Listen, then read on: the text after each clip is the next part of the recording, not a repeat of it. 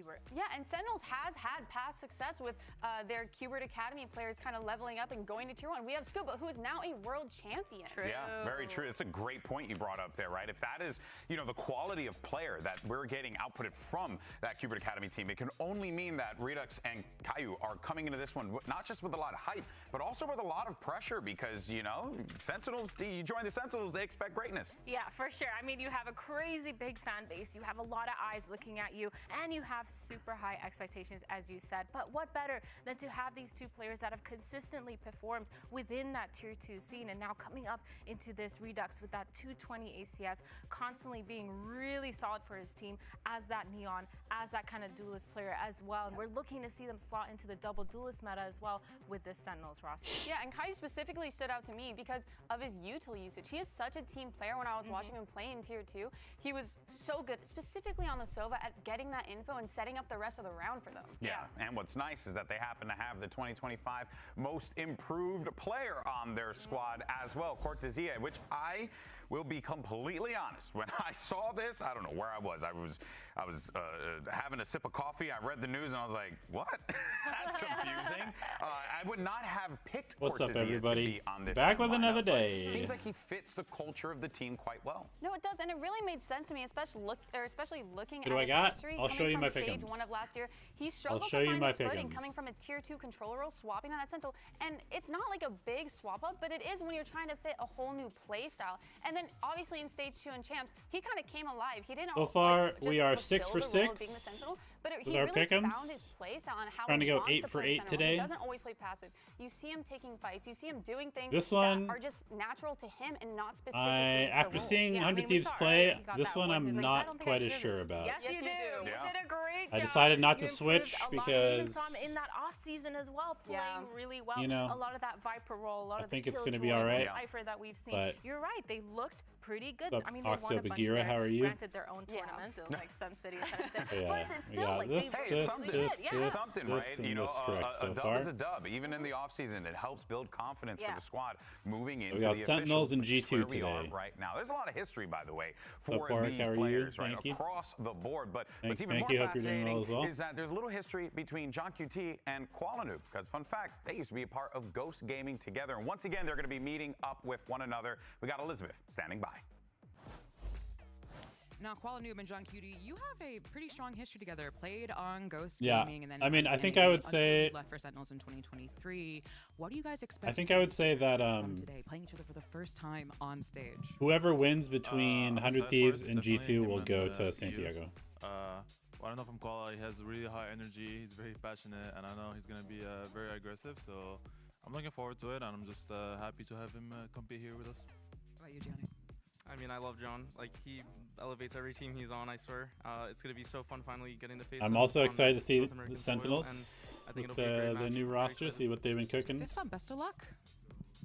I'm a pretty big fan of Kaplan. Always So fun to see two former teammates See what he's face been off able to do against in the one another. offseason. And today, Sentinels, we're going to have to contend with FURIA. Now, these guys picked up their first win in the opener against, unfortunately, a visa-less crew. We'll just say that. So let's crew Visa. Thank you very much. And it was also the Brazilian org's first win as well in 364 days. So a massive, massive, I guess, breath of fresh air Yeah, for for FURIA sure. here, man. brand new look. Yeah. Yeah. Brand new look. They played really well. They started off a little Who's bit the IGL for slower in their Sentinels? first map, It's Caillou. that first map, but The in Academy next IGL two from maps, last year.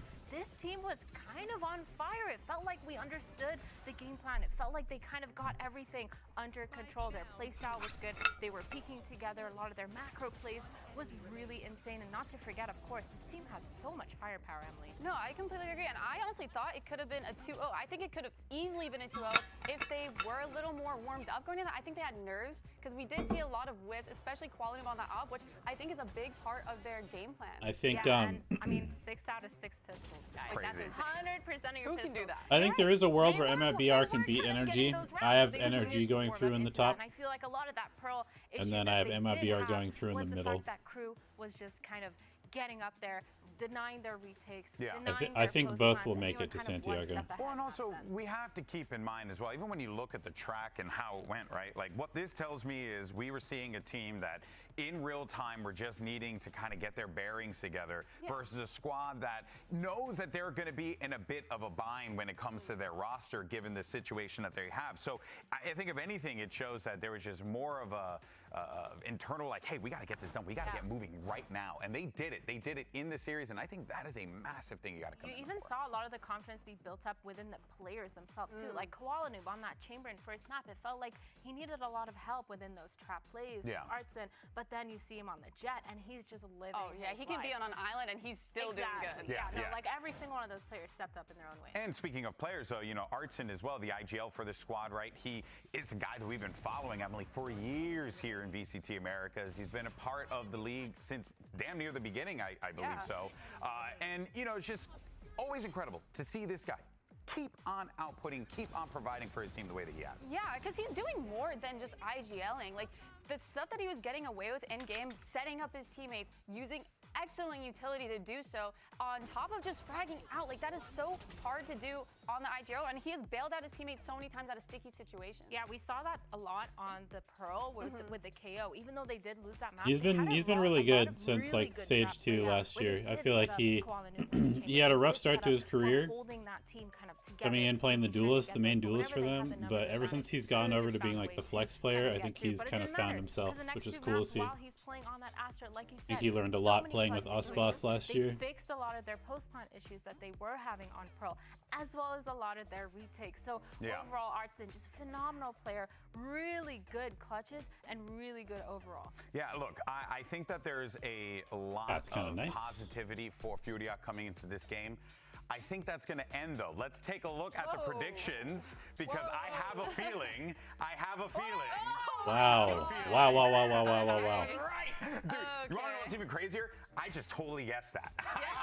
Almost entirely guaranteed. guaranteed. All right, 200 Thieves at that point where I'm like, hey, I want to pick everybody FURIA on Sentinels quite makes yet. sense. I still believe in John QT. I still think Narrate's a beast. You have Cortesia on that team. Like, you have a lot of factors on Sentinels. I think for me too, Sentinels, we've seen their off season. What's up, Gubsy? For me, that's a big thing, because saw the video regarding Haven. We're nice. actively playing and competing and fixing a lot of their comp issues where we felt like in the beginning we weren't sure what their roles were, but then it just looked really good. And overall, as a solid team, I think it looks really sick. But FURIA, I don't doubt them, though. I think it's going to be a close game, personally. Yeah, and I think, as we can see with the predictions, it's going to be more of an upset if they get away with this. Oh, my word. 89. Do we give FURIA more than 20%? Yeah, I think so, just because we haven't really seen what the new Sentinels roster can do. I mean, obviously they played the off-season, but it was like their event. Thank you so much for your insight. As always, Sentinels and FURIA I think, are ready to take the stage here, so let's go ahead and I think I give FURIA like a solid like 35, maybe 35%. Just because I don't really know what to expect from Sentinels yet. And it's not like FURIA, like there were moments that were good for FURIA. I'll just put it that way. There were moments where they like FURIA roster, you know, went from full Brazilian, now it's to a more international team. I think they have a lot of talent on the team. Alem is a super big highlight for this team. I think if he is able to play at the level that I believe he's able to, he's going to be a very deadly duelist. Alem just wants to cut them down. Now he has to find the clutch. Pops the ultimate, and Alem finds it for himself. The ace for the new kid on the block. I think Alem is definitely the best rookie coming into VCT. I told him after he got the ace, I'm like, I don't see another player who would have got the first ace in VCT. This guy is out of this world. He is fearless. Obviously, Sentinels, I got a lot of friends on there, and like Kaplan, he was my ex-coach. I know the stuff they can do. The rates. Give me that first line of defense. Holding against you just wanna see Sen fans suffer, huh? Not very nice. We just gotta make sure not to overthink it, and I really think like we can beat them.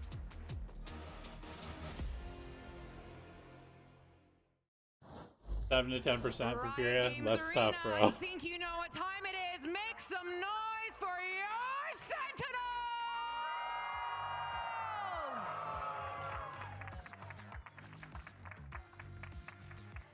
Sentinels, they have such a long ways to go because last year they couldn't make the run that they wanted to in Champs. Ooh, I like those sweatpants. I want a pair of those. With a revamped roster. This Those are roster nice. looking really good. These players from Cubert coming up, trying to prove themselves within this stage. This team just looking absolutely fans are like flawless hornets. and having a lot of good That's practice crazy. within their offseason. They're looking to really kill it and make sure that they can step it up for their fans under a lot of that new IGL. My voice sounds familiar. Did I ever watch Party with TMV? Yeah, a bunch, all the time. We also used to do a podcast together for like a year, 2 years. We kind of have the eyes on these duelists as well. Narrate and Redux, looking to see how they work together in that server, seeing what comps they've cooked up and how they're going to end up playing together. Hello, hello. What's up? What's up? What up? It might just be me and you today. Oh yeah, TMV. He's not on for Sentinels. Yeah, apparently someone told me TMV's not streaming. Most improved. The team who What? reinvented A themselves slacker. during the offseason. Actual with 5 slacker, brand man. new players who, after that first match, seemed to have found I their used to be footing. late by a long time though too when I didn't like the teams that were playing. So Goes above and beyond to frag out and support his teammates. But they're, I know Veer's not here. He's working on some coach applications. they really got me speechless. M80. Yeah, I thought about doing it too, but I was like, damn. Getting these initial peaks will No kind of time. be their bread and butter, and having to get reset. I'll probably up to do go it if for I even have time, more. but they're asking for 2 VOD review anti. 2 anti-strats, yeah, dude, that takes so long. I started on one and I was like, yeah, just quantifying this, I'm gonna have to sit here for fucking 2 days. No thanks, or like a night at least. Toe-to-toe and stand up against the Sentinels. But I guess the question is, how much of that prep work from the Sentinels bleeds into all this? Because it does feel like they have to be feeling themselves after all they've done this season. 100%. They have a lot of prep work, and they have the VODs on FURIA too now, because obviously Furia back to Breeze. Uh-oh. Dude, I mean, believe it's the first split route. that's gonna be such a trap. We have Sentinels as split, which I think is their best map. Yeah. I think this Furia probably get dog walked on Abyss as well by Sen. They have played split in the off season. They do have their roster. It was a bread and butter map for them for a little while. Yeah, I'm gonna be interesting. It's gonna be interesting to see what Sen plays on Breeze though. But it doesn't I matter, wonder. because that just means that they fixed their mistakes and Yeah. they're kind of I would really guess they'll go confident double in this pick. duelist And the Furia with Breeze Redux pick, and Narrate, but No, for sure. I'm Maybe just not. really worried because it feels like Furia does have their bread and butter picks, which is having Koala on the op and then having Alum kind of fight towards the other side with the rest of the team. And I think that on paper that might work, but I think Sentinels is smart enough to kind of have a counter for that going into it, and they already have footage on that. Yeah, they're going to need to dismantle those setups. And if there's one thing that we know about the coaching staff on Sentinels with Coach Kaplan, and also the IGL and the relationship that him and John QT have, there really is going to be a challenge for this Furia team to keep things fresh without getting figured out by the Sentinels, because 100%. they're very good at being able to do that. Speaking of though, let's take a look at the Agent Select. Got ourselves a little double duelist to kick things off here on Split. Oh, I like this. I believe this is the Tejo for them? Is that what they usually run? one that they played on the Wayla Yoru dive on Split. This is new. Don't they run Raze on this map with Yoru? Fade, and I think that makes a lot of sense. what did they run last year? Yeah, you've been really They ran a couple different yeah, comps like last you've been year. rooting. Well, you died But it was narrate on Yoru as well, at least in the off season. The util that the way that Interesting. is super. I know, right? The util, the way that the Tejo util has been used. Has A been little so interesting. good There he for is. Tejo in those close Little baby woke up for the stream. You got Oh. Fade on the other side. Hello. Yeah, Hello. The fundamental differences between the Fade and the Tejo. as You far always as Hello, what you should be looking out TMV. for. I really feel like the delay on the post plant there will be a huge one. Hello. And also the fact that Teo, well, with Fade, you can get info. Teo can actually move people out of those spots, right? With Fade, you still have to follow it up with something. All right, When Sentinels were at their folks, you heard it best, from they were our running analysts. Let's see the whose Raze Sky idea Viper is Omen best Cypher. on Obviously, this that split. was Let's send it over to many your moons passes with ago. the first pistol. Here is Mimi and Ender.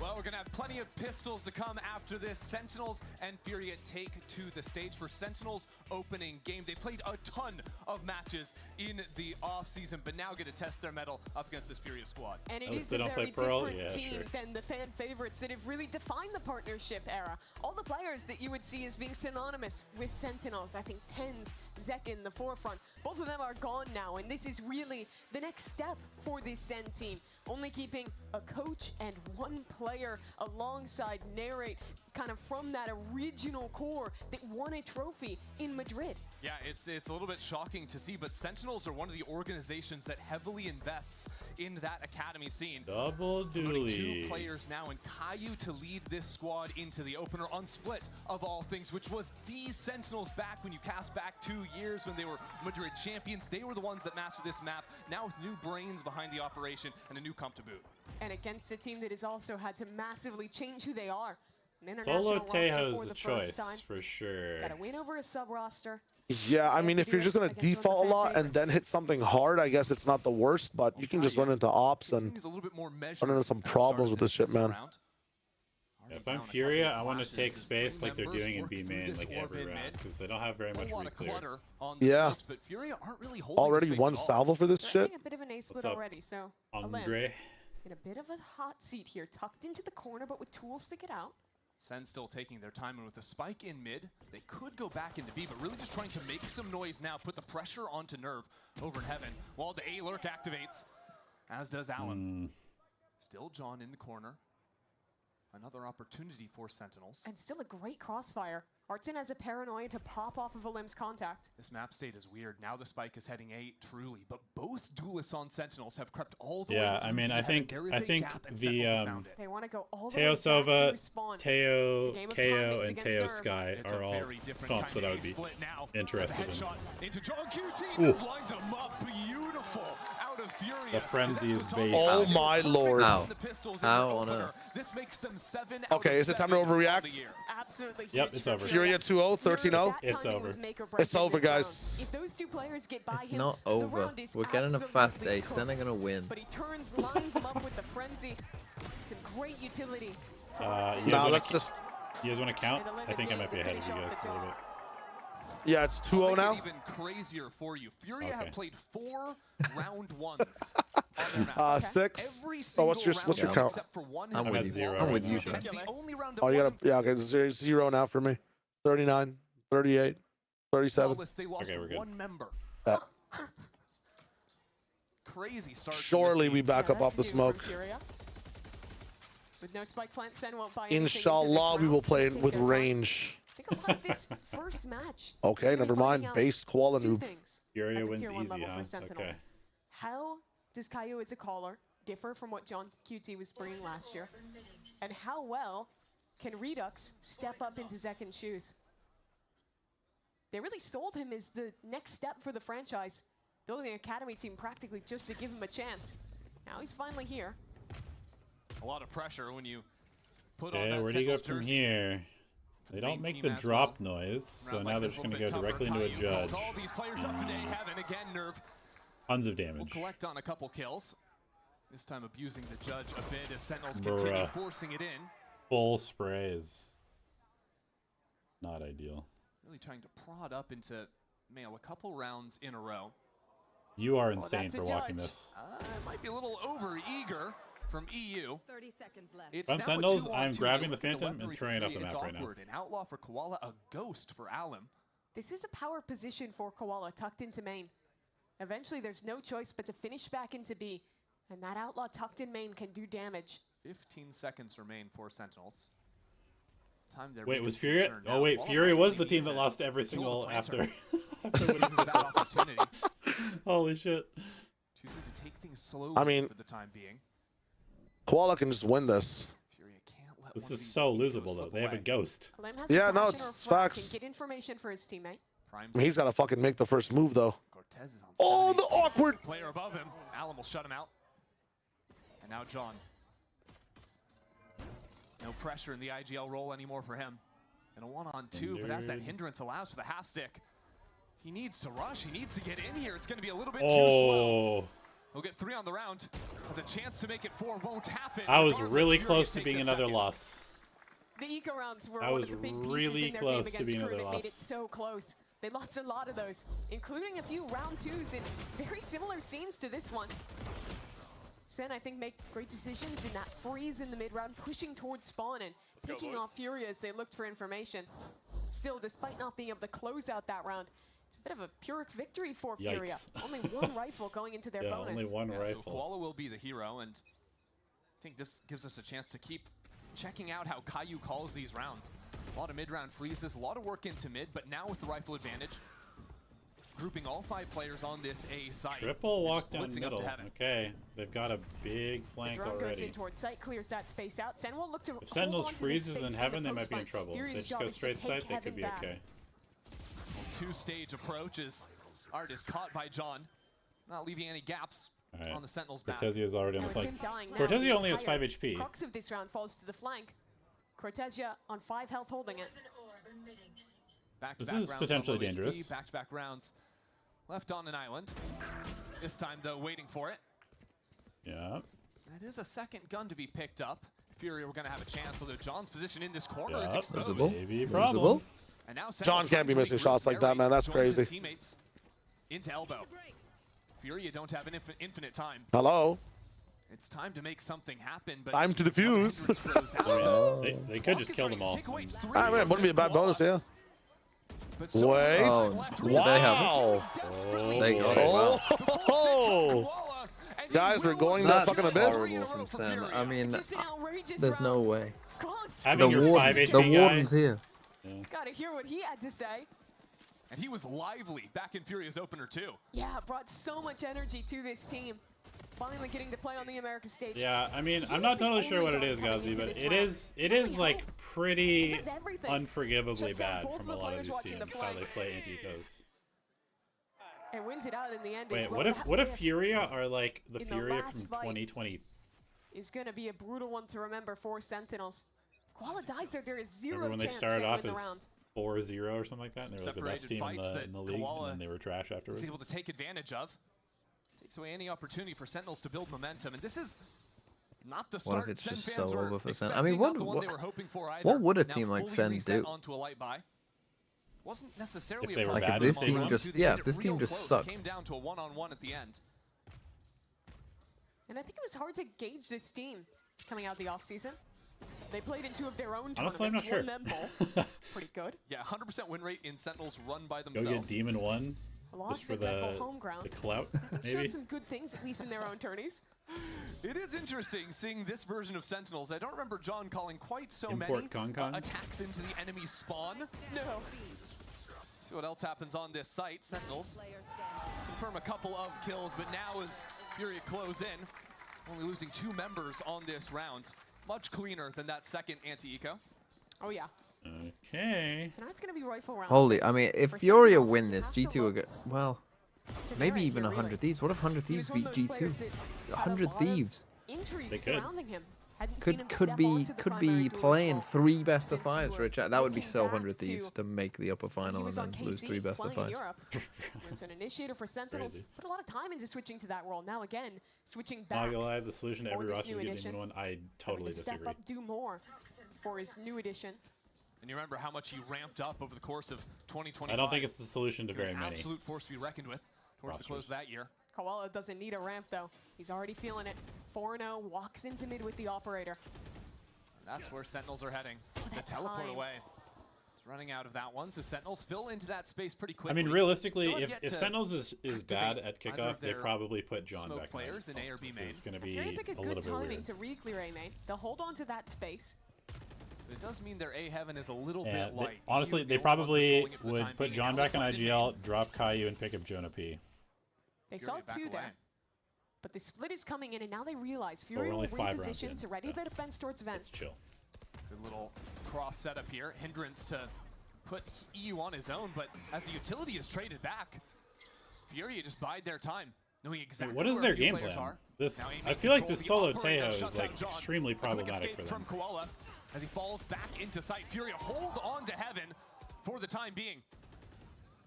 EU waiting, cannot find his mark. So this puts Koala all on his own on site. It's a pivot from Sentinels trying to call it back through mid, but it's also Furia reacting.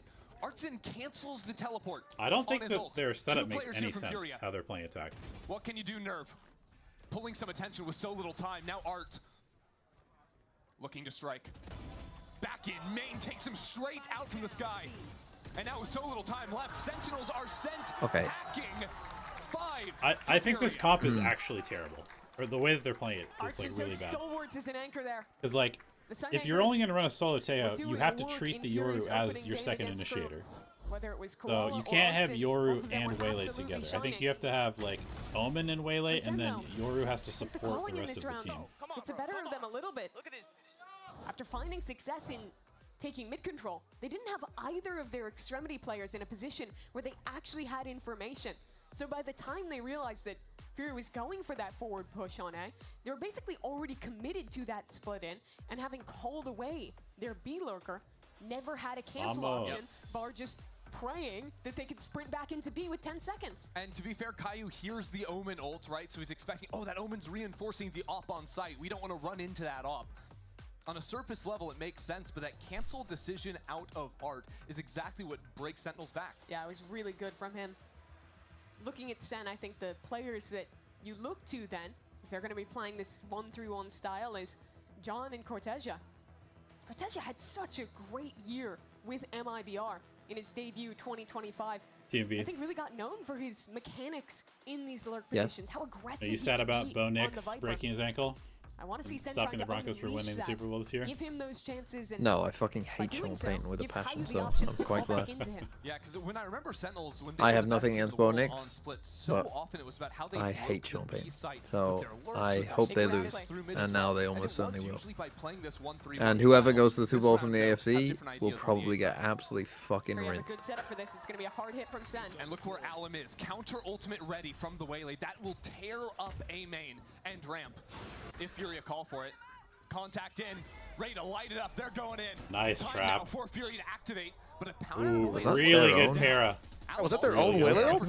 To look for the fight. It was a Waylay ult trap, but John just completely countered it. Both those tools were so good to nullify that ult. Oh no, it was theirs. It was the defense one, sure. It just looked like Narrate ulted his own team. And it does not matter one lick. Back into the site. Sentinels have very little shot on the light buy. The Bucky looks nice, but at a certain point you need to find. What if Sentinels gets 13 out on the first map of the season? Really nice team fighting from FURIA that round.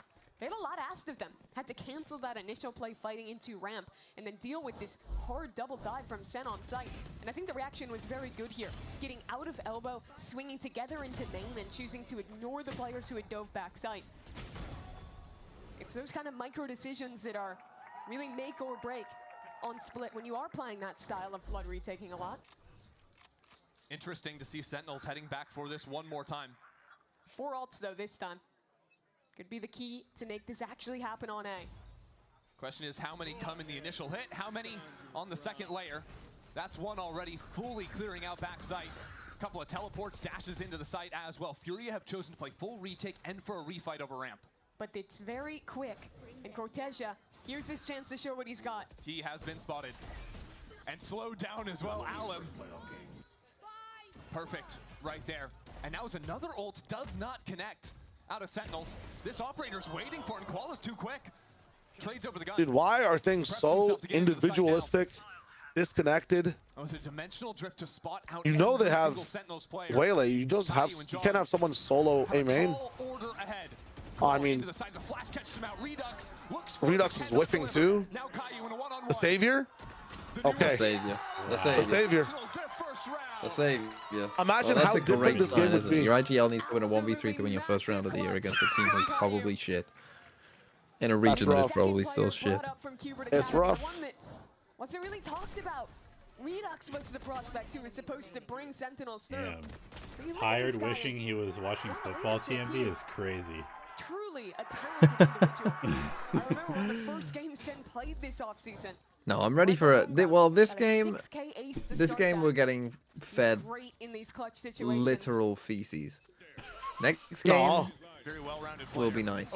Will be nice, and we can smile. I mean, FURIA's doing some good things though. Still, like their setup's pretty good defensively. They're in the business. Is it shit? Just because you don't like the team? I've watched one game of FURIA and know that. Well, what's okay? So what's been shit about they ain't their gonna split? be competing. What's their shit about split? What's shit about their split right now? Well, it's fine. I don't know. I'm standing on business against you. This is fucked up. Yeah, but I'm tired. So I'm fucking. You're at work. An issue again, no cancel. Yeah, but people who go to work tired are also grumpy. They're allowed to be but grumpy. like, one of your jobs is to Why stand on can't your I be takes. fucking grumpy? You can't be grumpy, bro. You're paid. Actually, are you paid to be grumpy? Or you're paid not to be grumpy. I'm paid to be grumpy. The No, people he's definitely the grumpy guy for sure. Yeah, they come here to see grumpy. You don't want me rubbing off on you though and like making you happier? Sorry. What did you say? Never mind. Never mind. Like from a personality standpoint, you know. I think if he had done that, they would have at least had a player All good. pass All back. good. We Who move could on have from that one. contained and stopped I lost the Artsy eco round right jumping out the there. way It's he all good. did. Instead, Bro, there's no you one want me to follow up. celebrate this? Fucking saving Almost got 6-1 two down? TPs and didn't TP Yeah, out of man. that. Sure, What it's you the doing right, at it's the right play, 2v5? but do I like Some it? missed opportunities in following up from that Yorwall. I mean, if it was a different team that never saved, you'd be like, wow, finally they're saving. Good job. These guys are locking in. Guys, we actually have a good match. But because it says FURIA up top, you got a problem. Well, it's also utility on the choke 6-1 point, down, whether like I that's a said, snake but bite you or do have to seize. try and win rounds. Didn't actually But use either of those this round, but it's fine. It's fine. still were able to get the Can job we done. can we as- start a movement okay, now where it's gonna fans give of you FURIA are Hold called onto the gun, but furries? FURIA really starting to run away with it. I mean, it's only going to Ooh. last for 1 year is the problem, though, because this team is Truly an not impressive making it back. start, and What if they win Ever champs? since he's gotten that op online, it's really been a nightmare. What if they don't? Just jump peeking into Yeah, you're B-main, not wrong. killing the IGL so early. Sentinels already called a timeout in this half, not choosing to use another one just yet, but have chosen to buy down in this round. You see going down to absolutely nothing, and that's with 2 stingers in the mix. And it looks like they're just going to full send another hit. But look at this setup. 2 players tucked together on the corner. A bait in for Artson. Koala, take first contact, and again, lethal. Fast. Very patient. Fast. And Sentinels, they heard the teleport away, but will they fully expect all these other positions? Now without narrate, that's one of your best tools at clearing the close. Bruh. Oh my god. Bruh. Straight into Koala is punished. They And never now, check this position. Art fully Oh, Odsy, that's insane. gorgeous. What is that FURIA TP, though? is eviscerating Sentinels. They A keep very going bad into one. committed executes, He dies to and FURIA almost is every reading it position so with that TP. well. Correct. An Did it combo absolutely any util with it? perfect setup. No. Some One amazing flash and a Flash delayed and a tail salvo. missile that's And again, is too early. no I mean, cancel geez. option, with no second layer. Sen are sent to the meat grinder. It's a really tough position, I think, for It's Kyle got to be Bean now, so trying to quiet call in that correct studio right rounds now because because I know there's earlier on when zero they were playing FURIA the map, fans. playing it slower. Those rounds they lost in critical moments, and now you have to deal against an operator. So you don't want to lurk. Luckily, this time the shot does not connect. Redux will punish it, and now the quick zoom Hello? around the corner. He's actually just Like, droning Back in some the control. open. The spike is stuck in main.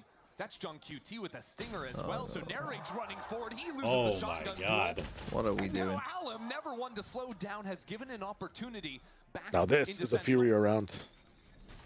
Good utility. Jung QT doesn't know what to look at. He's burning to death. You just And now he's been hold the shot in spike. head as well. Nope, swing into him, why not?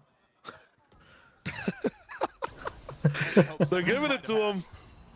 What? Disappearing as the paint Nice. comes in. Brother. Redux haunted. And Anyone got any Sen players? This is a nightmare for Sen. Every Not round touching Koala that If thing. anyone's got any in the right FURIA place. players, that actually might be Here they cooking me. finally kill him, A lot of finally people do deal because with they're him. worth low points.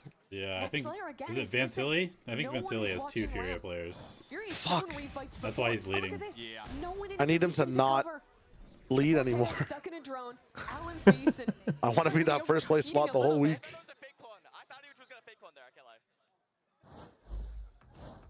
physically incapable of lying. It's true. Wow, another timeout. I mean, yeah, you're From down Cap. 9-1. If they don't win these last 2, you start to just look ahead to Breeze.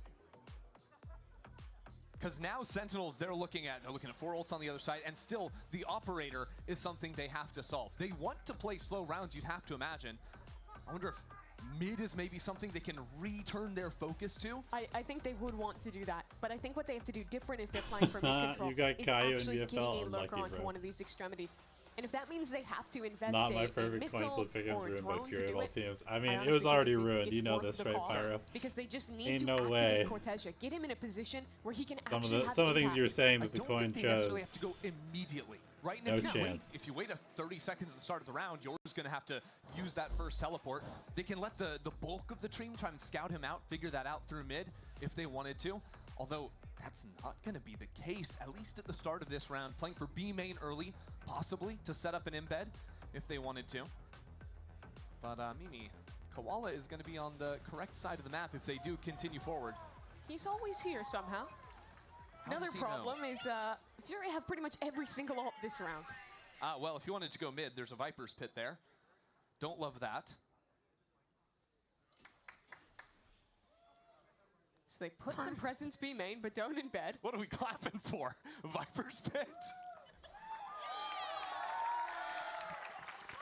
Hell God, yeah. the Sentinels fans need That's right, maybe they do beat G2. I mean, we don't know. G2 might look terrible. It's possible. Take anything they can get right now. We don't know what G2 is going to look like. Hey guys, can we get a round of applause for this AWOL? Just wait till the house comes down. If Sentinels plant the spike and Cortezia can put down his own pit. Gonna go crazy in here. Wait a second, EU's double opping. Vile stuff. Oh, this could get ugly. Why? Well, Sentinels have heaven control. That's Why a good are they start. double Some opping? counter stall to follow. Alum, you're joking, man. You're joking. Maybe they'll be fine, but Not a chance double for opping Zen. plus a And now pit the seems like Nightfall to those incredibly ultimates, static. collecting every single target. Cortezia still alive. John QT also here. Sentinels have a shot. Need to plant this spike. And the Viper's Pit available. It's coming. Here it comes. The site goes green, and John is here. Sentinels have tapped into FURIA something just now. absolutely zero spacing together. What do you have? The shorty one! And silent. He has time. Oh, if he'd continued, he might win this. You gotta tap, bro. You have to tap, Stacked bro. quickly. Guessing the wrong way. The pit to fall. Cortezia playing this perfectly. Back onto the spike. Needs this immediately. It won't come through. Cortezia Close. will take it for Sentinels. Finally breaking the streak. All thanks, I think, to your motivation around the Viper's Pit. It was the Viper's Pit. Unfortunately, that ult costs a lot, so good replay. Gonna have to wait for the next half. Yeah. And I don't think there was anything massively different for Sen there. They still started presence B main, didn't leave an embed, went back to flip a hit on A. The This contrast time, though, between Cortezia and an Kaplan's individual reaction. step up. They win amazing. out in the trade battle and actually get a round. So they'll try it again. 5 players outside B. Well, Sentinels ate up so many of Furia's ultimates that it's actually Sen with the advantage heading into this round in numbers, but it's Fury with 3 players already here. Okay, tail ult kind The of Armageddon sections off the fight, but comes doesn't off the really heaven line. help them Narrate against the heaven already into the players. site. Fury have been divided, but they're not out really. yet. Art still survives in backside. Narrate's been traded. And with Nerve dropping down into the site, Pretty good it's still a trades. 2-on-2 through everything. 2v2. Koala has ultimate. ult. The round will slow as he makes a play with the off. Koala. I think you got an ult there, No bro. chance. And Cortez for 3 again. He had a really rough start to this game. 2-10. He turns that around to 7-10 at the end of the half. Has 2 rounds of huge impact. Yeah, I mean, I definitely think, At least delivers like I was Sentinels saying a 9-3 on like the half. first couple of days, So you're it's telling much me if easier there's to a play chance. defense as a newer team because The you just crowd call is the now setup telling me and then there's everybody not a kind of chance. We'll understands find their out job. if there's a chance after Attack this. is much harder if you're newer as an IGL or as a team, just because coordinating like the reads and coordinating where people are and like what the timings are to take space, stuff like that, much harder to do that. Defense is simple.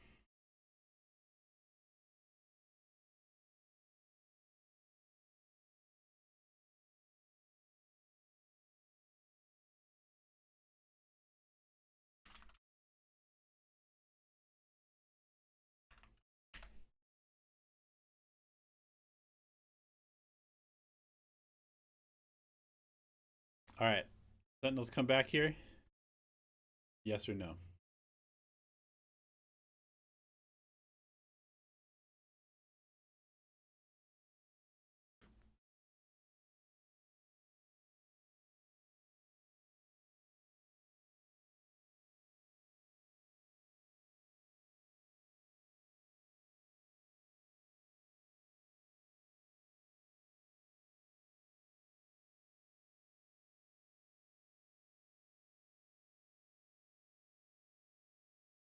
No, Furia wins pistol again. I mean, fair.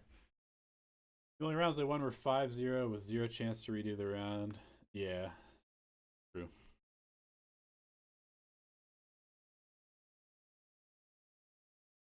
A sign of life for Sentinels at the end of the half, but still trailing by a major margin.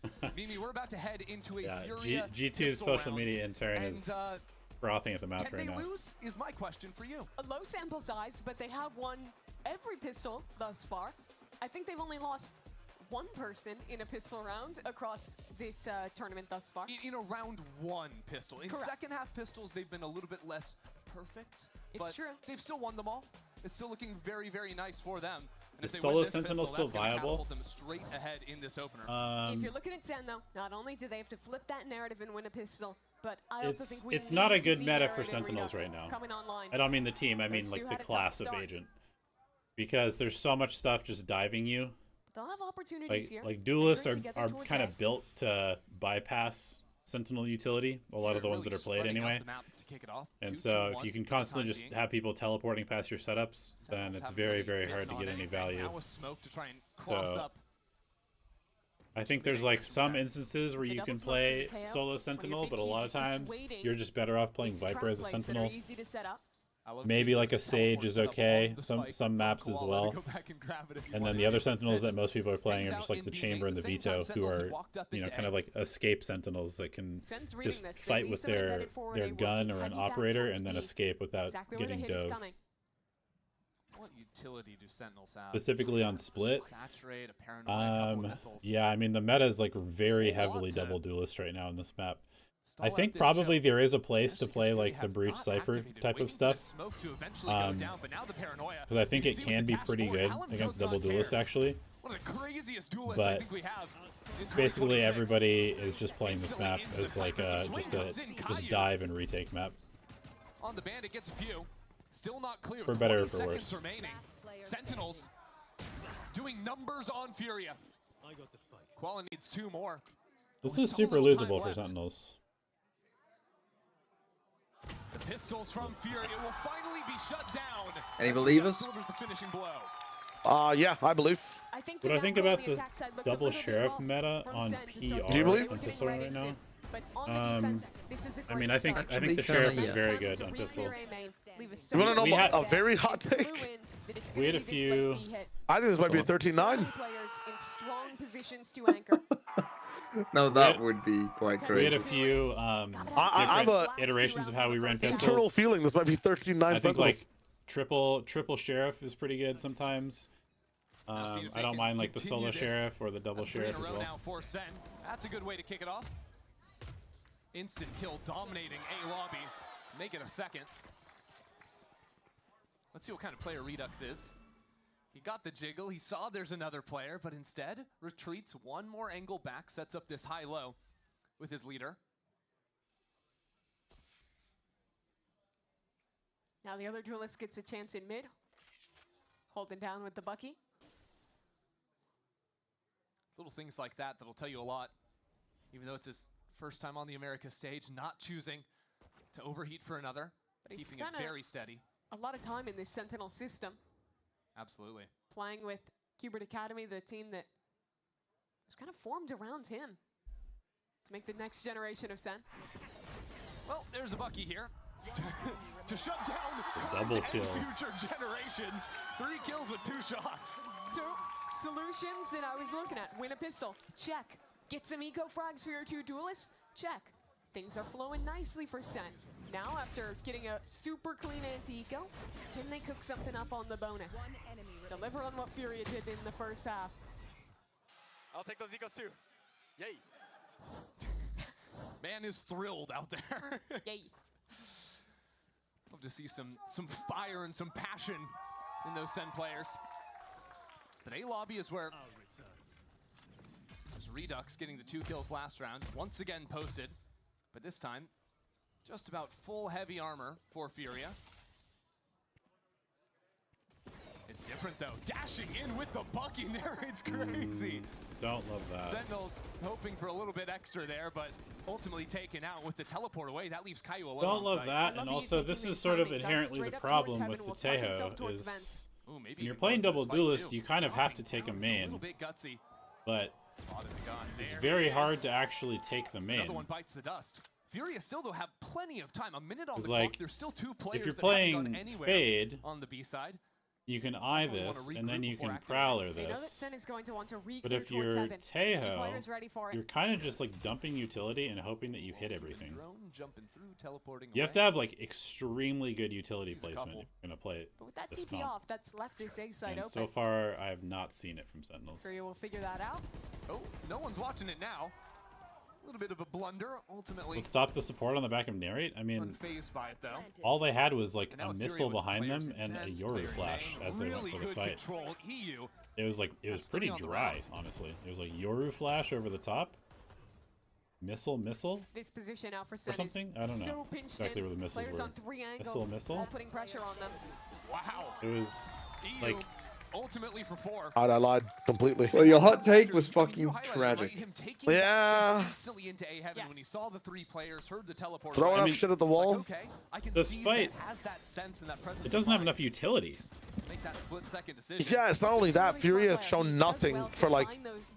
They've only shown that they want to play slow at the start. So I don't know why the fuck they call that fast fight. Just wait in a corner, bro. You guys not realize how you got that 3K with Narrate? Like, happened a minute 30 into the round. First series against Crew. He won a lot of rounds for Furia. Wow, Furia getting in front of the utility, not wasting any time, jumping forward. I mean, I don't even know if it's necessarily that, Gabsy. I just don't think that they're playing. Like, they're not playing their. I'm not sure this guy's a waylay player. I think he's far too aggressive for that. He's going for the solo kill rather than just set up a guaranteed kill for his teammate. To get back in, Furia even ready to refight as soon as contact is made towards spawn. Because like, yeah, Furia can also put 3 like you basically, if you're gonna play this comp, have a great spot to be in. Then I think this guy and this guy both have to function as initiators as well. Dividing 2 players in main, 2 back in like you can't. It's getting tougher and tougher for them. You're basically playing Redux, and that's with an to get value out of this. I think this has to be a solo duelist. This is your initiator number 2, and this is your 3rd initiator. And you have to play it accordingly. Otherwise, dude, none of your fights are gonna work. Center a mess, man.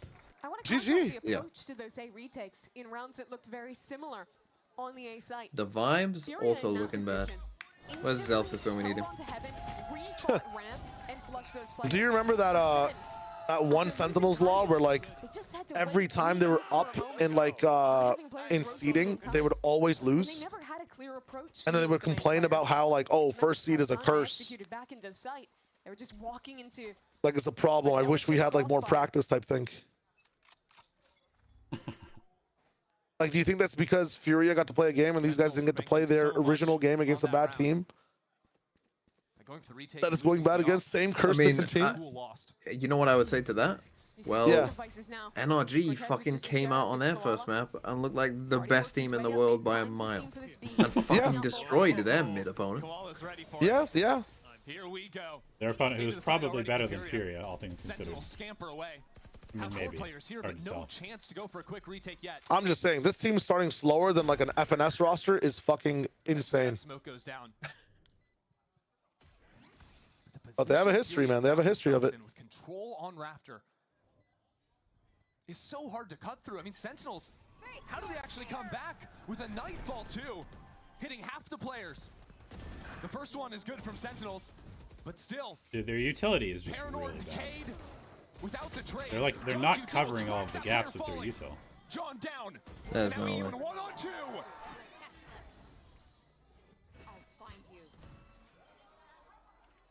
Takes his time. He is playing with his food. Oh, EU. Wow. Oh, man. That's a 1v3 as well. Yep.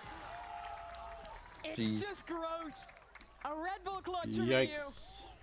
Played to absolute perfection. Sentinels again.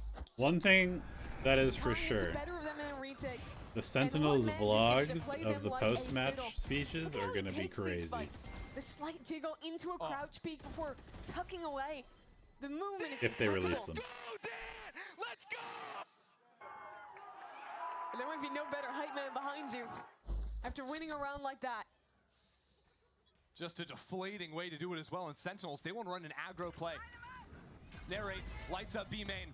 Artsin can't teleport away fast enough. He makes it out somehow. Caillou there for the trade, but instantly FURIA respond in kind. And now they freeze. Know that that was an aggro play into B main. Want to figure out how many players are left behind it. Yeah, I mean, as soon as he killed the first one, I was pretty sure he was going to win that, to be honest. Heavier towards the A side of the map. The way that they were scaling. And are playing with practically no information in the entirety of mid. The longer FURIA waits, the more that becomes a threat for Sentinels. But FURIA's awareness in the mid rounds after receiving early aggression has been very good. Their patience to regroup play numbers. The only concern is going to be the judge, flush with the wall in front of them. But there's still a Prowler to clear it out. Koala's got a clone. Like, the utility should be more than enough, especially after spotting out that jump peak. And Artsin still has an Omen ult as well. They have so many tools. The time has been ticking, and now, with 30 seconds, a little too slow from FURIA. I would love to see them basically just like... Now A is open. There were some rounds that they lost like this against Crew. I mean, they're just going to contact this. They seem pretty confident that nobody's on A. Sentinels are not on the A site. Yeah, they're just going to go loud now. Could have been a rough one for them. This is fine. Hard read and will eventually have the spike plant. And I like that. Use the ult to get the spike down. They take 2 players to hold on to Heaven control. Redux into Heaven. I'd have only seen one player, so this dash oh, the coverage. Well, Koala. GG. So good up the rope. Is Cortezia alone. It's okay, the most Sentinels unfortunate fans. news. There's always For next map. Sentinels. There's 4 players on the other side. This one is cooked. That's the first. But no He wanted that +1 for the VFL, was running like that. And FURIA dismantle Sen on their own map pick. Well, that is a worry. From Koala. He was like the best friend in the world that round. Defends his teammate from the play in B main, does it again in Heaven, and closes it out with another kill. 19 and 8 for him to close. An expertly called map from FURIA. What a difference as well. And honestly, FURIA looked alright on Breeze. Their Breeze wasn't bad. Their Viper utility was shit, but their Breeze was pretty good. Made a lot of people maybe doubt them, especially after Sen's successful offseason. But ultimately, FURIA have come out in a massive way, crushing Sen in this opener. These orgs have played against each other 5 times. Every single time FURIA has lost. Almost every single time, it's been a 2-0. It's a new FURIA, it's a new day. They're up a map as we head to the second.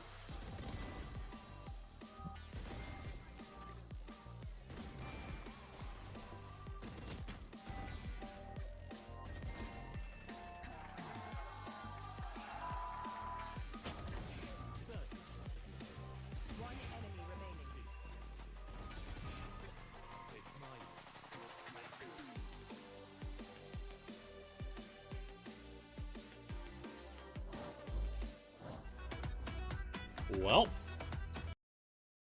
how are we feeling, chat? How are we feeling? Do we have any Sen supporters in here right now? Anybody feeling a little iffy?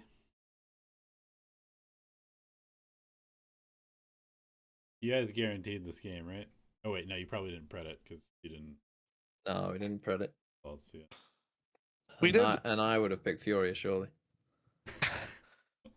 We said it was FURIA over Crew on Plat Chat, right? I picked Crew, but yeah. Yeah, so that means we would have pred this game in like the pick'ems that we did, and we probably would have put Sen over FURIA. Yes, I assume so. Which I still think is possible. I mean, hopefully they've cooked a Breeze. Yeah, hopefully.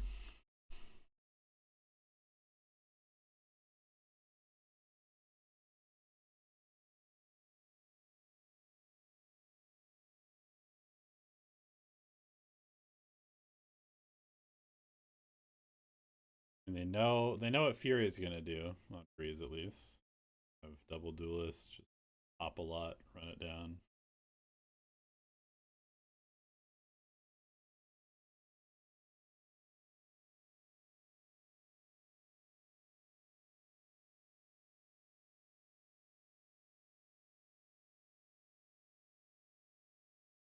Ben versus C9 matchup needs to happen.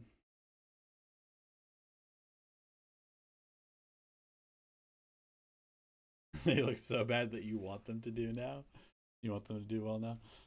I mean, I kind of don't think they set themselves up for success. Like, they picked a comp that has to be executed very well, and it was clearly not as tight as it needed to be. I also just kind of feel like their comp was a little scuffy in general. 2-0 again? I mean, possible. Possible.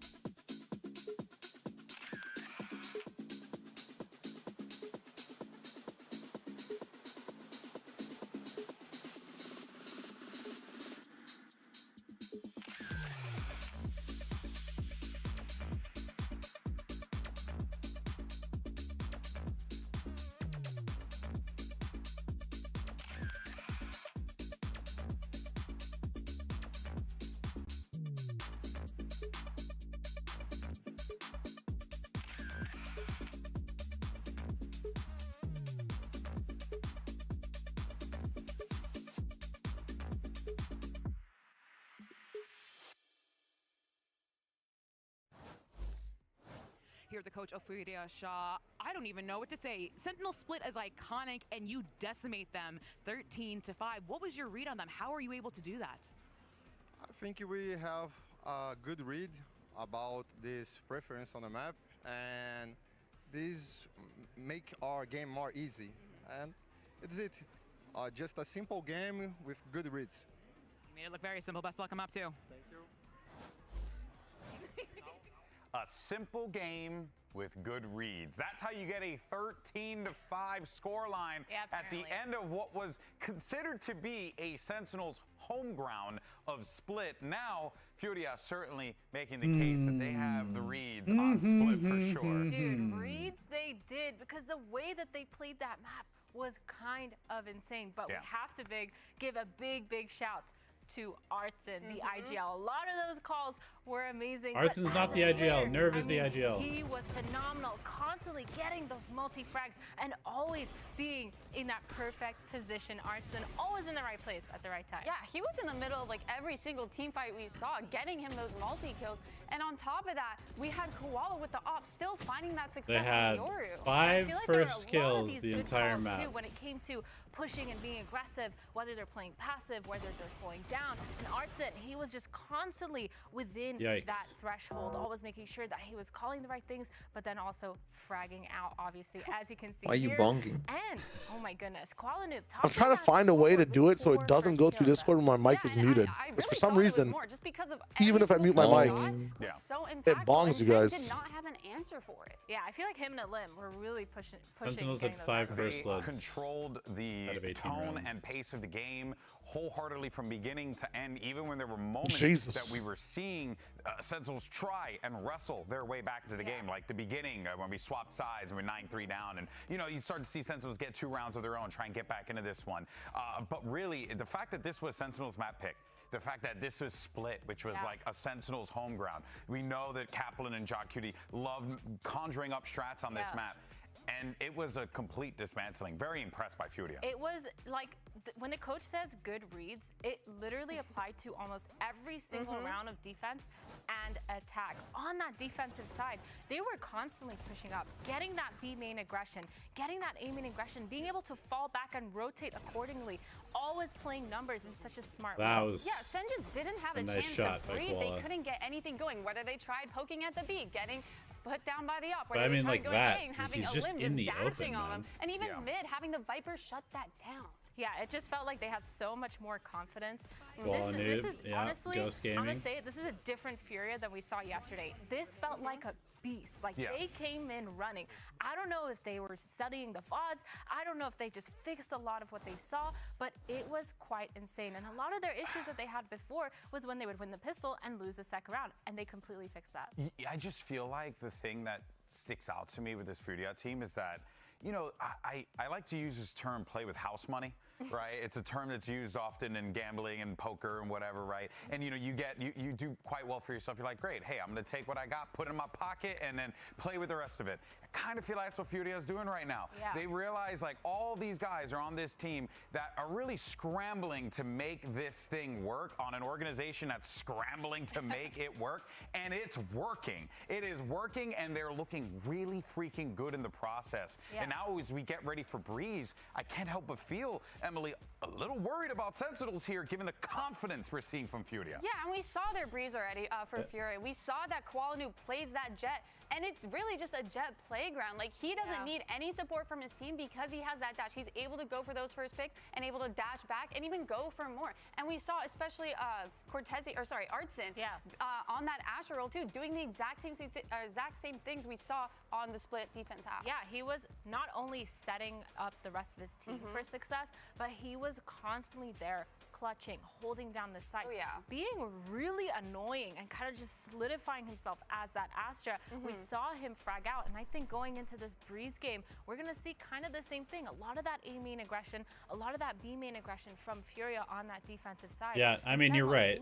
You're right, Den. It is very kind of all over the place. Here for me, like, I want to see them bring out that it is very all over the place. Just to be able to push back those offs. A lot of moving parts to get in the right spot at the right time. Something just a little more youthful heavy, so they have that. Yeah. Can be definitely difficult to navigate with Sentinels. Thankfully, we have just a woman for the job. Excuse me, Elizabeth, standing by. Coach Kaplan, as we get ready for map 2. Here, the coach of Sentinels, Kaplan. It is not every day you see Sentinels lose split 13-5. When I spoke to Furia's coach, he said it was a very simple read. I'm going to ask you, what is your read on Furia's Breeze? Because we have seen it before this season. What do you think of their Breeze? I think everyone's Breeze right now is pretty basic. Haven't had a lot of time with the map. I feel good about our plan going in, but what we're most focused on right now is just playing our game. We slipped up at that, we made a lot of mistakes, and we're just going to tighten up on our own stuff. All right, well, best of luck. Thank you. Now, it is important to know, and you don't want to get too far. I wonder if this divide between Clownshot and top 1 will continue in other regions. Probably.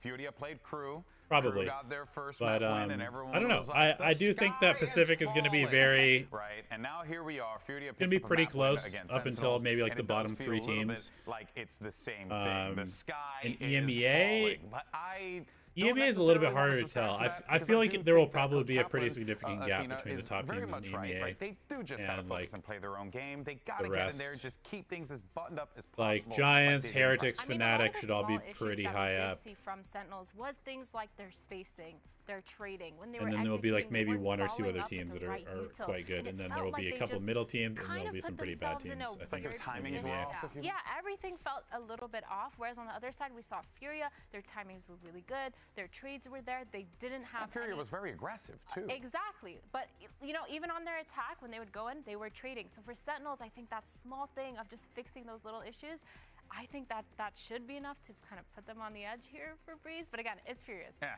hey, ain't that the truth? All right, well, you heard from our analysts, but let's go ahead and take a quick pause for the cause. Mimi and Ender will catch you on the other side. We'll see you guys in just a little bit.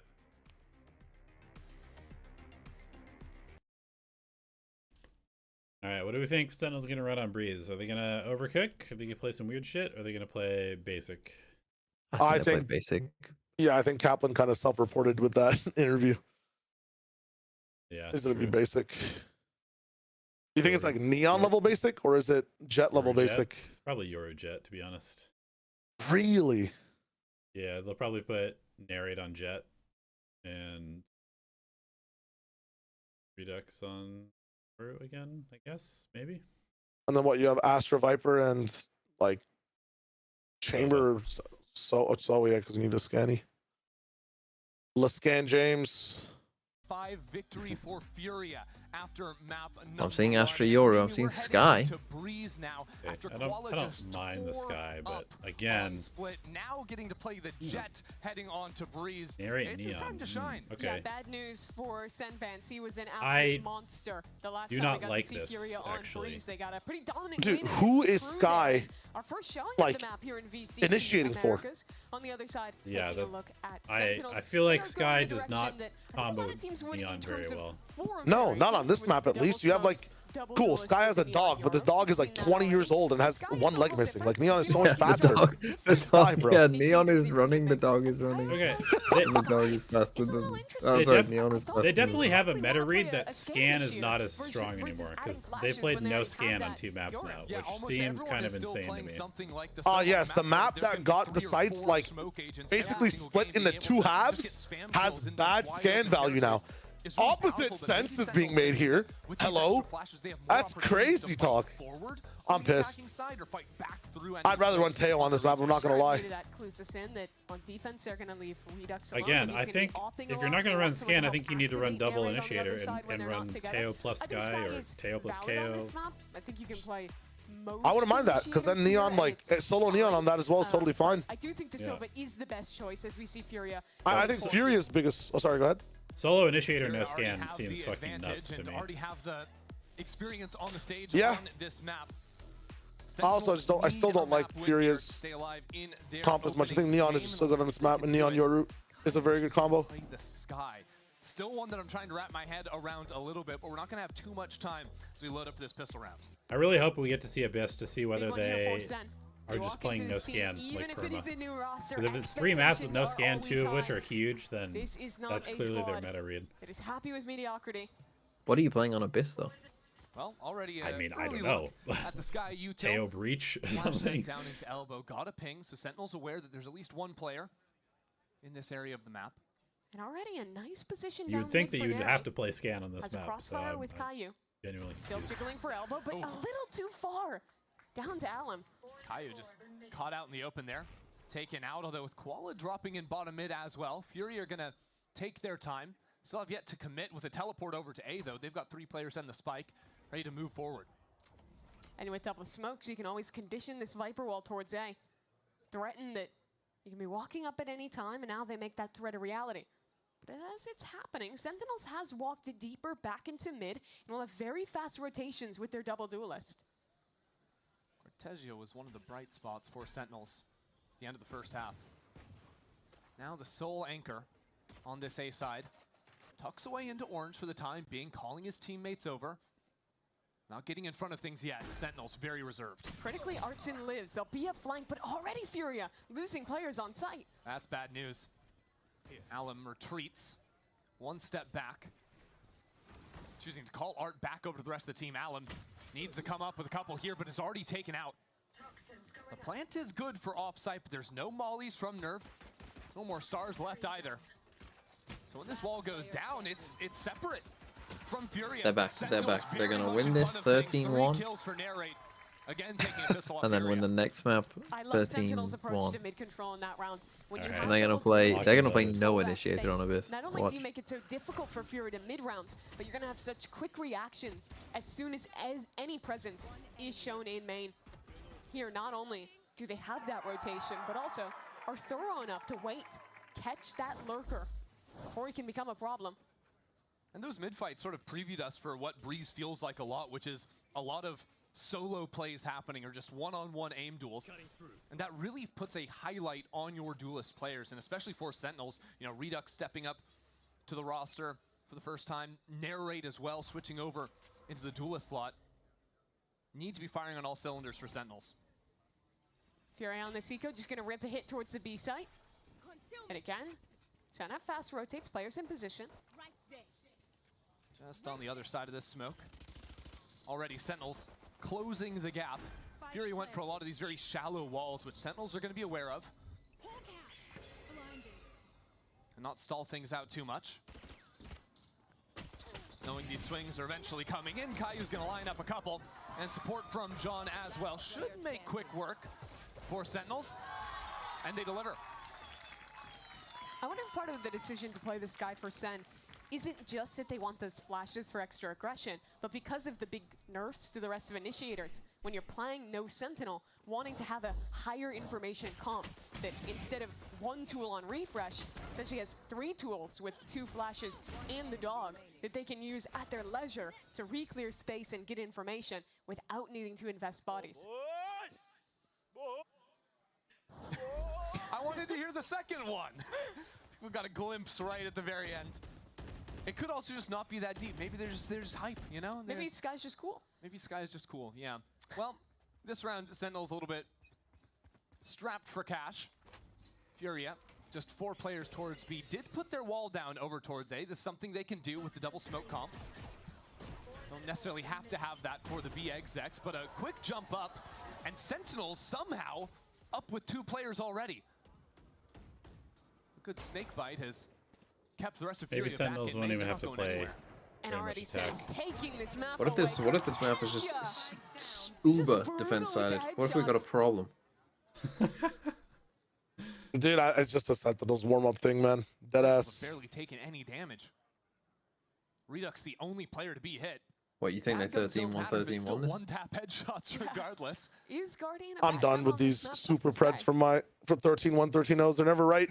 They're never right, man. Yeah, but they will be. You will be right once this year.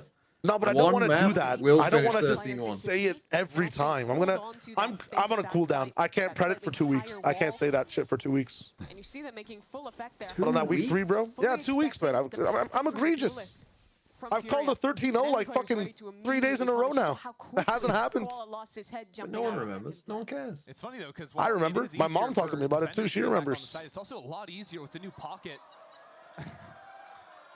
Yep. Art's having a whole lot of fun.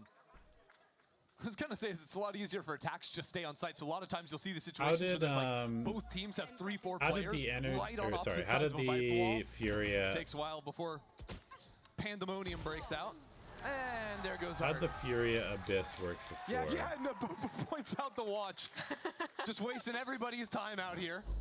FURIA played. It's very funny. They only played 5 rounds on attack, so we don't actually know how good their attack is. Of course, those 2 were They wearing went MIBR pistol, jerseys together last year. So we don't actually know how good their attack is. Don't say it, bro. It's that 3rd round, please. Come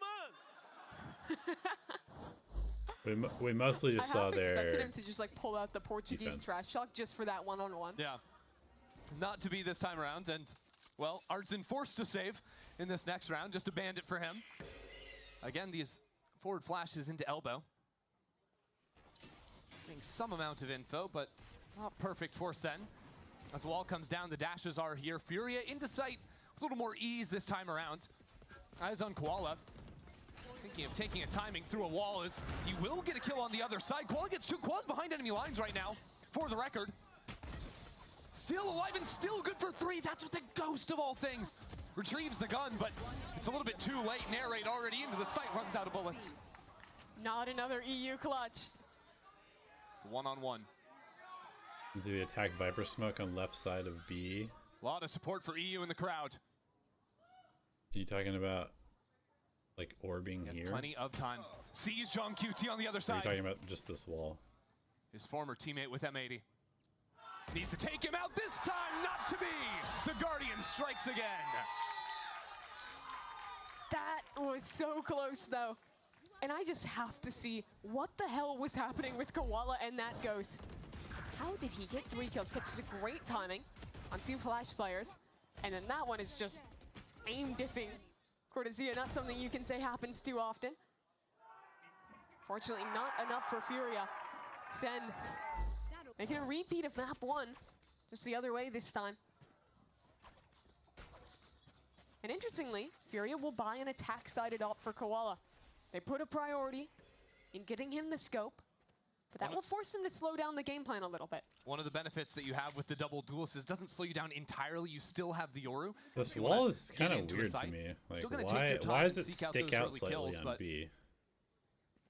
Have more of a acceleration option if your op were to fall. I don't really understand this B wall. Get to see Redux like, do it. Why don't you just do it from? One of the things we were very excited about this player was how good he is with the either scope. the corner so it doesn't stick out randomly like this, or also cover the choke.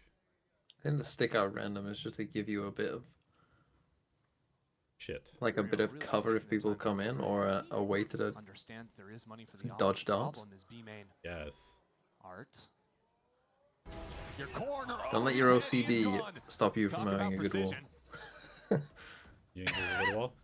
And with losing your lurker in B main, Do I think it's good? Not, I don't think it's probably not the best wall, but don't let OCD stand in the way of a This wall. could get ugly from FURIA with 30 seconds left. Two players. You guys like this A wall? B with the spike.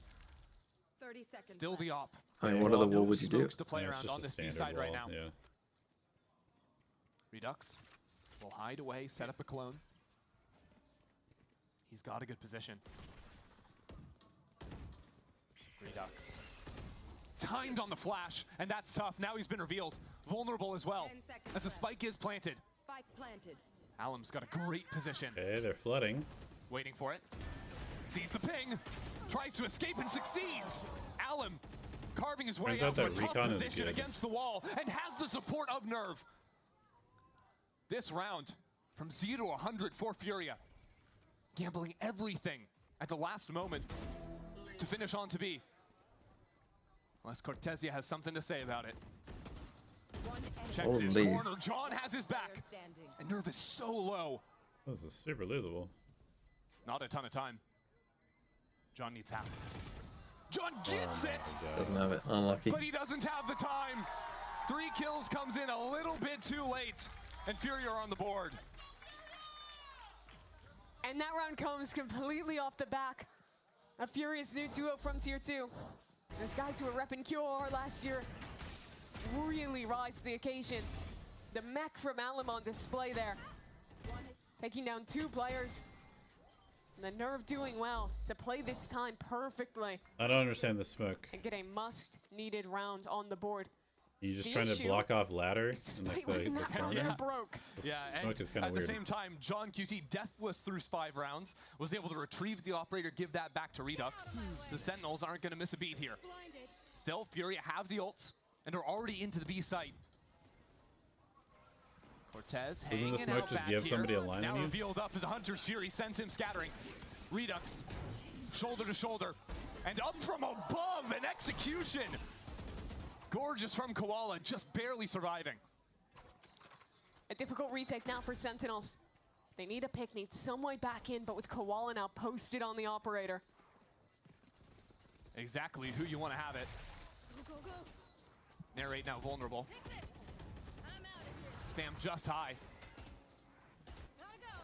Sliding in, caught in transition. And this hold has been lights out.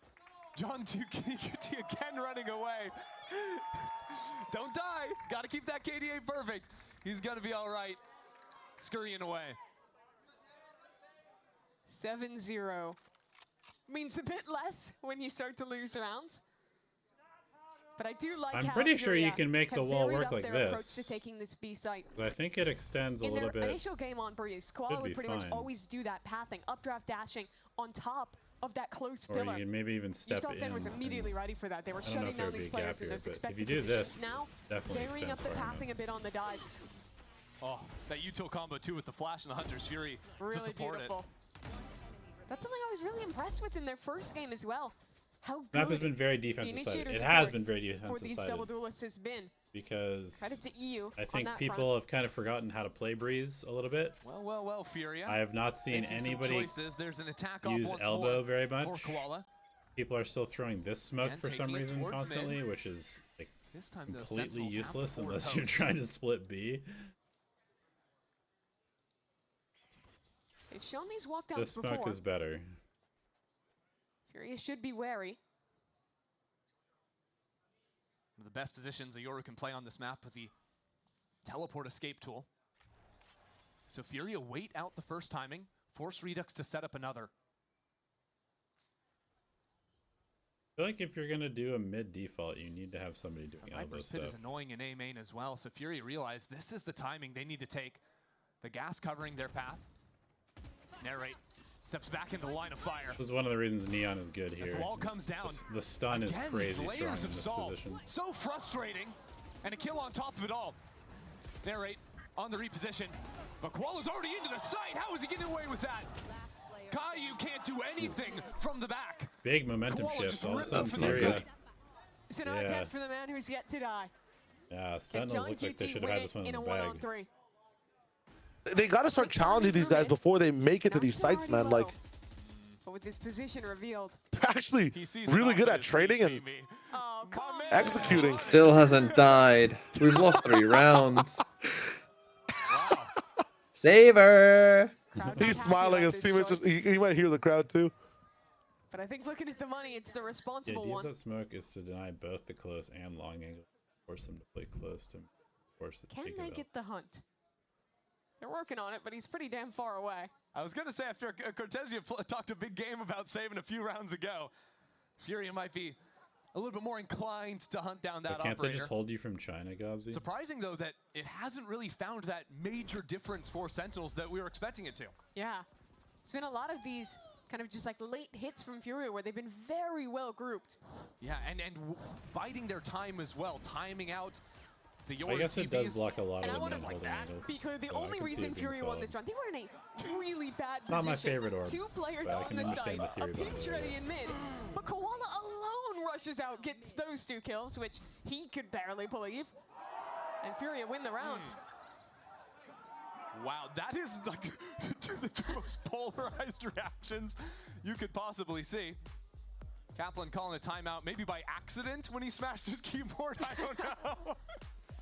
Yeah, someone check on the keyboard. You still think it's going to be a 2-0? I Maybe mean, that would Kubert's off be the hook this year. New victim. that'd be Well, a that's actually pretty not big Kubert. disaster for That's Sentinels to get Kubert's cousin. 2-0'd With the in convincing mustache. fashion by Okay. Furia.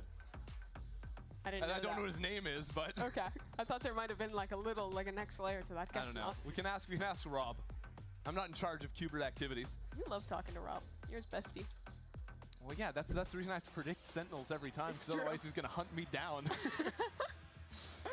The most dangerous game style? I don't Yeah. know if I could see that one coming. Pretty critical moment here for Sentinels. They have that op that they saved through again, but the money is tough. And this is a half that can very easily slip away. Well, the operator was recovered, so time for Redox to Koala's prove what carrying he the can map. do on that weapon. I mean, Koala Like has you're saying, looked they've had great such a this tough year so time far. actually getting him Like, involved, getting him active even with that weapon. Even in the previous I series, just think he looked the great. Him and heavy Artson focus on mid looked for Furia is a amazing very good almost one. every It game is. that we played so It far. almost forces someone on Sentinels to take that risk, step through a timing on a smoke if they want to do anything, really.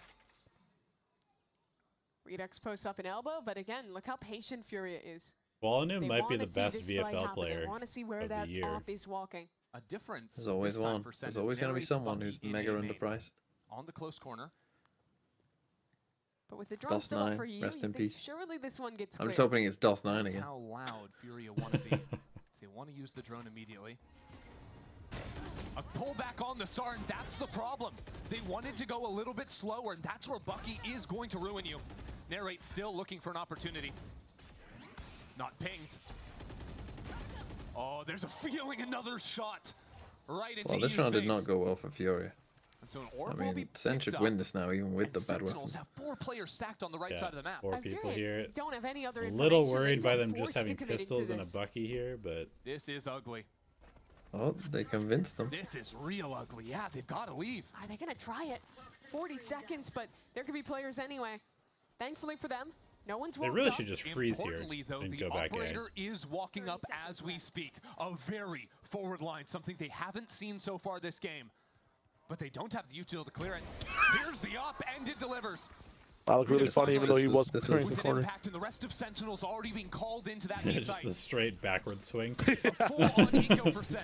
A Bucky and an op. There's no way. No way! Bro, Why are we just play the fighting? 5v3, man. Secured. You You like, guys- you yeah. don't win by to play stopping with. the plant there. Only 1 rifle for You Sen, win but it by does just not having matter. more players alive. They did so much work to get all that chip, and they fucking throw it in the Maybe John bin. should save. Unbelievable. They got a chance though. I mean, 2 they on can't- 2, but time is ticking. Yeah, you can't take all We're day. world dividing Finally, the ball now? Comes in. Narrate's got the gun. Oh my god. And John is down. This is really bad from some.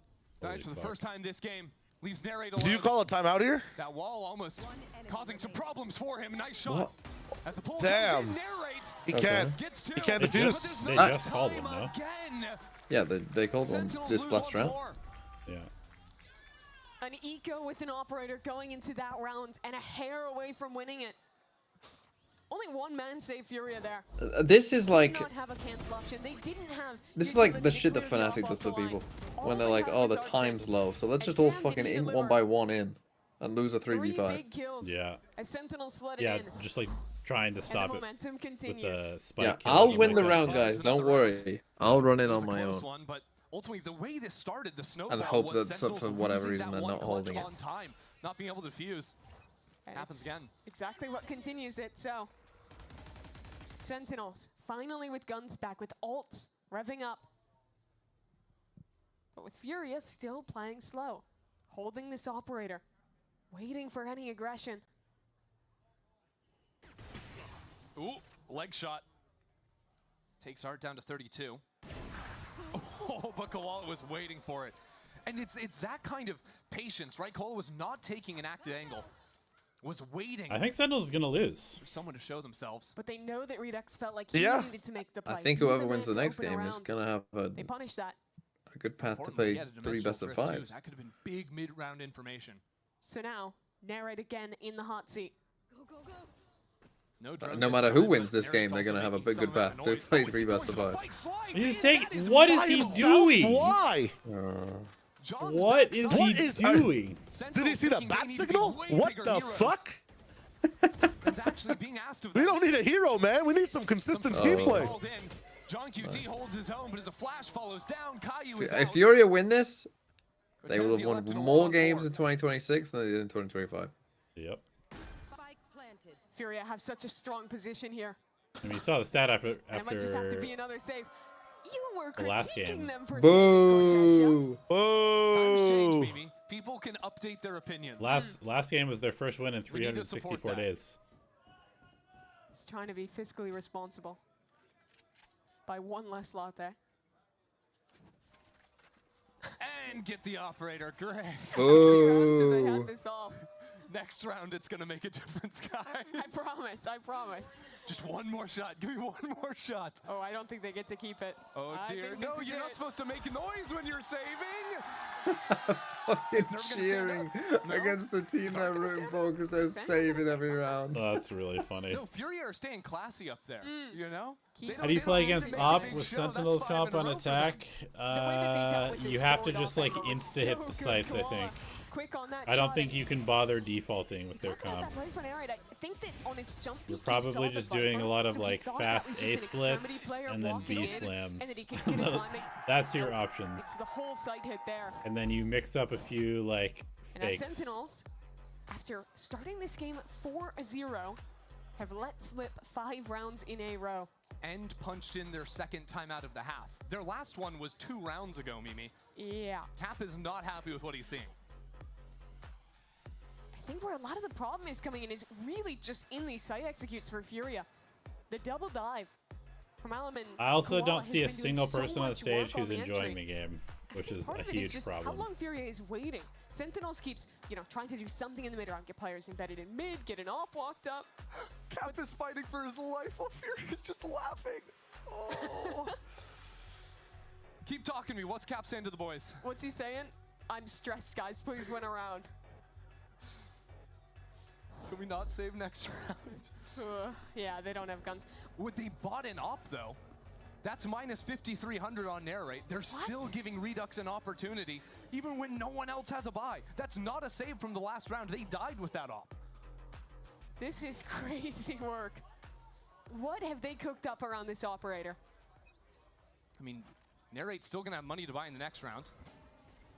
So I What suppose are it we makes some doing here? sense. Like That's a this, we're strange gonna pullback. die with Start this a little op here more on B, forward. and we got 3 people Used to to make seeing. sure we can save it. Yeah, what is the setup?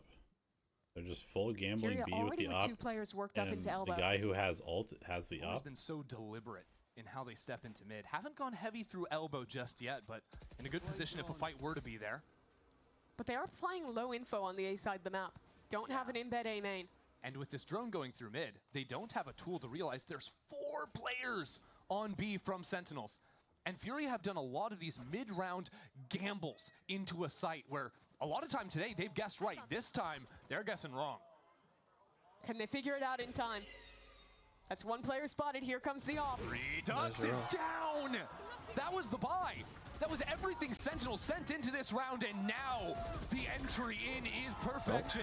Dude, they are getting run into a stack, and they want a flawless. Dude. Oh, dear. Can someone send like a telegram to Kaplan and tell him to stop pushing the team that is playing slow contact for the first 30 seconds of every round? Dude, Is that possible? Why is Narrate not opping? Narrate is a good opper. I don't understand. Yeah. Like, I mean, someone asked why he was kind of like mini-inting, like in that main in the previous round. And I was like, this guy's like learning a whole new role, not having what he used to have. When there's pressure, like you kind of end up making hero plays. You try to like you try to crack out of that mold, you know? It's hard to kind of sit still while your team's losing or getting caught up on. Narrate pushed away with the U2. Yeah, I mean, when Narrate on Mad Lions, he was like the best duelist in Tier 2. So. I know, but the conditioning over like the whole of last year playing like Sova. Yeah. And he did it really well. Like he's so aggro into A main round after round. To be fair, it's to be expected. He was almost that aggressive when he was playing Fade for this team. It's true. It paid off when he had the Bucky in hand. This time, though, it gives Sentinels some advance warning of the impending B hit. Cortez pinged out. Redux here. He's got to find his impact. Site divided. Alum reveals it all. Redux putting everything into this fight, but already down a duelist. Here comes Alum, diving around, that's 2. And with the ping through the wall, EU will take down another. It's got to be Narrate now. Electric back into the site, that's another. The aggression starting to pay off. EU forced back into main without much time, and John QT will stop this streak from FURIA. The only saving grace is that they're playing FURIA. No offense to FURIA, but this is definitely still winnable. And in a big way, that is just thanks to Narrate. That round was going poorly as well.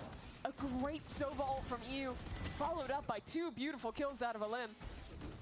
But despite that all, Narrate gets aggressive, takes his risk, and it pays off massively for Sen.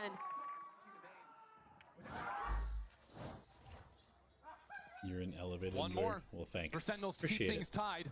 Going into the second half again, Narrate up in A main this time. There's no support, there's no smoke, there's nothing. He's just peeking by himself. And now they'll just snap the exec on A. Already out, he wants more. Switches to the operator, spammed out as the rest of his team filters in behind. John's biding his time for now. The rest of Sentinels far away, but now with a pit. They're just trying to dry take A main. Like, Sentinels have to rethink the approach. Redux still has an op, has to pick up a gun. Try and see if maybe he could be the tip of the spear to get back into this pit. Bro, what the fuck Already is Sentinels been peppered down. More and more utility to slow them out too. And with Art connecting on a first, the options are quickly being removed. Oh, 2 shorty kills. Just to make it a little bit silly, FURIA takes 7 in the first. That half was such a huge bounce back I from don't FURIA. understand why he's just dry peeking that.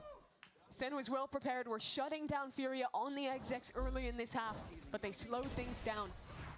Completely. Like, you're playing double duelist. You have to commit resources to win main control and force them to spend resources to take it back. Otherwise, you can't play defense. Just great calling through it. If you're playing double duelist on the other side of this break, on defense, you have to take space early. And to do that, you need to spend some of your utility. At least do like a pullback star or something. Like, the fact that it's just a completely dry peak makes absolutely no sense to me.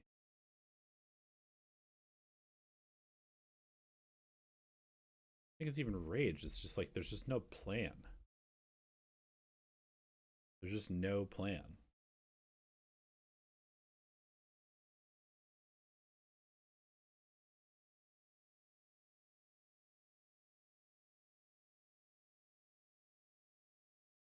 I mean, defense was the better half for FURIA on this map, so I think Sentinels basically has to win the pistol and just snowball the game. I think they need like pistol anti-eco bonus to win, or pistol anti-eco super good bonus where they lose but they kill the FURIA economy. I think if Koala gets up on round 4, then this map is probably going to be very difficult for them to win.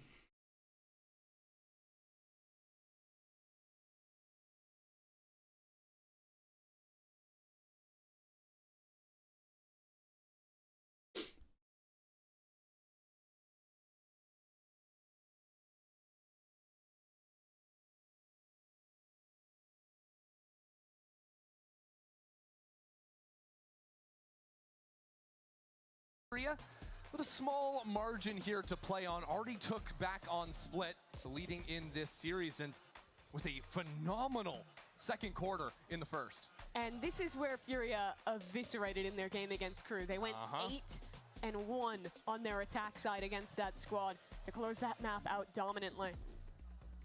I think one of the biggest places that they looked good in was just Alum and Koala Noob, and how well they found positions to be aggressive, to find impact on defense. Well, talk about players that might need to step up to that same level.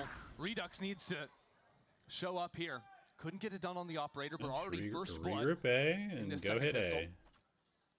You've already seen 3 people B. Just regroup A and go hit A. Why are they so slow? At least from elbow. Try and walk down mid, see if they can find a trade. This map is huge. You're letting them re-clear space. By far and away the standout. They're so slow to regroup. Why?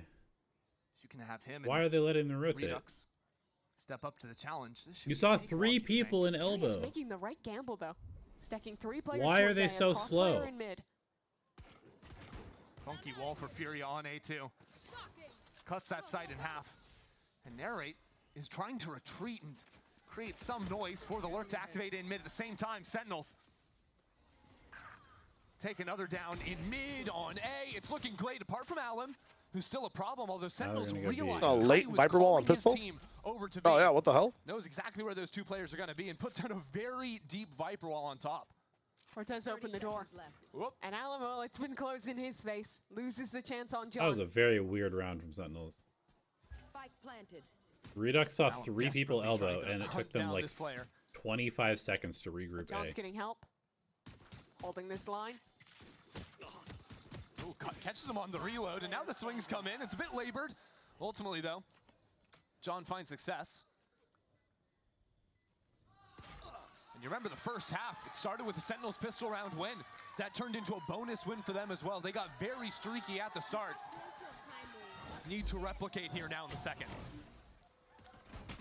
One of the big keys this round, or this half as a whole, for Sen is going to be shutting down the aggressive looks from the FURIA duelists. And you already see them being ready for it here. An instant kill onto Koala. And then I think just a very measured approach. Did he also dry peek main the other rounds? He just like... The bait play, set the lurk up to get I mean, they didn't really have like an A so once they had new information. Setup. That was a clean start to get closer to even this scoreline. Well, the FURIA aggression is going to be in B main this time. Firing squad lines up. Already Cortezia a little bit low. Nice shot from Koala. His pistol play has been excellent so far. Nice transfer John though saves from John. himself. Gets another kill, tucks away from that one, and has Saves the support there the too. gun. So there you have it. First answer to the FURIA aggression is a resounding success from Sen. Thumbs up. Okay, pretty good round from Sentinels. Got a little scary, but they handled it That's okay. going to tie this game. Put them in a good position. After watching map 1, I think that the calling did show some issues for Sentinels. They oftentimes didn't leave an embed on the other side of the map and were put in these positions where they were having to gamble into sites late when FURIA had picked well-timed re-clears and were in position stacked. It's part of what was really killing them on split. So here, I want to see Caillou prove what he can do with that macro level, that he can out-call FURIA here. And on a new map entering the pool as well. Some chances to Find opportunities to reinvent how to play this very new Breeze. Our first real look at it here for them. I mean, the Sentinels comp should be better on And well, FURIA attack wasting our time again. than defense. Nerve just gonna die to the spike. It was very blasé. I feel like their comp is very attack-sided. He's gone. Do you not think that was valuable time for our teams to discuss their strategy and for our fans to think about the joy they're experiencing in this moment? A lot of joy. I want to know if Cortezia stood up again and told them not to save. I don't know. Because last time, I think immediately the response was FURIA just winning 8 rounds in a row or something insane. They couldn't have won 8. They only have 7, but... Yep. I wasn't going to call you out. I need to call myself. Sometimes you need to be self-aware. It also wasn't 7 in a row. Here we go, though. This is a big rifle round in play. Sentinels. The 4-1. Getting fast control towards elbow. A heavy elbow control. Once you have elbow control, the threat of a B split is so much larger. Okay, it's so cutting those mid-rotates. interesting reverse clear of You middle. can clear out what's behind you and even threaten to pop through. This is a lot quicker than you'll see from other teams. Narrate already up on pillar, but Alum is untouched. Oh my god. That's ridiculous. Just mowed down in tunnel. Sentinels B main players. Dude, they need to be dumping so much more utility into these. I feel like there's just like down into mid from Nerve. a million gaps on their hits. Just like uncovered angles. Get creative on those high angles. Peek right over the box, the Sentinels. The idea of this round was kind of nice. And now Orb Cortezia here, gone. smoke this off, What do we reverse think? clear middle, and then use the neon wall to hit with a split. Does he go for the spike plant? But if they're gonna He might. do that, He already has the ult online. then they need to be flashing out of Thinks the they may have wall on beaten like him on both an A sides rotate. of it. Okay, question. Everyone in the building. Is John going to play the round out? Because otherwise, Narrate's literally just coming out of his wall, nose. blind into just like a dry, like 6 angles that he has to worry about. Is he going to die? Do you want him to live? Mixed reaction there, guys. Come on. He's planting the spike. Save. He should That's a save good here. start. He's playing it out. Astro wall right now. Giving the fans a Stand shot. on business. Just let them Give defuse. yourself a gold star if you got that right. Astro wall yourself The off. ultimate. Okay, yeah, good Come on, choice. Good choice. Christy. No. That's very wise. That's very wise. He's not gonna do But I wish he planted in a corner and then just walled himself off in a corner. Yeah. Okay, really mixed. Let's see what he can Wait. do. Still alive. That's one. Aw. Sees the next. Oh, but he's shot in the back. There's too many people. Gave it an honest attempt. I think we can give him some credit. If he was for a that. time traveler, how many tries do you think it would take for him to win that round? It's not. That was What a great happened? round You from should Nerve. have saved. You guys are ridiculous. An infinite number.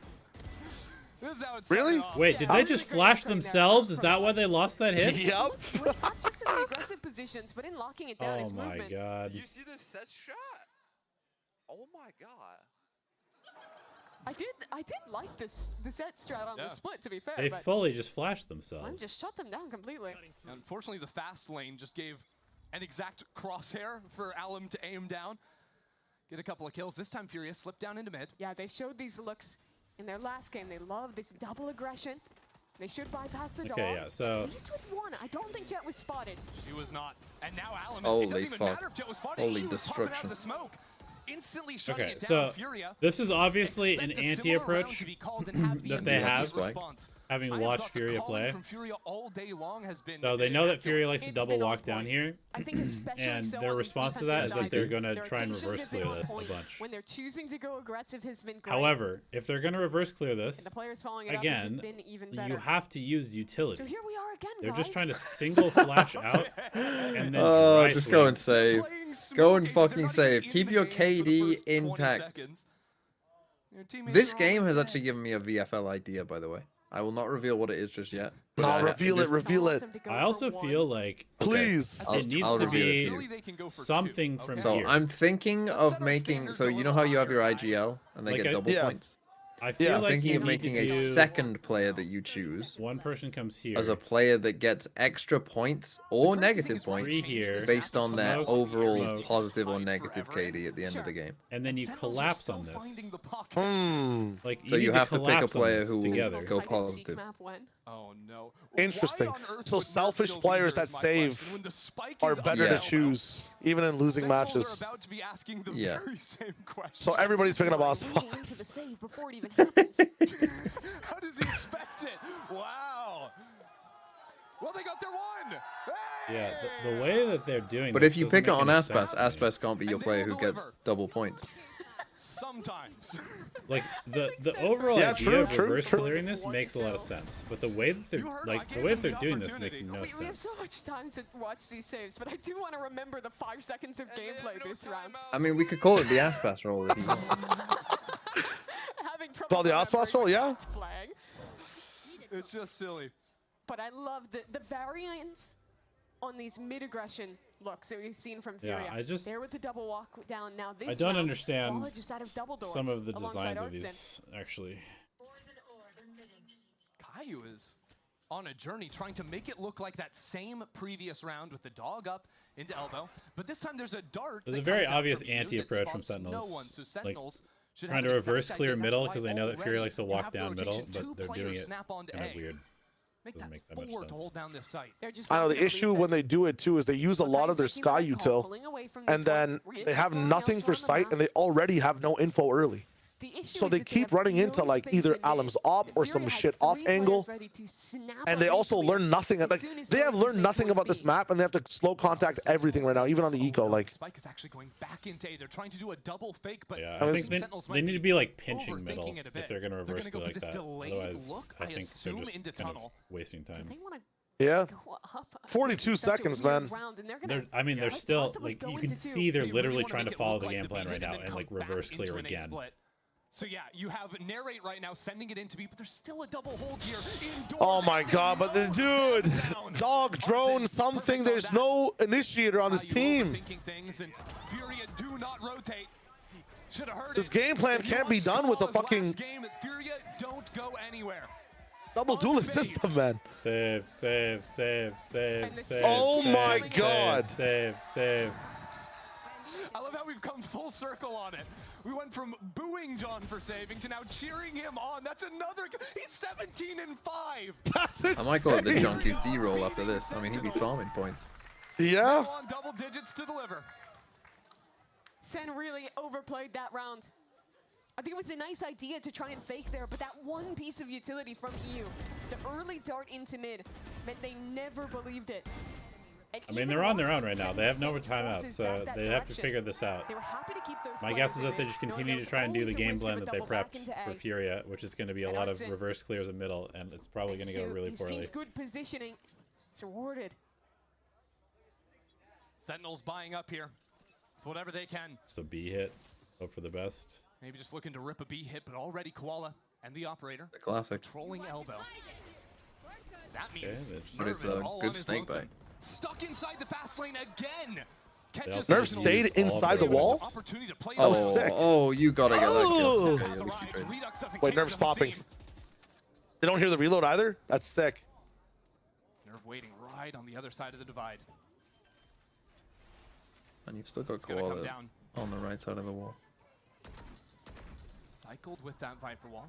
Yeah, they have, like, You this- are kidding, that's insane. And he loses the ult. That kill is critical. Sentinels can bunker down, but the What on operator earth are they ever doing? on forward, and Cortezia has no clue.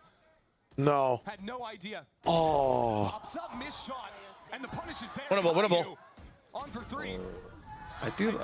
One thing I appreciate about the Furia players is Game's not over yet. they must think that they're really, really good. Because they take a simple lot of round, and it aggressive brings success fights. for Sentinels. And I think the critical piece there is the kill onto a limb. He was in the middle of popping his ultimate. Damn. As he flooded into this site, got shot What in do the you mean head by that? at just the right second. They And are without pro that players, ultimate, the TNB. retake becomes so much more difficult for Well, what? Furia. They are pro players, Multiple TNB. players swinging into Caillou. They are really I never good. said they weren't. He's able to deliver Yeah, in yeah. that That position. no, I mean comparatively. You know, like when we were watching Envy in like their first map, and it was like these guys think they're Paper Rex. Like this is what Paper X would look like if they didn't have So insane Sen, play. after showing a fast B hit, go back to the similar mid look. I don't think Elevate's convinced. This time, though, they haven't spent the dog early on. I mean, look, Elevate can love Furia. Elevate's a massive fucking Sentinels fan, so he must think Furia is the best team in the world now. They do have real control in mid.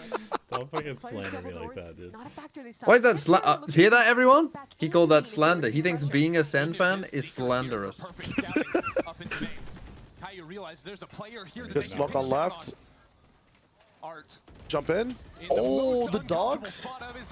Okay, hold on. Was that their own dog? Was Neon Sun or their own dog? Mid splits are so good at pinching Oh, anchors. guess what Furia They did? deliver on it. And now, a retake with an operator in the hands of Koala. Might be time to turn the requests around and take a look at a Furia save. Okay. Yeah, a little surprisingly, Furia way down on Yeah, cash. yeah. Somehow, somehow Furia has no money. I guess it's been kind of a back and forth Sentinels half. This round put an emphasis not just on putting pressure mid, but actually fully taking that space. In the past, they've always kind of feigned towards the top of mid, put a player there, but never really done too much more with that space. Here, they actually ensure that no duelist had walked in and are in a position where they well and truly can threaten either split. And from the execute, you saw just how potent those ace splits are. That's one thing that did not change when this map got reworked. Oh yeah. No halls to go through to give you that one fewer option in terms of that, but What if Sentinels' game plan is just to only play ecos because Furia is bad against them? my question is how long can they get away with that mid control? Because the one time we did see Furia really fight forward for that space, Then I think Kaplan will probably end up getting fired tomorrow. And I would think that is where Furia is going to go as they call this timeout. No. Send Slow Koala, start send team, them bro. back That's to always the deal with that excuse. problem. Let him cook in the So middles. good in those If they lose. 2-0, I if you mean, commit a lot of hey, resources they earned into themselves a holding third timeout from even Kaplan. if Sen just snap and execute, it sets you up in such a great position to play and I think this ruins like retake. everyone's Especially pick'ems when though. you have a cosmic There's like divide in your back pocket. no way someone was spreading Fury over Sun. coming up on a few monster ultimates. They're one off of both the Hunter's Fury and a Pit. Absolute Furia. We gotta just let John hold on to the absolute cinema. Yeah. We don't have to give it Too to many everyone. derivatives. Come on. He's not even the director anymore. I'm like He nervous got right pulled now off. Now for he's Sentinels, just in the just because I know, how much it Caillou's now in sucks to charge. lose He's got a credit still. when you have Still, yeah, high executive producer. expectations. His involvement varies. I've been round to round. exactly where Kaplan is right now, where you're just Director like, saving. how are we losing this game? We are playing Director of finances, so yeah. poorly. Uncalled for. Funds the project. Well, it has paid off for Sentinels in the last couple of rounds. See, though, what the response to the mid control is going to be, and my eyes are on Koala Noob's operator. There's been a lot of control up into elbow. This time he can try and get in front of things.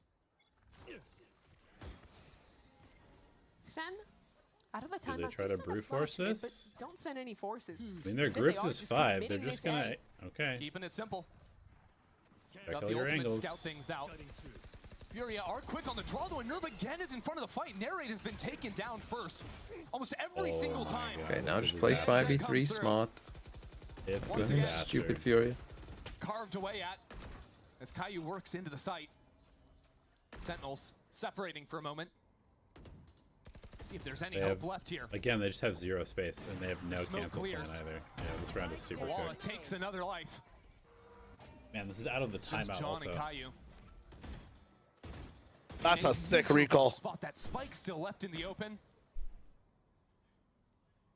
Can you even afford to dog from here? Is there a point to dog? Furia just have to hold. They don't have to make Not a really. move. Furia are so patient. I mean, how do you get the spike down? That's the last smoke out of John. A spike tap, they don't play off it. They can play a 4-on-2 retake. They know they'll win it. Caillou has to get to John. Stun him? Yeah, they're waiting for everyone to get close. Ooh, Viper Ball up. Stun back sight. Caillou stepped Cutting in them in some half. massive shoes. Now Oh being left shit, alone. it's just He's him. Is he gonna smoke or recall? No way. Tries to stay alive as long as he can. How does he get that? What on Oh earth my is god, that? what is Fury doing? Holy shit! What is Artsy doing? Did he think the round was over? Holy Did he think it was a 4v1? shit. We avoided so many rounds to see something from John Q. I mean, that's horrific from Furia. So many rounds of him just sitting, biding his time. Actually, I no, mean, never why mind. is Nerf sprinting up rather than just holding that side of the... I mean, that's horrific. So many bad plays. I think Nerf sped up because he heard the Astra ult and assumed that she'd just be like in a really bad spot, secluded ulting, you know? Right-click jet knives. Actually, no, that was their Astra ult. So then you how Oh it was yeah, coming what I'm down. saying is like his whole job, that he has one job, and that's just a whole... Yeah, no, never mind. Okay, never mind. Double never mind. What Yeah, the fuck? big never business, bro. mind. Round 20, It's the just a time bait. is up, and now against 5 Wait, I mean, they just lost a Pistols, 5v3. Marshals, Buckies. I think that's better well played from John than it is a bad play from Furia. But why even use the Astra Wall, to be honest? Just fucking And the man who did it last round is walking straight towards a just bucket. kill the guy. Hunter's Fury. What? Okay. Mid player, that's insane. Okay, I mean, we're kind of throwing here again. Caillou's still alive though. And there's a Viper's pit of all things. Nerve ratting around the corner. Oh my god. They used 2 ults into this round. Still an opportunity for Sentinels. I mean, this overall They did have get to a kill, win. to be fair. Yep. The problem is that their Astra, again, Artsy just let someone in the walk same past him. spot to deliver another clutch. They This time, probably never pressure on the consider flank. this flank. Coming in quickly. Hold up, let him cook. Koala started this round with a bang. John, someone's flanking you. John, turn around, turn around. Murph! Sentinels taking their time. It's Okay, here I mean, at you the can't lose perfect this now. moment. This is He's going to win unlosable. 1v3. Watch. This is unlosable. QT. No way You can he literally does it just again. hold. And They there's should same literally line just here. not you peek. can only fight. I mean, You you can't can't win on if you time now. don't fight, John doesn't even have the time to do it. Stepping One of into you just Koala has to takes run him to the down, 10 spike. seconds. One John of you just needs has to this. sprint John there. has to go One for of the you run plant. away. No time. Didn't have time. Did he have it? Both kills now. No. I don't know if he has time. That was right last second. He realizes it's too late. Alum tried to throw the round right there. Yeah, his little peek there could have got them around. He almost threw the round there. Holy. It's fine. John's 25 and 6. He actually saved again there. Jesus. We have to see it again. Bam. Oh my god. What a save. Back into mid as well. That is disgusting. And then EU with a perfect Hunter's Fury. One enemy remains. Koala has impressed me so much. He spent a season with Na'Vi, but here in Americas, he has looked like a different man. They're back to the re-clear middle strat. Thought about the Yeah, timing, yeah, instead, yeah, just yeah. keeping This it is a calm beast split, no? for Furia. And ceding control I mean, of the this is like Yeah, their. but the Euro TP is gonna come in. Oh, you gotta go out. this. Putting down What's he doing? What? again for 2. You got to go out insta over here. Sentinels not out of it just yet. Still Oh, and they're gonna still lose the on round. the site. Oh, This Caillou takes team, it down. man. I mean, this is a tough game to watch. Sentinels without their duelists. It's A play just. coming through fast. Oh but my visible box of god. protection for Sentinels. This is a Oh! what? The secret Oh! picture I mean, perfect. Cortezi, you can't let the pick go down. And you don't Oh even kill my him. god. What is this? Kill him. Series point for Furia. What is going on? does it to his former teammate. Art for 3 and Koala back-to-back rounds. That was a split second from the wall going up, from those players being safe. It is So close to unlucky, the margins, but but holy finding fuck. so much success. I mean, why? I mean, I was talking to my chat, like, B splits on Those this 2 map rounds are may have just like, crippled Sen. They were it's mounting still- a it's comeback. still They were just so building back fucking into that game. difficult. But a 2K with the Sheriff, a Just 2K don't with do the it. Op, It's just not worth both it. delivered by Koala. It's probably harder Now now put than it them an was inch before, from to the be edge. honest. Just so many things. Like, when you're running On through series the, point. like, tunnel to get to B from mid, Caillou has like, to find they the could be right behind you, calls in they could be on back-to-back your left, rounds they for could be on your OT. right, they can be ahead of you, like, And to work around Koala. it's just tough. The op was Mid not split, Ooh, mid okay. split. They're not Here going to we see it go. coming. This time Redux Here we go. connects first. Oh. Some stall already with Redux into the site. He's cut down. The rest of his team stalled away. Only Narrate on timing site has crept. Are they aware at all? But now, I mean, Koala's not. Koala's fucking logged in. Okay. As the walls come down. Timing. They're swiveling on the exact same frame. As needs to move. They just have no cancel plan. No one's watching it. So just Oh, he's gonna join a C2. No one's Wait, watching. John's dead. John's dead. No, they're not aware at all. Baited for expert. Wait. No way! Ow. What is that? How has he got those 2 kills? What? And Cortezia just turns around and insta-kills Artsim as well. What the fuck? Koala in the midst of 3. He Knows there should was a player save back. here. He's spending so much time to try and hunt him down. Little does You're not Koala winning know. this, are you? Cortezia left he's a trying to get long out. time ago. As Koala realizes that it might be time That to second kill from tail Caillou and was run. ridiculous. Yeah, that's fucking insane. Yes, he is. Allow the save it this time, bro. Allow the save now. Like this. John with an over 3.0 KD. It is absurd. In a losing map. But he's old news. We have to talk about the new IGL and the flick that he found in this round. I just want to see it from his perspective. How did Caillou pull this off? What? What is that, dude? Watch again. There's actually no way. That is crazy. And that might have just been the round. John has died 7 times. One more shot for FURIA. They have lost 12 rounds and won another 11. How has he only died 7 times? He's playing with a haptic feedback suit, so like every time he gets shot, he feels it in real life. He's playing really careful. That is unbelievable. 7 times. If I'm FURIA, And there's been 23 rounds. Your team has lost 12. I'm gonna get so he every time they've won a round, he's lit. It must be. Yeah, yeah, that's what it seems like. I mean, he's won that 2v thing with Caillou. He saved the next one after. This game is absurd. Quickly rotate. Wait, so he had 6 deaths up until that loss where they got flanked by Koala Noob. That's kind of crazy. Correct. Holy shit. Every other shit situation, he's just saving at B. That's fucking wild. And that's with FURIA hunting, because they hunted down Cortezia when he had the op in like B lane when the cycles went at A. That's wild. Third man in, but with the Yoru teleporting, basically the one required to get those trades. He was. Are they just gonna rip it? He was 10 and 4 on Sentinels have worked defense. up into elbow a lot. It's not necessarily. He's currently 15 and 3 on attack. But FURIA have an orb on side, a wall covering this choke point. Plenty of tools to stall. Alam's been the guy to shut down the Neon, to kill Narrate. Sentinels execing here, but inside the fast lane. Oh, Narrate. Take it out, and now Narrate. Absolute savior from Narrate right there. This time, his teammates are playing distraction. This time, he actually gets to play around. So FURIA down 1 in this retake. Koala Honestly, if I'm Kaplan, I might retire after this game. But still, there's that wall. Sentinels need I might to play just in be front. like, it's not worth it anymore. Oh my god, he gets it. No, it's fine. It's one bad game. Oh no. Oh! Giga no! He had no bullets. Okay, you know where they both are. That might have taken Sentinel's chances right away. He's going crazy. Nothing in his way now.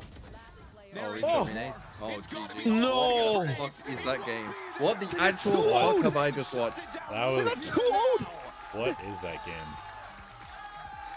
I don't mean that Kaplan should retire. I'm saying that if I was him, I might think about retiring because that was way too stressful to watch. In 2025, rebuild, rework, and deliver against America's favorite team.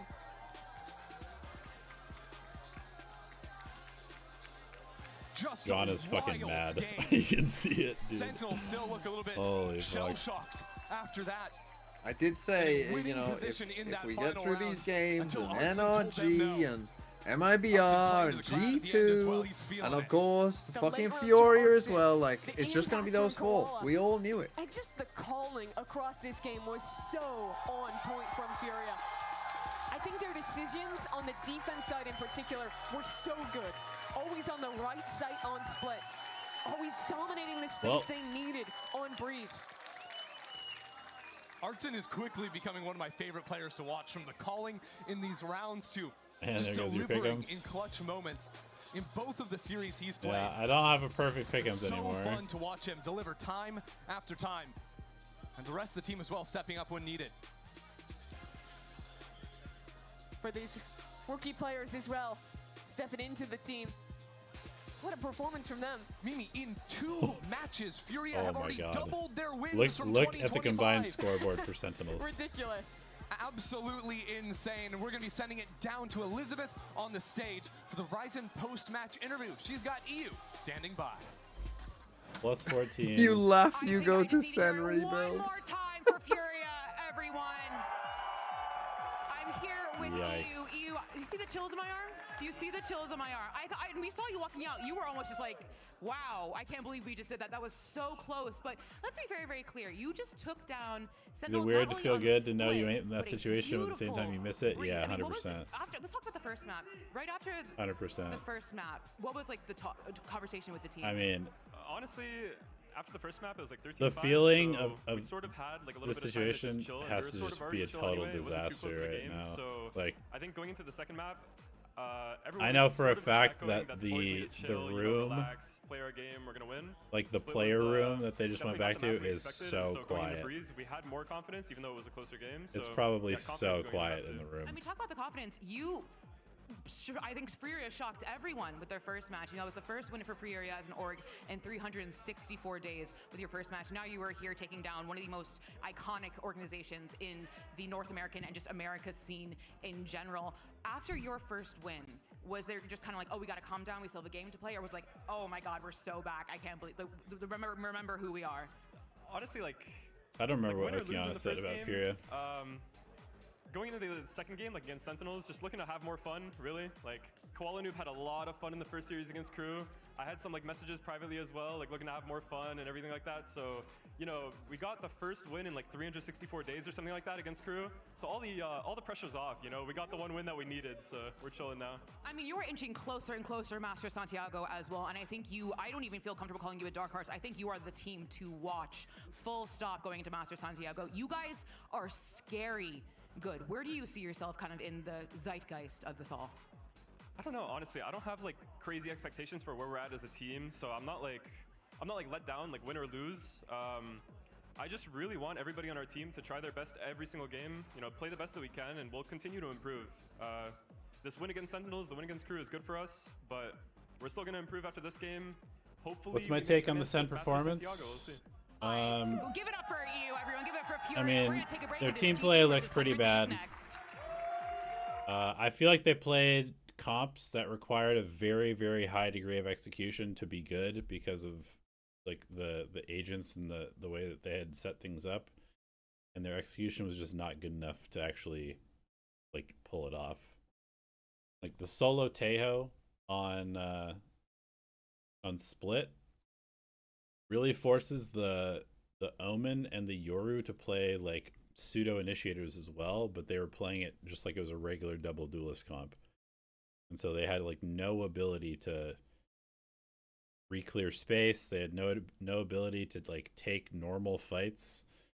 Everything was like super forced, and I don't think that they like set their game plan up correctly, or maybe it was just the players like not doing the game plan correct. I have no idea.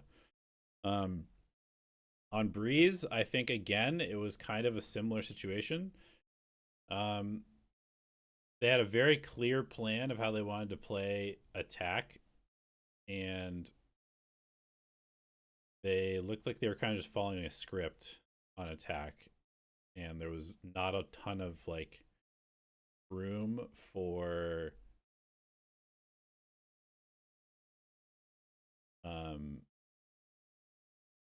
innovation like in the middle of the round, or basically looking, everybody was just like trying really hard to follow like what they had prepped, and it can be really hard to play the game if you're like thinking about what the plan is the whole time and trying to like do the plan regardless of what the actual situation is in the round. So yeah, I mean, I don't know. I feel like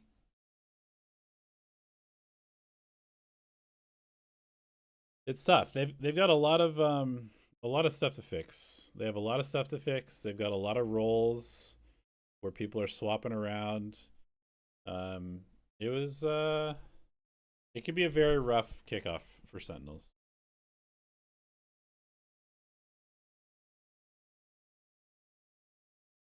Be a very rough kickoff for Sentinels. Like what I watched there probably doesn't beat very many teams.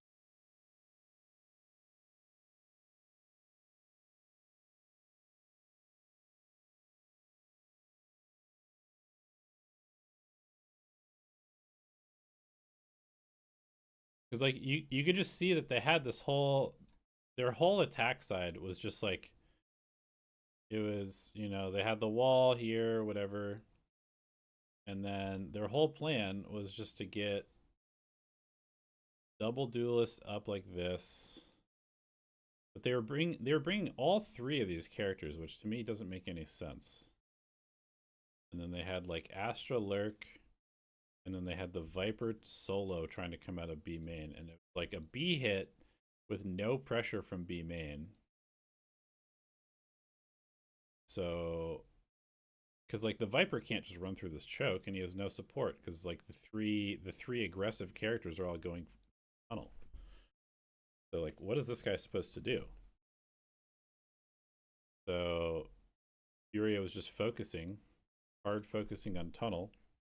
They got a little lucky and stuff with like the collat, but this execute is like, I don't know if this execute is like strong enough to try and make it your main game plan. They're just here and they're trying to, first they're trying to re-clear middle, like they flash, they use 2 smokes here.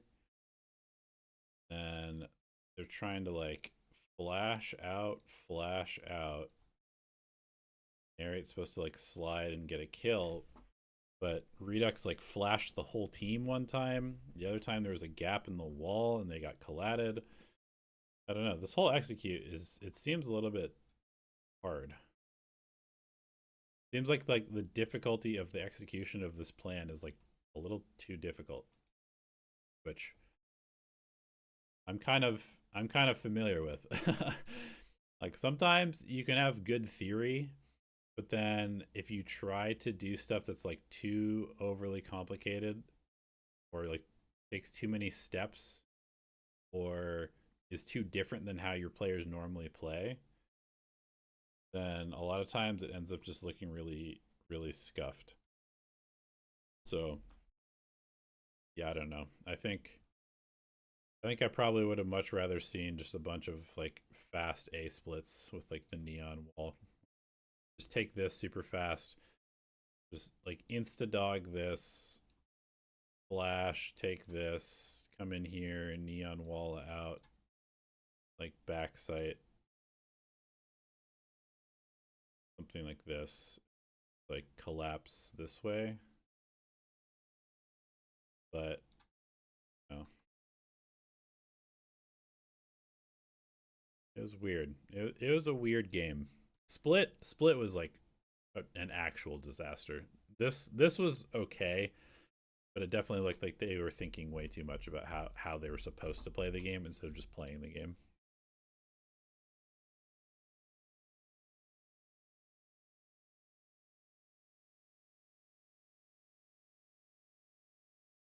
Yeah. It was rough. It was a rough game. Rough game for sure.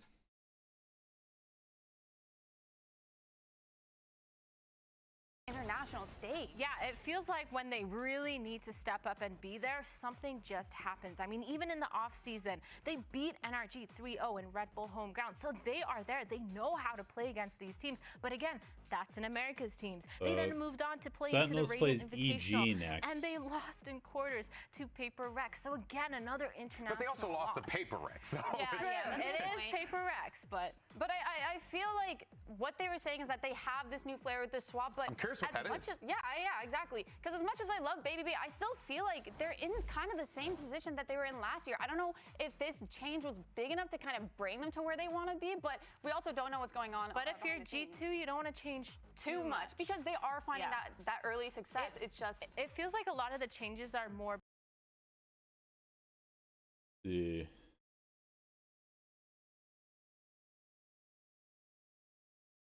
There was 245 people that picked Furia to go to this round.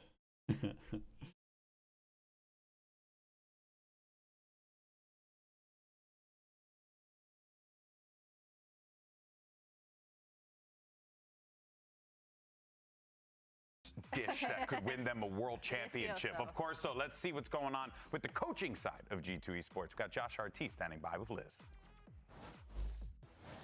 No, Josh RT, I think up, the Josh? biggest story of the off-season was the very surprising benching of Jonah P. I'm just going to let you take it away. Any insight you can give us on that pretty shocking move? Honestly, I'm going to give you a short answer. It's just that's what the team wanted. Felt like that was the direction that we needed to go with, especially going to this year. The timing was honestly unfortunate, and we value Jonah's contributions very, very much. I wish him the best, of course, and we hope he lands on his feet. Thank you so much, and best of luck. Now, look, yeah, I mean, I don't know. EG versus being Sen removed from is G2, as we heard Josh kind of a RT toss-up. talk about just now, certainly caught a lot of people off guard. But it also caught us off guard that our old colleague Baby Bay is no longer a sub and is actually on the roster full time. And Athena, this was a genuinely shocking decision, not because Baby Bay doesn't deserve it or isn't good, because we know he is, but it's a matter of that core had been together for so long. Yeah, it was like a well-oiled machine, and you just see it working, and you just kind of break off a piece and just try to jam in a new one. But the thing is, Baby Bay, he has done a really good job filling in the gaps. It felt like he really settled on filling in that team gap, being able to be that chamber, being able to be that sentinel, EG really buy-in versus understanding Sen split. timings of lurks, and he actually put up a really I good can fight. only get I so think it makes excited, sense man. if you have someone who is your sixth, who's doing a pretty good job, why not just put him back in? Yeah, and even outside of the game, like just speaking on his character, his energy, that was a big point for G2, is that he brought the energy, and he's so dedicated to whatever he does. Like, I remember every time I got on Valorant, he'd be on. Anytime I'm getting off Valorant, he'd be on grinding ranked outside of already the long practice days that he has. Yeah, I feel like he brings a lot, you're right, with the energy, with everything. And that's always been a thing of his, right? Yeah. Across any team that he's in and any game that he has competed in, he's always had that energy. And we've seen how much that can impact things, as we saw with Cloud9, making a big decision, taking Zelsis back in, right? Needing that voice to keep the spirits high. That's the thing that this G2 team is going to need, because this ain't going to be easy matchup. We saw a whole new 100 Thieves this week, and they looked so damn good in their debut. Emily, you said that it awoken something in you watching this team play. No, because you can clearly tell they put a lot of work into having these set protocols and reactions like I was touching on before. But like seeing all that might have a made the better Bourne time MVS next pickup match. It make depends a on if lot their of team sense. is It gave them a whole in new the country side or of not. 100 Thieves. Even though they have that core that they had back in 2024 with Asuna, Cryo, and Bang, it's a brand new If look. they can get And their having actual this team, roster, then this sure. variation of If players it's just allows still the players stand-in like team, Bang I and mean, Cryo to kind of do their own it's thing whatever. and ignite. Like they don't have to be the stars anyway. They don't have to be the winning condition for them. I feel like the biggest thing for me is just how well they fit together, not only in-game, but out-of-game. We see Vora being vocal, being talented in that sense, as well as fragging out. Then you see Timotino. We saw a lot of his comms, his We know if they have the reactions. team? No, we haven't seen the any team up, updates making sure on they knew, you know, you're doing the such a good Visa. job. You guys I are would him, assume stuff it's like going to that. be We are like him.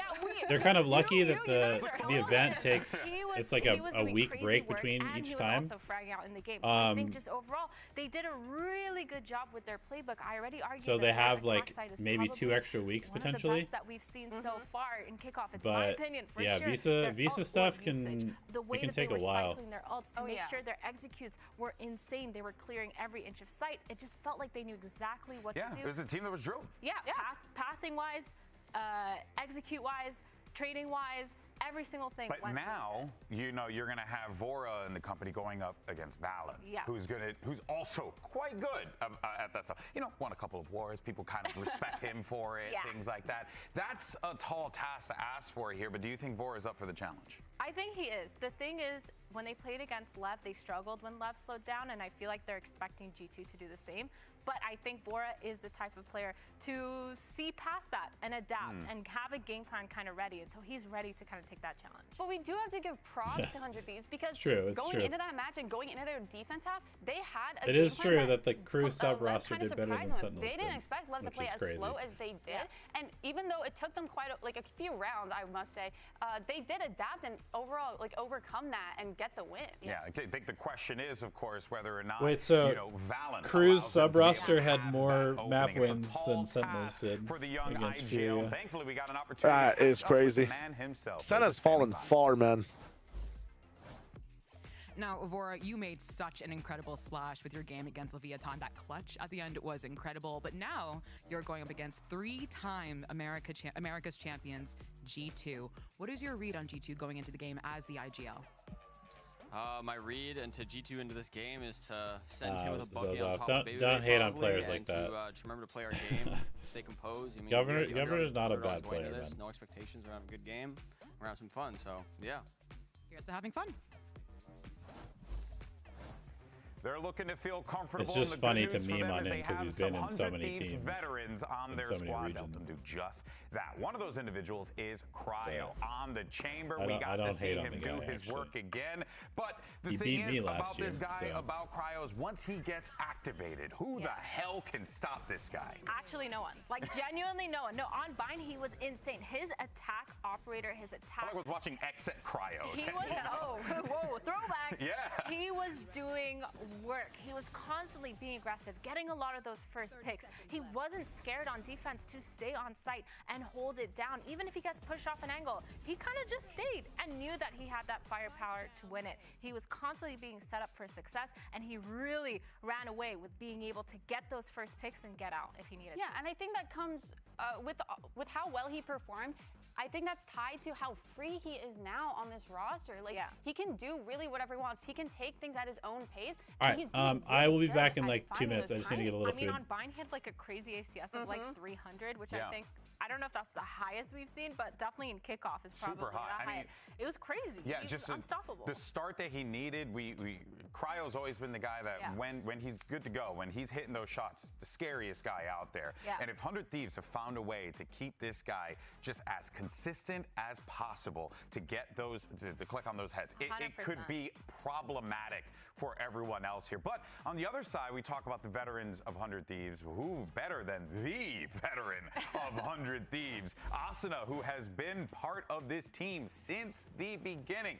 I say it all the time like a broken record. Cassidy's first match when he played years ago. I remember this kid coming in, and he was the rookie. Now he's the veteran, but more importantly, he's on the hot seat here, Emily, because he's the last man standing on this team and has been for a while. Yeah, and I think he kind of proved why in that first match against Lev. We saw him on a bunch of different roles. We saw him on the stage. We saw him on the rip. And overall, just his time on 100 Thieves, he's had so many different identities and different faces, and he's slotted in so well. I think there was a time where he had a little bit of a hard time adjusting to these new roles, but now he's thriving, especially in the offseason. Like, I thought he was doing so well at kind of just filling in wherever 100 Thieves needs for this roster to work. I think by far this is the best iteration of 100 Thieves, as well as every single role. It really makes sense. Every single player has done so incredibly good at their role, at their job in the game, as well as following that game plan. You can tell they really dug deep into the strat book to make up literally the most insane foundation that I've seen. I agree they take a little to adapt sometimes, but I mean, it was phenomenal as soon as his flashes, his util. He's really brought himself into that flex player standard. Yeah, he definitely has. And that Again, we've seen so many great duelist players make that shift over, being a bit more versatile, having their agent pool expand a little bit, because it not only gives them longevity professionally, because, you know, your boy's trying to keep a job, but at the same time, it's also important because it allows your teammates to be able to put trust in you to do whatever you need to do when you have to do it. Yeah, and I feel like the more experience you have playing different roles, the more you know how to support your team, because you've already played that role. You already know what they're going to ask for. You already know what you need to do. You've been in that position before. I have been in that position. I've played literally every single role, and by doing that, it's helped me kind of just read into what my team wants. And you know what? I'm really glad you're mentioning that, because on the other side of the stage, the person who I feel embodies that the most out of anyone has been Leaf. The guy is unbelievable. Literally played everything. He literally plays everything, and a whole lot of RuneScape. But also, like, I mean, he's also got vibes. He keeps the team focused.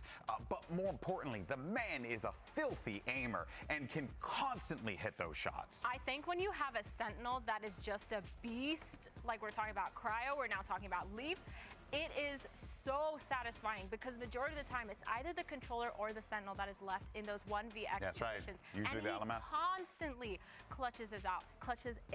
Sorry, his ACS is constantly insane.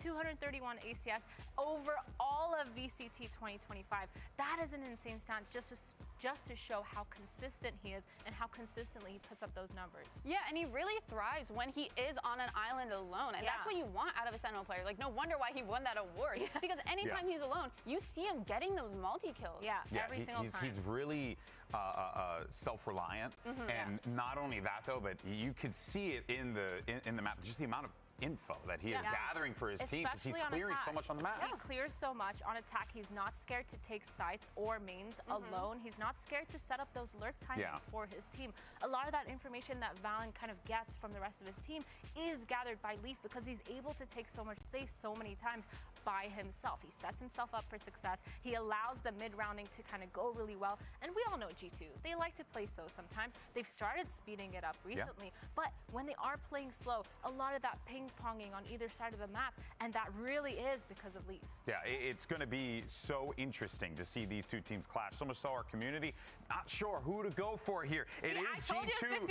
It is G2 with the 58%. So, you know, they're a little over the 50% line there. But Emily, it does feel like this game can go anyway. And after what we saw just a second ago, anything's possible in America. Well, I mean, when I look at it now, seeing this new updated 100 Thieves, it's two teams that really have their own ways of playing. But I think G2 has the upper hand when it comes to their adaptation, because they are so quick with it. I feel like Valen, when they read it, he's so quick at adapting. Here's what I'm worried about. Okay. Here's what I'm worried about. 100 Thieves, new, fresh team, fresh playbook. They're ready to go.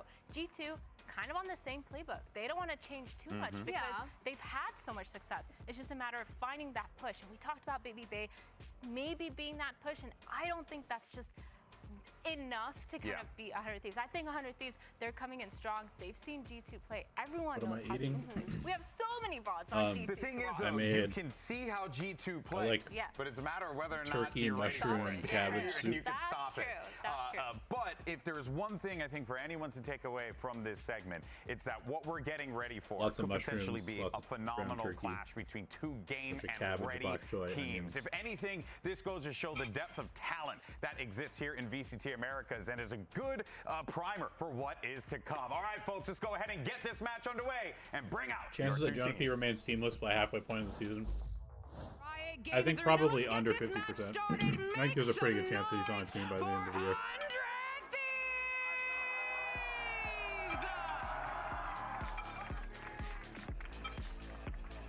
Coming against Lev. While they have made some changes, it feels very familiar because they brought back that core that won in Stage 1 back in 2024 with Asuna, Cryo, and Beg. On top of that, they also came in with a revamped playstyle, which we have to give credit to the new IGL Bora and the new coach MVS4. They are looking absolutely flawless. It feels like they found their identity finally, 100 Thieves, after so many years of not even being able to make playoffs, not being able to make global. It feels like this really is their identity. Yeah, this is it. The best version of 100 Thieves that we have seen, but is it ready for the juggernaut of the Americas region? That is the question. Let's see if they can get the cheer correctly. And now it's time to bring out their opponents. They are the three-time G2 Esports!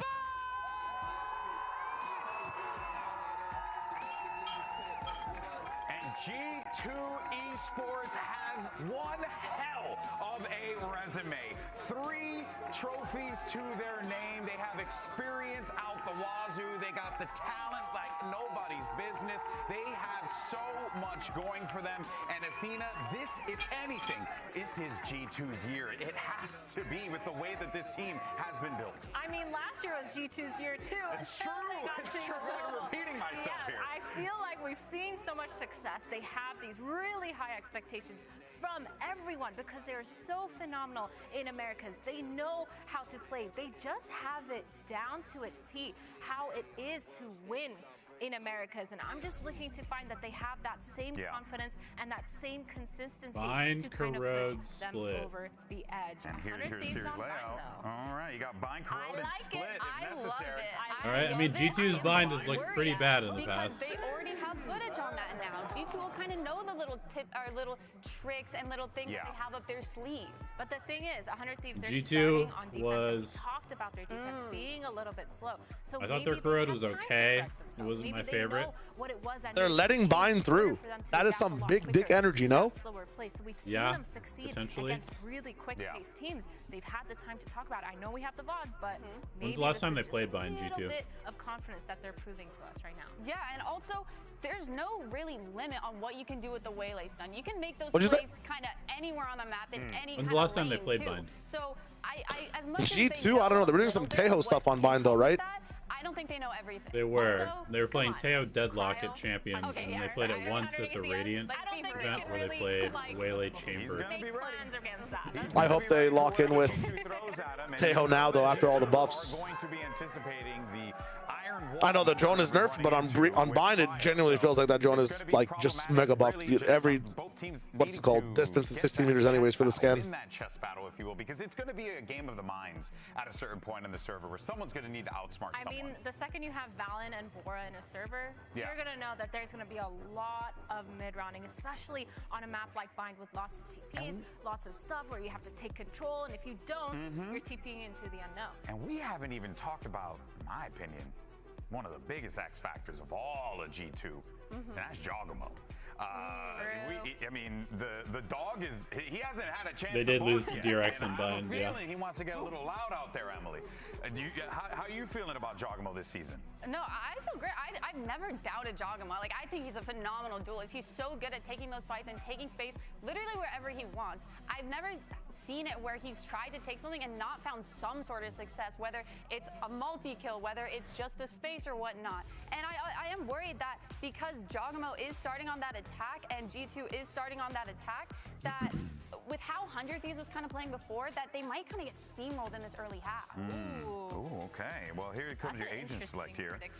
Got that chamber on Cryo back again. Timo back on that Waylay, which we were talking about. Very disruptive agent that we're seeing a lot of play from. I think this makes sense. If I was 100 Thieves, I wouldn't change a thing. Again, their playbook looked exactly. Why change what's working? Their playbook looked insane. It looked like they really had a solid grasp on their bind. 100 Thieves, their bind has been so good for so long. Yeah. It's actually kind of crazy that even with a whole new roster, okay, they're just good. But we have a they're on the same shit. By G2. And I like Baby Bay Baby on Bay the on chamber. I think my that is a VFL great is about to comfort position pop for him off. to be in, but Jogamo on the Waylay, just like Timo on the Waylay. I'm excited. I'm standing up. This is crazy. I think it just depends on Cryo cells on chamber. My VFL is about to pop off. There, folks. All right, let's do this. Banging Vora in the server. My VFL is about to pop off. Okay. Baby Bay with the fucking no nonsense fucking buzz cut. The buzz cut is nonsense. We're gonna try it. Yeah, this is going to be an Baby Bay kind of looking like the rest of the players' dad out there, to be honest. One upset today. Yeah, he's about to fucking destroy them, like a father against a little 6-year-old kid. We've seen from 100 Thieves already in their game against Leviathan is super impressive. Get the There were belt. moments, especially at the beginning of those halves, of perfection, genuinely, from 100 Thieves.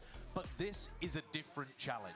It's not a team that just has potential. It's a team that has won in kickoff, in stage 1, in stage 2. Everything there was to What's win his in mouse America. pad? I didn't see. I'll have to keep an eye out for it. Year. They were trophy hunting and will be this year as well at globals. You've got to imagine. Gogamo always has like the silly mouse pads. He had like a cat or something like that. Again. It's like a giant cat face. And a win here would be enormous for their chances of making it to Santiago.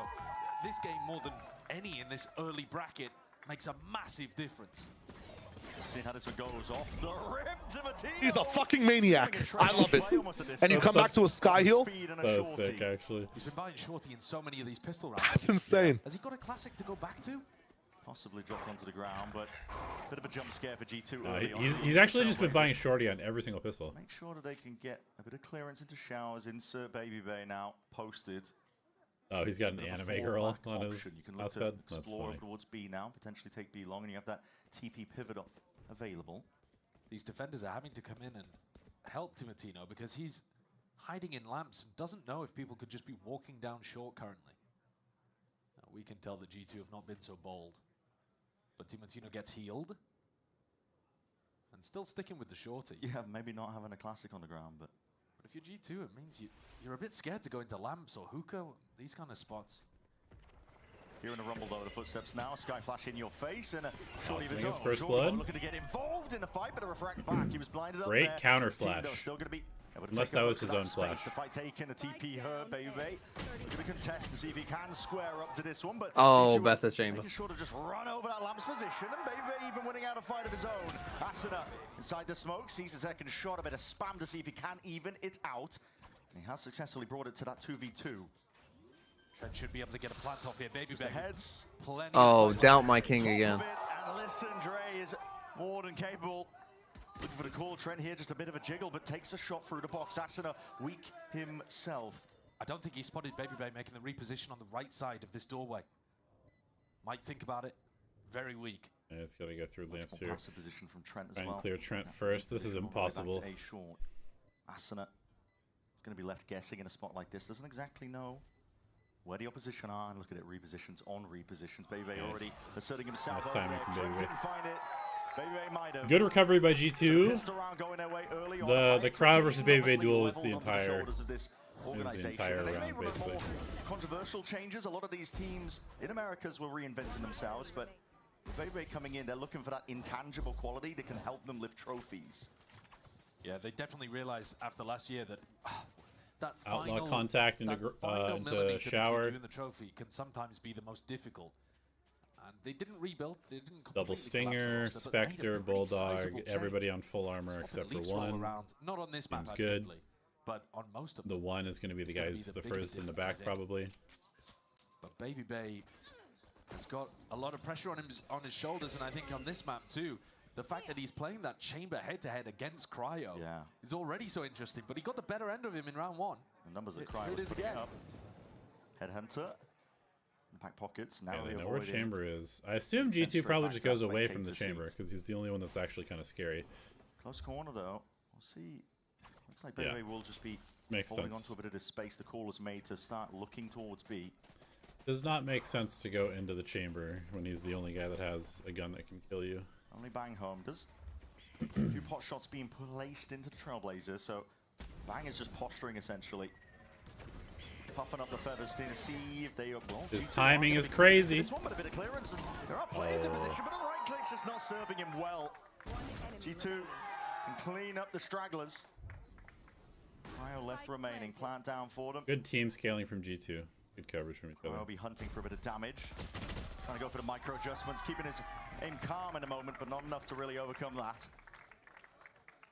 And remember, it was those rounds where 100 Thieves were able TMB, to get do you have an anime waifu mousepad or no? They played against them. They were losing the pistols, but no, I do not. Somehow, these follow-up do you? With classics and headhunter value was massively important from Cryo. Chayo? It was pretty significant, to be honest, as well. What's the question? Generating ults. It's like a supercharged. What happened? Anime waifu mousepad? But now the situation's an anime waifu mousepad? No, my mousepad is just black. Slight advantage. You don't know what my mousepad is? I've got kind of like a massive like desk pad that was given to me from VCT MEA. Oh shit. Jump spot from That's something cool. That's something cool. I have a mousepad on a desk pad though. Do you use like the desk pad for your mousepad, or do you have another mousepad on the desk pad? No, I just use the death pad. It's quite good. But I'm telling you, put a mouse pad on that, John. It's gonna change your life. You're about to go from like, what are you, like bronze to like fucking diamond. It's gonna be crazy. Actually, I'm unranked and have been for a very long time, so you're probably not far off. But No, I'm joking. You'll go from literally fucking immortal to radiant. I'm telling you. Come on, G2, school the. I mean, Chayo, didn't you say this is gonna be a quick 2-0? Yeah. I was betting like best case scenario for 100 Thieves. I think it's like a 13-7, 13-9. But genuinely, it might just be like a 13-7, 13-5. Especially if they're going to corrode after this and Thieves struggle on bind, like getting bonus and shit. Maybe TP back again. Oh my god. Oh, the sky. Strength position. Uh-oh, I'm sensing a tear You gap. let them through. Yeah, I think you just let them through. Yeah, 100%. In the midst of all of that chaos. Yeah, why is Leaf done that? Leaf with the peak goes down. Trent seeking to equalize 2v2. It's getting a bit awkward, but still for 100 Thieves, they're going to see how can they remove Trent from this spot. High ground perch. You can see it all. Buying time, buying space for Valen to potentially. Have any smokes left? No smokes. Making it really awkward in terms of the engagements, but 100 Thieves find their way through. I feel like G2 probably could have played that way better. Yeah. Provides value again. I mean, I don't know what Leaf is doing. Critical kill in pipes. And then gets a cleanup towards the end there alongside. Now that Shio called TMV Bronze, what rank are most of the Plash Out folks? I think, I'm pretty sure Sideshow's like Ascendant. Trent's information that Brand's usually like Ascendant-ish, Immortal. It's quite an expensive round. I think Shio's like Ascendant. I don't know. Already seeing signs, I think, of the challenge that G2 is going to be giving 100 Thieves, because they're coming in as one of the most solid rosters in terms of existing pieces. Like, even just that play there in the moment. TPing with 3 players, Trent leaving him as an insert. Yeah, lots of layers on what they're doing. Yeah. They're not just playing a fundamental game, they've got the ability to call those audibles in the middle of the round, and still a lot of base trust in each other to move quickly. Just going into this one with the Bucky. Smoke immediately inserting himself, has that dash too, flash forward, spots a player, tries to go for an Asuna. Nice aim with a stinger. Does he expect Trent to be pushed up into that spot? Not quite, still. Fights taken, Leaf contains. Double push down line. The push from 100 Thieves immediately shut down, slapped down. Now the Seekers just to really assert themselves, make sure that there are no more loose pieces. Extra elements that could go awry. G2 have got this one fully in their control. Leaf knows roughly where that last player is, Vora. Shouldn't matter too much. I think Leaf has already won them the round by getting that double kill towards B long. It's a nice idea from 100 Thieves. You lose Shao's control, you try to take some space on the other side of the map, see if you can play an A retake with a fast flank coming through. Asuna did a good job as well. Stinger in his face, but I mean, that's just the power that Leaf gives you. And this is something, seems like a weird time to bring it up, but this is something that concerns me a little bit with the way that G2 have changed their roster around, because there aren't going to be that many maps, as far as we can tell, where Leaf's got the ability to play these Sentinel role power positions. Sure. Yeah, that's also what I feel, is like, Leaf is so good when he has the freedom to just lurk and do whatever he wants. Sentinel of the year in Americas for last year. And if he's on like the breach and stuff a lot, I'm going to kind of worry for G2 a little bit this year. But he's going to be playing, I mean, in the offseason, we saw him playing breach on quite a lot of the maps. If they just put him on Viper on every map, nothing wrong with it. Then I'll be happy. He's a very, very good player, but it's certainly not going to allow you as many opportunities to get those kills. Next round, Waylay, Dash Sun, Brimalt, take us free. Yeah, like this, I'm sure that 100 Thieves will be aware of it. 100 Thieves. Also what they do. Able to get some pieces together. I mean, Cryo's got a rifle. Timatino with the Bucky again. There is danger lurking around they these corners, both have the combo good potential. In these kind of rounds at being creative and generating these kills for 100 Thieves. You might see 100 Thieves jump on the chance as well. These orbital strikes, we've been seeing a lot of teams, honestly, just comboing up, saturate. Using the Waylays like a heat-seeking missile, and then the orbital strike to follow up ensure that nobody can escape. And you might see the same here. Trailblazer forwards. Here it is. It's all primed, isn't it? Jorgen was getting ready for it. There's the hinder. There's the pullback. We'll see if there's an ult laid out on top. They're happy with the space. Yeah, they don't go for it this time. Maybe they're going to save their ult because they're against an eco. It doesn't make sense to use their ult here. Give me this baby bay ace. I should have stayed with baby bay, bro. Fuck me. Give me this baby bay ace. Look at him second man. Fucking Jorgamo, Waylay, dash in, dash out, and create the space of my boy baby bay. Has now evacuated. He's baby Bay right now because of the haircut. Handling this round really nicely, actually. Yeah. Baby squared Bay. You see his knee? He does. When you're playing against the you can barely see it. It's damage through the wall. One of the most painful areas of the body to be shot in. Yeah. The knee. Walk it off though. Maybe he wants to go hunting. I was gonna run out of bullets. Still here. He needs to be careful because there's a Bucky's on 1 HP. He actually has no bullets. I appreciate it for the VSL. Like, just Swinging going wide will mean his ult is earned up for the next round. Oh my. At this point, there's a lot of damage that's being done. Wait. Plenty of money though in the bank for G2. So even with just Valen and Leaf surviving, important point for them is that they're building up to these big ultimates. To be honest, there's ults on either side. Yeah. There really are. Timmy Tino's pretty good with the Bucky. It's the saturate into the orbital strike, as you were talking about. They had a chance of doing that this round against FURIA, chose not to. Didn't need to in the end. What the bro, come on, Tebow. Come on, bro. Just give me the kill. He is a shotgun Just abuser. give me the kill. It's insane. At this point. Yeah. But yeah, Cryo pulling out that tour de force very early on and looking like he Alright. wants to take it towards Sansa. Up Chamber, up. chamber again. Oh, he's gonna walk into He's it. the GOAT. He's the GOAT. And he even stops playing to let him know he's the GOAT. That's crazy. Oh, they missed it. Oh, they completely missed. Oh, okay, but damn. Oh, what? Okay. What? We just lose our minds this round. Double flash, panic a bit there from. A little bit of a wild round. Yeah. Trent and Baby making their way over towards A. I think Asen has read this really nicely. Wow. I chose not to use it. He's got that space though, and his players are just not expecting it. All that damage, just trying to Damn. all the way down. What the fuck was that? Ultimate misses. Onto the either side of this. Timotino was trying to catch him onto the flank. I don't think they mind using the ults right now because it's just 5 rounds in or 6 rounds in. Yep, 5 HP. It's also very important that they win this round. If they're going to expend any ults, they probably just need to use them all to make sure they win. Bad spot for Timo, man. Comes out of how this fight gets taken. Oh, but Trent cleared that really poorly. Will use it to his advantage. A round where G2 got the early I think advantage, Waylake could get shotgun snare, potentially. Bang surviving and getting a kill. The opener in a 5v4, and then they've got the ability to use they comboed Trailblazer and they comboed Saturate to try to get rid of Bang. And somehow he threaded the needle between the two of them and wasted the orbital strike. Yes, intelligent repositioning by Bang. But at the same time, I expect G2's execution of that kind of stuff to be better. Sure. It's a bit slapdash. Yeah, I think. But they've still got another op duel. Another op op duel. Another chamber fight. We're seeing it now with the operator. Cryo.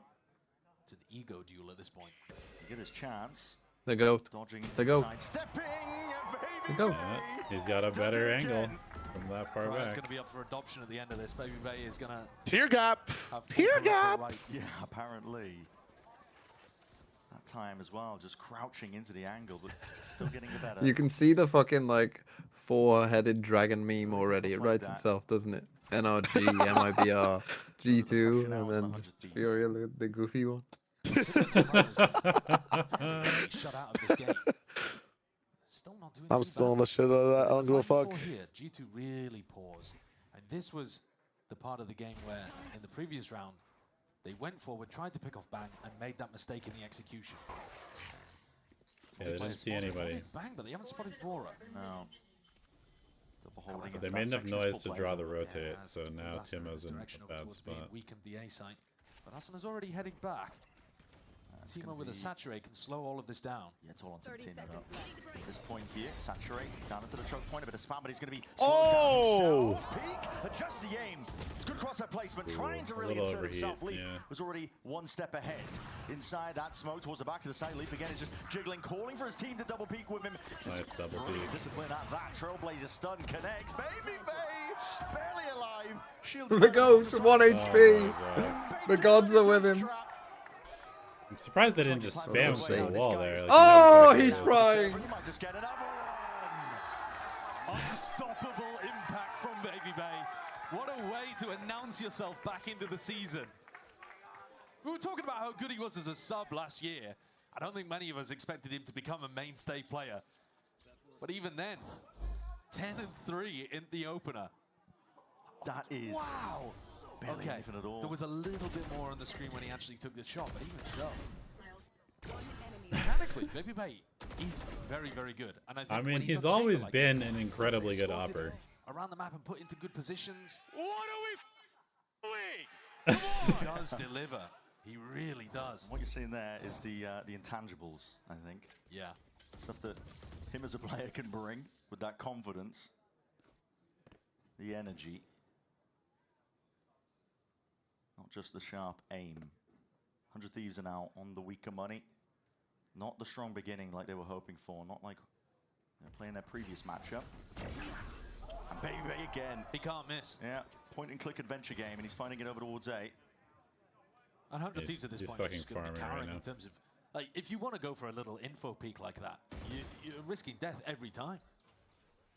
Makes it feel so oppressive to play the defense side when you feel like you can't, at any point, look and see whether they could be contacting down short. Sure. Mate. Well, he was sticking out, but I know that Timotino might be the only threat here. Takes the peak anyway. Good timing on that one. Rips Jorgo's head clean. Timotino's really good. Still a thorn in their Timotino side. is very good. They've taken fucking a million TPs. Players are already rotating, but Bang is still here. Presence into Hook, swinging around. He's only got that step. I know this sounds crazy, but I would have loved to seen like an insta pit from Bang. I don't know where else to get value from these pits. I hate the start of round pit value, but like a 40-second they TP hookah and you're in it with a stinger.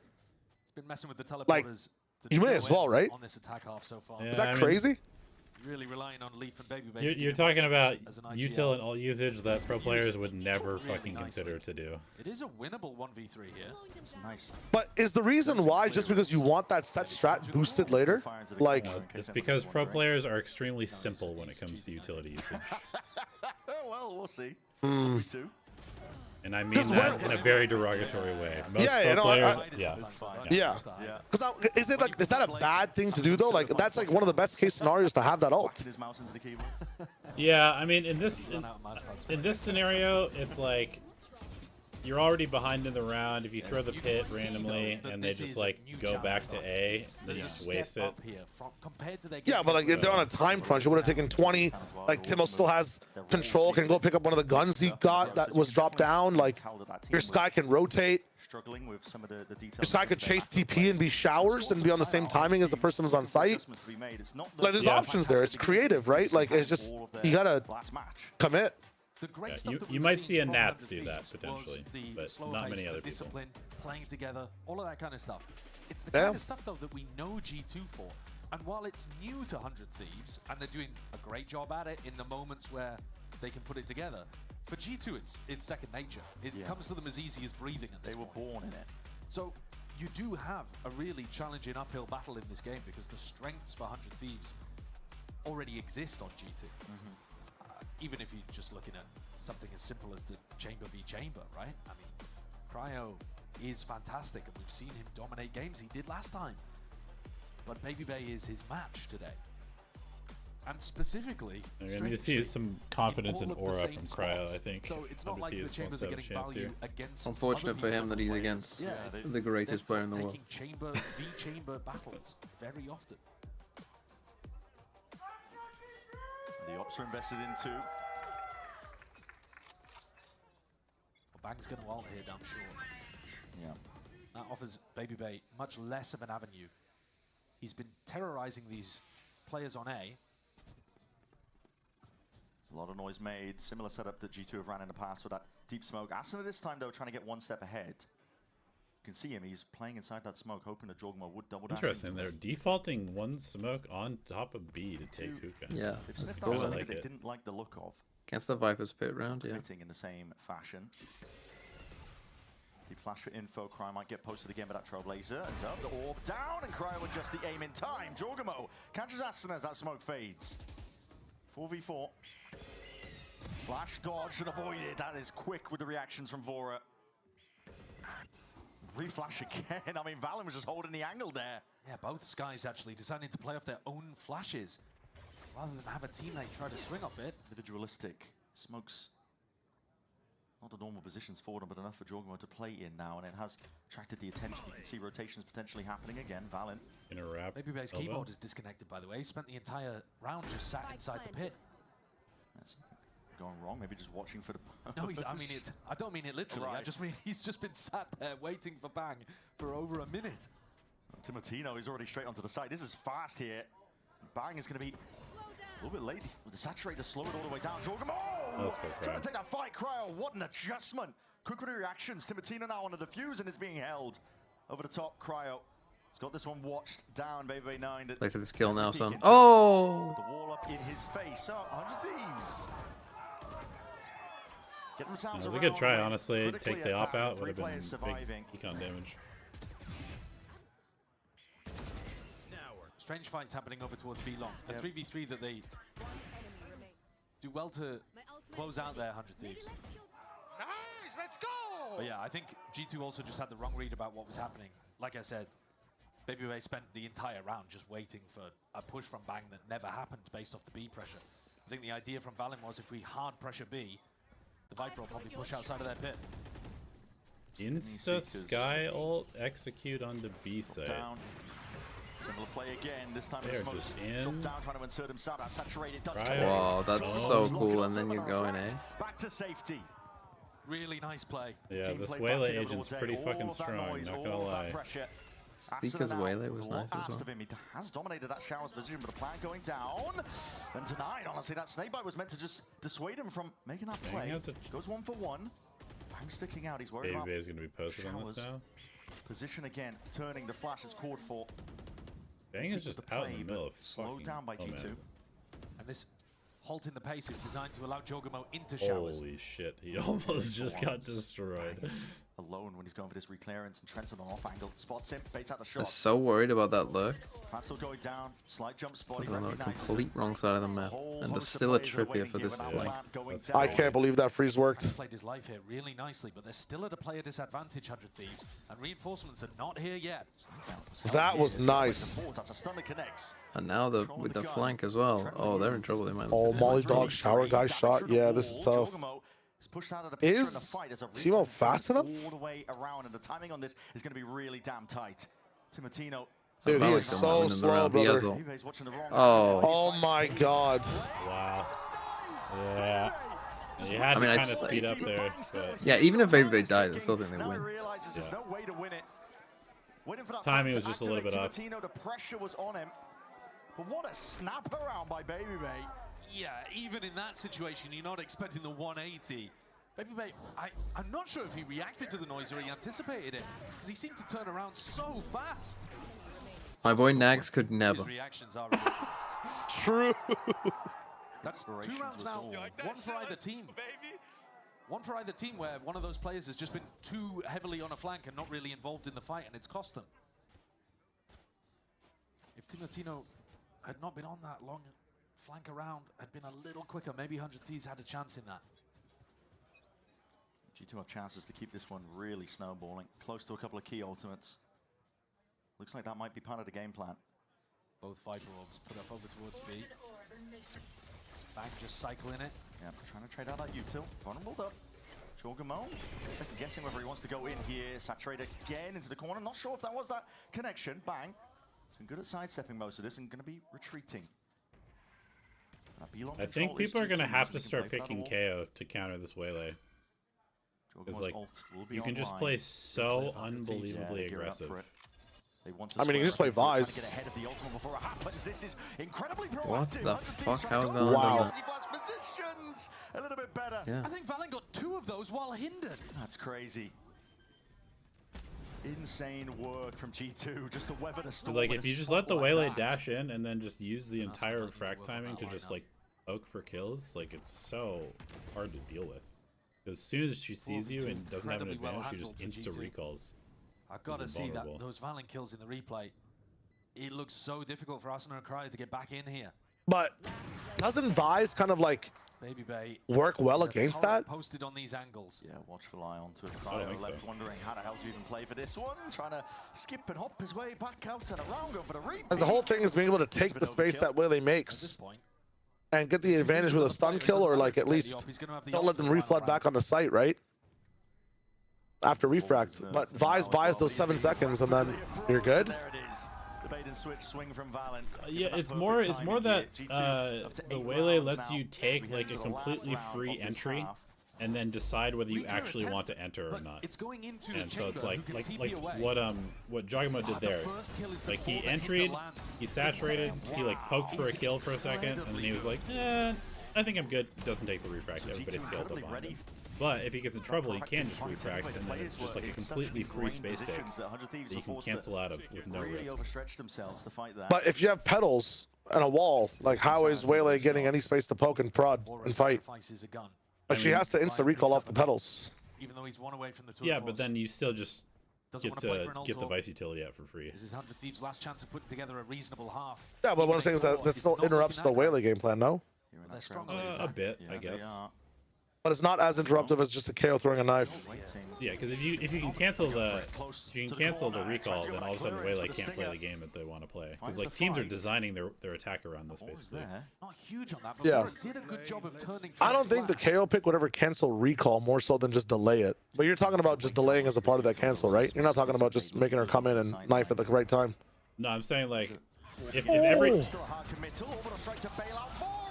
Holy shit. And as this is going on as well, as kills occurring all over the place. Seeker's now offloaded for us, feeling that pressure. I mean, yeah, he was never doing well there. Difficult spot to try and fight your way out of, especially when they're going uncharacteristic miss.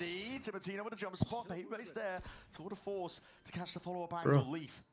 He's got the wrong read. Looking for the right time to strike onto this one. The shots are going missing and wide, and Timotino. Okay. Come on, Goat, what are we doing? What I mean basically is like these teams are using Waylay as like a free drone that can also kill people. They're basically treating it like a Phoenix ult every round. Yeah. But the only way that works is because the recall is instant and it makes you invulnerable as soon as you press the button. So if you can all of a sudden take away their ability to recall, then every single time they entry, it's actually risky, right? So they have to change their game plan or hard commit to the entry. And so if you can just hold your knife, the Waylay dashes, you knife the Waylay, and then the Waylay is a mile ahead of the rest of their team, and you can just kill the Waylay. Yeah, but the only counter after that is you can recall before the knife scans you. True. You can do that for sure. Yeah, which is like, to me, equivalent to proccing Vice pedals. Like, as soon as you hit them, you're just kind of forced to recall. No way they put that tweet on broadcast. That's funny as fuck.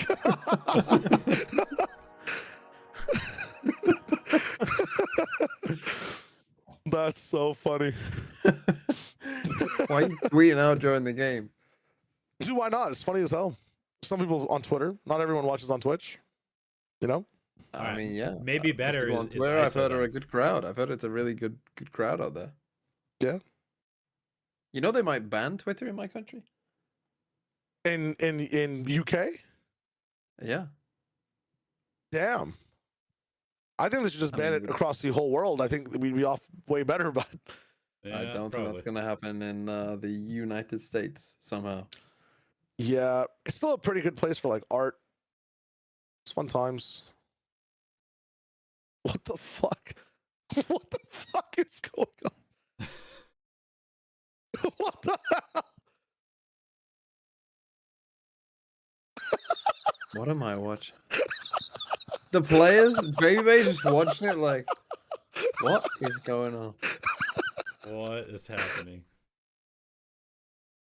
I was like, who the fuck is that over there? Leaf and Valen desperately trying to stay. Imagine that really takes you out of the game fully. Like that's someone's expert comedy bit, and like they find it really funny as a player, and they can't focus anymore. That'd be so jokes. G2 mental boom right there. They're gonna lose every round.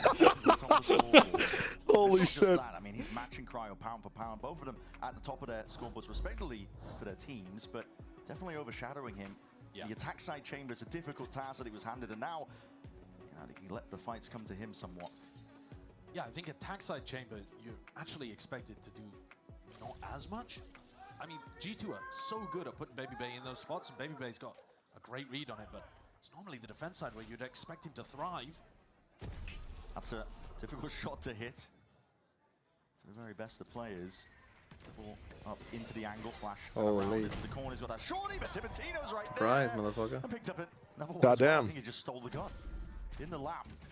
100 Thieves now looking Ew, what? rapid approach around. Wait, I'm sorry. Saturate into the corner, but Jorgamo, let us match here towards that area. 100 Thieves got this one on lockdown. The A site is theirs.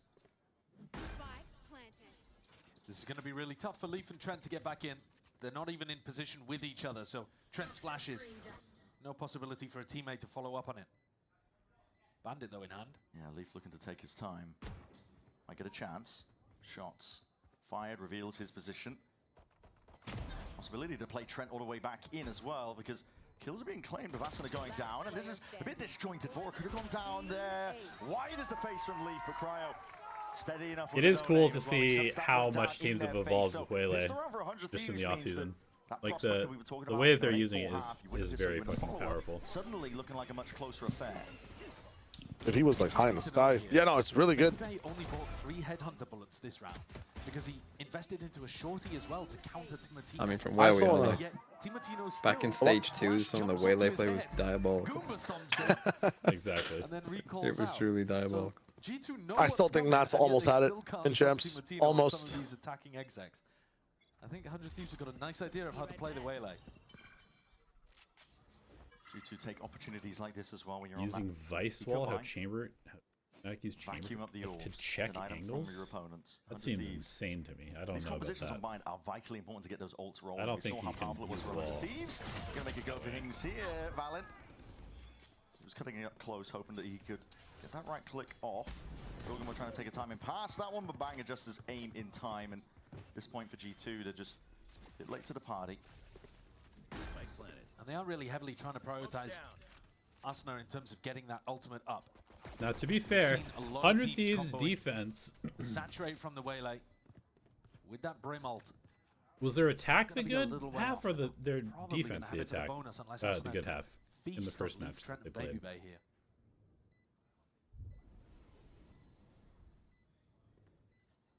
G2's goal. Yeah, 100 Thieves' attack was really good. Their defense was kind of questionable. They don't get into any ultimates. He is still trying to take that peak, but they want to go down to the spike here ideally because 100 Thieves, as I was saying, I hope he ends on 14 kills and you don't get the extra point. I mean, that would probably require them losing 13-8, which if that happens, fair play 100 Thieves. Ult snowball by prioritizing the kills onto the right people. I think there they spread it out in a way that doesn't actually optimize that at all. In an ideal world, you'd want to get all of those onto us, in my opinion. Yeah. But all right. They collect the ult orbs anyway. Don't allow G2 to die to spike, so... Positives. Yeah. Because of that, no major ults coming online for the bonus round of 100 Thieves. Going to be going into this one with more ragtag weaponry, really. We'll see it. Shotgun in Timotino's hands. I think he's always the playmaker. The attack was insane. They also did lose pistol win the next round, right? So it was like they snowballed super heavy off of that. Jumps on someone. You know, there's just so many opportunities for Timotino to be a threat when he's comfortable using shotguns. Here's the Trailblazer up the gut. Yep. Trailblazer for a Trailblazer. Little kiss in the middle. Spots it onto the corner. Timotino sees his target and he wants to strike onto him, but he's missed it up. Yeah, the dash has just not gone the way he wanted it to. We were guessing him, huh? We were. Got a little bit wrong though, and G2, I mean, Baby was just holding his nerve the whole time. Didn't take the TP, still got that one. Will now pull back with the flash in his face. They pushed them off. They're going to teleport. All of this They're going back to A here, here, 100%. Very deep over towards A. They're going A here, 100%. The teleporter and go back into an A split here. G2 are not moving their defensive rotations around too much. Still triple stacked on the site where they've heard the Sky Util. Some of the threat and bite taken out of this round, though. I think once the initial gambit didn't really work out. Jorgamo, oh, he's trying to go for that one. Bang. Just sidesteps it. Bullets raining down on Valen is stuck in a bit of a spot here. Yeah, tight to the corner. Wow, the reverse clear is kind of nice. Especially with the molly layered down. Timotino gonna try and go for it. That's a hell of a lot of damage, but Baby, he survives it. 9 HP. Could give G2 a bit of an in. It just depends on how the rest of these fights go, because it's all over the place right now. Individuals just trying to take it and square up. Leaf is low as anything. Eventually falls. Asuna finds it. Trickling in with these kills. Baby, well, that prior damage done as well means that he's not set up for success in a fight. Still gets his one. looking for a little bit more. Bang just ready to swing off the contact of Vora. Yeah. Right. Vora with a Spectre against Gonna a player save with this 9 gun. HP.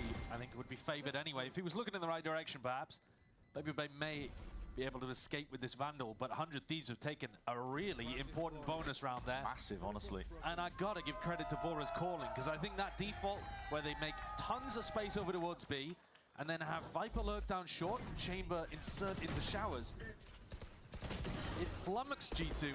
They weren't ready for the A split. Jorg, you saw, got kind of caught out over towards short. Go straight, guys. Round by round, brick by brick. Good calling, Jordan. Yeah, I think the calling is really nice there. Yeah. It worked. Early timeout for This is all G2. without the critical ultimates that we saw them getting supercharged in that left game, Makes right? sense. Yeah. And also, I Don't said want 100 it during Thieves the to Levy snowball attack game too as well, much. but I think it bears repeat. It's so cool to see 100 Thieves playing a completely different style on their attack sides of Bind. They've been great at Bind for years. If you think back to 2024 when you had Cryo, Asuna and Bang playing and they won in stage 1, yeah, they were one of the best teams in the world. This on is Bind. very Maybe- much like maybe you an could have even EMEA made an way argument of that they playing were the best. Bind. It was I can by see NBS and Doom 5-person Bros all team over this fighting, game right, plan. almost all the time. Like heavy reclears, really fast-paced, big brawls. Trying to go for those big execs off the rip. It's so different now. Vora's, not just Vora, but also the new coaches too, with NBS and Doom Bros coming in, have changed the way that this team plays, and it is slower and more methodical, and trying to get value out of people like Cryo and Bang on the lurks and put Teemo in the best possible positions to entry. It's very cool that they're looking good here on their attack side, and they've recovered what looked like a pretty rough start to the map. 4-8 down at the half. Bonus conversion. Massive for them. Cryo picking up that outlaw. He knows that there's a lot of targets waiting on the other side. Trent looks like he's saving for an operator as well to get it into Baby Bay's hands. He's got 3K in the bank. Yeah, save for Baby Bay, but also make sure the Baby Bay still has a rifle this round. He's not giving that one to anyone. Slide off angle, Trailblazer. Give him the kills. Broken, and it will be that. Trent forwards, flash. Has to be respected. He's backing away, but still danger in that smoke. Trent's going to be sitting, making sure to contain a lot of that now, but the Util's being primed and ready to be let loose. At a moment's notice, along those smokes here, Trent's forwards as well. Baby Bay looks like they're collapsing onto them. It's gone all too Did they flash themselves from longs? G2. Something went terribly wrong, didn't it? I think the wall dropped as they popped the flash and they flashed themselves. Yeah, the person in the corner was just sat there. 2v4 Yeah. And it's not so easy to hit the TP this round, because there's no space being controlled on the opposite side of the map. Yeah. Cryo was with the team this time. The general idea is on some of these anti-ecos, stick together and you'll be able to win it out. You don't want to go and take ones around the map, but that means that you're playing all grouped up and having to hit into a stacked B site instead of having options. G2 over towards that B site, they were just playing off each other pretty perfectly on a round like that. Ping-ponging.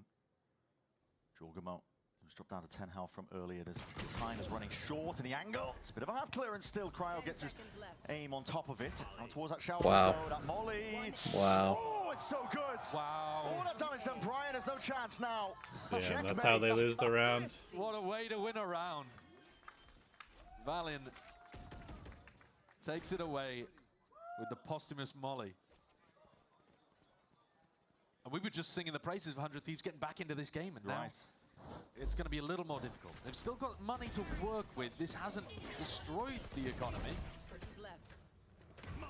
But I think it has showcased a couple of things to both teams. For 100 Thieves, you do not want to be going into those stacked B sites. The way that Vora was calling before, where you've still got options to go in other directions, is absolutely crucial for you. But for G2, you also... you want to play? Let's play. You also know that if you don't give them opportunities for these early picks, this round is extremely important. Can stop the executes. Because if they can reset Baby Bay's economy, then he's not going to get an op for a while. Actually, he has enough money to buy an op setups next round, no matter what. He'll be okay. I think Never mind. on It doesn't really matter that much. Should be playing very it just matters for 100 Thieves. Both teams. For momentum. That the other overextends into them. Smoke blossoms. Jorgamo is never making it comfortable really for 100 Thieves here. Doesn't want anybody lurking up behind a lot of Viper wall. The orb as it goes up. Trailblazer needs to be broken for Cryo. They don't want to spoil the surprise. It could be waiting. You see the sky though, it's a bit of an indicator. Jormo TP is just looking for a bit of information. Pulls it back. There is risk here that he gets jumped upon. Over the top towards a truck. And he will refract back. That was Trent covering the back of Jormo here. And he still looks like he wants to take a peek into it, but Cryo's already on top of it. Slowfield so drop down strong. so they can absorb that space up into Lambs. Molly dropped. It's just trying to buy a bit of peace of mind. Space given up for them to try and get that plant out of Molly. Slight miss there with a snake bite. Doesn't deny the plant in time, but Trent is happy to be that one-man army. A wrecking ball tearing through the opposition. The reflank from TP's around, orbital strike as well to force the issue out and around. Wow. Bang! What Where's he an pulled that ult. from? That is so sick, Orbital strike actually. obfuscating all his side. He's just going off the mini-map and What he a still nice connects ult it from all. Asuna, man. From the brink, 100 Thieves have just managed to bring it back. What a nice ult from Asuna. Asuna needed the plant to even get that ult online in the first place, but having lost a couple players to Trent, pressed a laser beam from the sky, dump it into that position. Look at this, he couldn't see anything, he's just going off the minimap. I mean, he does get a glimpse of them right before the ults popped. But yeah, he's just spraying for that final kill. So many little Hoping they things connect. that if they went in a different direction. I didn't see the bans for this series. What were the bans? That's life. Yeah, sure. 100 Thieves banned Abyss, Hashtag philosophy. G2 banned Breeze. Okay, then Haven and Phil. VCT apparently. TP back again. Saturate's used pretty early on. Tino Hinder. G2 He's still going for it. Jaw got a really good hinder there. Picks up a lot of that space. Still That's almost forced into the angle. In the drop down, Molly for it, just trading, Damn. equalizing. They still have showers control. What is that ult? Control, orbital strike to push them out and away. G2 looking for that reclearance, but 100 Oh, Valen. waiting in it. The timing? Oh, Yeah. fuck. Orbital strike to try and take a cheeky timing, but he's I shut respect down it. in the midst of it. Baby Bay still If he had a different gun, and Cryo making sure to slap him back down to earth. It's a long flank coming around the back from Trent. He might try to. this game is so much closer than I thought it'd be. Leaf would have to already have gotten a kill in Lambs, and that is not happening. Timatino way too sharp. Turns out that 100 Thieves is actually just very good at attack on this map. It wasn't just... What? well done, love. Well, what is it with American teams not willing to ban like a super map for the other team? Like, I'm surprised that they decided to invest the orbital strike into that round. Like if G2 win this 2-1 and they lose this map, yeah, it is gonna be like, when will we learn this lesson? yeah. People were still not banning Corrode versus NRG. That shit was so confusing. And then Valen trying to take a really fast timing too. Yeah, people also let Fnatic play Lotus 19 times in 1 year when they never lost. Both teams looking strong on the attack side though. There has to be something going on in scrims where like they have some confidence for some reason. I don't know why. Yeah, it's always this. I mean, FNS told everyone this. Like when people asked him on a stream about map beaters, he was just like, "Yeah, we would just pick, you know, what we were good at, what we felt good in scrims at." Like they play it as a solo player game. That's the problem. Maybe expecting Baby Bay to be there with the operator. They honestly don't really consider what people are good at. A lot of people don't consider what other teams are good at. Play what they want to. No, it's short that Baby Bay is trying to cover. And then they lose to Fnatic Lotus and think, unlucky. Or if you're DRG, you pick Haven after EDG just 13-0'd someone on it and get 13-0. That was a generational Tons of fumble. options to go back into an A-split late round. And it's tough for G2 to get the read. They know that they want a heavy fight over this B-long fight though. Again, Timatino doesn't have the dash to follow up onto most of this one. Ogamo looking to slow it down. Eventually going to concede up that space though. It does give an option now because Timatino can grab that orb and it's going to be a convergent path. Cryo contact into Hookah. Good peek from Jaw. Makes himself known over towards Hookah. Oh, they're canceled so far. They're canceled so far. Gets an off and the trip. Going for this play, Bebe looking to see if he can get himself posted. They do have ults. Timing has to be really good. Yeah, but the trip went off. They break it for him. Yeah, the trip's up. I mean, it's done. Yeah. Let's go, baby, baby! Controlled in the end. Great shutdown from those A players. I mean, Baby Bay specifically getting those 3 kills. It's so hard to cancel if you never explored showers there. Attack side call there was that they didn't control showers. So they're so worried about getting out through that area. A much bigger risk. I think the original idea there has got to be to commit to the B pop And then when Cryo went down in hookah, they realized they just couldn't do it. Yeah. These rounds are on a knife's edge. The smallest details making huge cascading effects here. NBS is deciding that this is his opportunity to have a talk with the team. See if you can figure out an adjustment that'll work. The main idea that 100 Thieves have been going for is a B-long default with the Viper and the Chamber lurking. What's up, Kunal? I'm doing pretty well. How are you? How are your travels? Just triple stack B as a response to that. Has it worked every time? No. You're telling me that your Overwatch Tier 5 team is better scouting than VCT? I mean, the economy is looking. The way certain things are done in this game are very suboptimal for sure. Too far away, or rather, it's not close for 100 Thieves to be knocked down onto an eco round. Yeah, even prioritizing it looks like just a half armor, making sure that they can stretch the money all the way until the bitter end. Meanwhile, Leaf's been picking up the Judge in a couple of these rounds. He had it in the previous two. It was just tucked close to A short, trying to get value from it. Another op-v-op duel for Showers, man. Cryo has no support. I'm not feeling good about it. No, he thinks better of it. Back over towards B. Unless he just sprints out and gets on the angle. The op-v-op in Showers. See how those fights get taken. That missed shot. Yeah. A lot of change up in terms of the way that 100 Thieves want to play. They're still feigning like they want to fight over that B-long fight. Here come the Chambers again. Another turn of it. Baby looks like he wants to peek up into the angle. Just barely. The elbow poking out. It's such an interesting little mini game going on. It's like full ego from Baby Bay. He knows exactly where he's going to re-peek. Uh-oh. You're dead. You're dead. You are fucking dead. Another chance. 21 and 11. Surely. You just wallbang that, no? Spotted him, but the question when the wall comes up, saturate him, I think. Well, knows where he is. He's not as worried about. But if he puts the wall up again, he might not. They kind of have to do this now. No?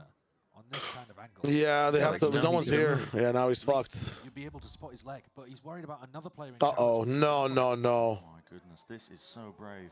He's got yeah, dude, what? The answer is he doesn't. Yeah, he's just looking to try to get some information. G2's a little impatient because they lost a player. Yeah, we're about 30 seconds left remaining. Now they teleport. They do have to deal with the Val and Molly, but... Dude, why doesn't anyone put, like, fucking Cryo on Viper ult in these rounds? Like, Leaf has a Judge. Just fucking ult A. At 40 seconds. 100 Thieves making sure that they can just ping pong off the back of each other, and even in these final moments, despite the time running low, I'm a tilt. still finding time to min max those ultimates. No, honestly, you kind of might be onto something with, like, instead of just doing the pre-round Viper ults, it might be better to do reactive ults a lot more often. Especially on ecos. Like, reactive at 40 seconds, you're getting value no matter what. You were putting down an infinite Molotov, bro. Are we fucking right now? Have been having way more value on attack as well. I'm pissed. Cryo was getting shut down heavy, going from peak after peak on defense. I wish I had a tool to cover this large space with a sightline debuff and a health debuff. So my gun was better. That's already an eco gun. I wish I had that tool. Feels like Cryo can just get posted and players will walk towards him. If only you'd picked Viper. If he goes down here, it's not the end of the world. He would like to keep his gun, I think, just the way that their money shakes out. But he is one away from the ult, so... 10-10, things look even. And even in terms of the ultimates, they're not too far off. 100 Thieves maybe with a slight edge in terms of getting to some in critical rounds. But you look at the money. I'm afraid of the G2 Stinger. I'm not gonna lie. Yeah. If 100 Thieves end up winning, you know, another big round later on, that would be fucking the most big balls play ever. Seal the map. Oh, I love this fucking replay. Wait, that is so sick. Well, the biggest difference there is not so much what they see, it's that... Yes, when the Waylay can dash onto you. Yes. My guys, tap him up. Bang, he's trying to make a go of things. Dude, Bang entering on Viper? Yeah, that means the pit remains what? Up. Straight shots. Well, someone's got to run up. Just missed the timing, and 100 ain't going to be the other guys. Cryo's opping somewhere. Vora's throwing the flash. What do they have for this, though? Vora could flash and just hope that Leaf is holding a really close angle, but it's not great. It's a very different defensive setup here for G2. Yeah. Putting Baby You're not scared of Baby still had Bang alive, and he could just pit. Like, yeah, you'd be fine, but... More and more players over towards A, if that is the late round finish for Vora. Alright, Asuna still has 3 smoke. That trademark deep as well, so... But Valen can rotate pretty quick here. They've got the trip and hooker as well. Agile, mobile. As soon as there's noise heard. And again, G2 never rotate. No, they're gonna crunch on showers with control of short. Showers angle. It's important. I assume they smoke off short. Fight to be taken is about to be are they just gonna contact us? on a bit of a plateau. Oh, well, that's kind of cool from Jog. You cannot get hit by that. Ooh, fuck. Smokes are ticking, man. You're losing so much time. Contest this one. He realizes the importance of They're showers kind of control. fucked here, actually. Turn off the dash. Still has it available. Ult? Swinging out wide into it. Doesn't have a lot to work with now. It went off. It went off. Offloaded and Valen just coming in from behind. Asuna hindered up. Oh my god. Well, the time is wait. short as anything. Here, Cryo's leaping. How? He's made all the noise in the world and the plan going down. Baby Bay. Baby Bay. Baby Bay! Oh! That was so close. Couldn't hit it in time. So close. It's a good job Baby Bay was sharp on that Vandal body shot. Because otherwise, the quick scope was coming. Yeah. What a chaotic fight at the end of it there. All over the place. Jorg gets this ult off as he dies with his dying breath. Casts it off for Leaf and Valen to follow up on. Down to the wire, but that was a half-buy round essentially for G2. That wasn't even one Maybe that they both hard Cryo invested into. and Baby Bay with a good pick. Could have saved the money, but at the same time, if 100 Thieves win the next, it's going to be 11-11 They give Leaf the off. eco for G2, What the basically. fuck are we cooking here? The threat lurking again. Seen it enough times. Orbital strike that Asuna's sitting on as well. Timatino. Leaf might just be on like an inactive angle. To see them go for that play. Baby Bay pushes with the It was team. so well executed in their opener against They're Lev. trying to do like a hope you waylay, saturate me chamber, and then hop him after. The player that you would want to jump on though, potentially. Like over towards op the Labs. trade, like Jorg's bait the got chamber more for the waylay, opportunity and to then op escape from whoever those. comes to trade him. But I wonder It might also be that if Jog is focused on, or not Jog, never mind. As well. Fades. Cryo was posted here. Won't be able to follow up most of this one. Big Jogamo. pick. No waylay is pretty huge. Big pick from Jogamo. Yeah. How did they do that? Yeah. Still here. They look lost when Timo dies first, man. They look so lost when Timo dies first. Jogamo took a while to come online, but critically at the final hour, round 22, puts his stamp of authority onto it. War has been spotted out. 100 Thieves' hopes in this round are trickling away. They've got money. They can go for it. It's worth trying. 4 players stacked though. G2 have got reinforcements in every position. Jogamo. Make sure he doesn't open himself up. That is so damn crispy. Dash wasn't there in time to get the hell out. Oh, he was on for the ace. It's tragic, the timing. But as you said, coming alive in the final hour, so important. And I love the little flash play. Brilliant from Trent. Rotating around to let Jorg play off. Watch it as it pops That's up how over the Timo top. dies. That's fucked. Jorg just flicks his crosshair slightly to avoid being team blinded, and then gets the swing down short. And he's got the refract active the whole time as well, so if he takes a bad fight, he can back up. 100 Thieves being pushed to the brink here by a G2 that are just finding. All right, they're just gonna do the same setup. A lot of ults to work with. You want to play? Let's play. We'll see how they take this one here. Oh, Timo, careful. To evacuate at a moment's notice there, especially spotting Careful. Timatino. Don't want to be caught out into the open. Cryo is aggressive. Double dash in. Timatino's absorbing a lot of that space over towards default. What's the next layer of this one though? 2 forced down alongside the Seekers, seeing if they can push them out and away, but it's on a knife's edge. I have like no space here. G2 making sure to get a lot of bodies in play. An orbital strike, hinder, drop down. This is going to be chaos. Fights taken. 100 Thieves are filling up that kill feed. That could go down now without too many more worries. There's a flank that could activate. Baby Bay. It's going to have to be rapid on it. Rest of his team as well just falling to the might of 100 Thieves. It's a banger of a shot from Timatino, and he might have another opportunity here as well to close. Yeah, off angle is going to make it hard to clear if you're Baby Bay. Timatino, what a round. The ult finally used from Asuna as well, that allowed them to take that extra fight into backside. Getting those ults up at the perfect time to win a critical round and stop G2 from running away on 100 Thieves map pick.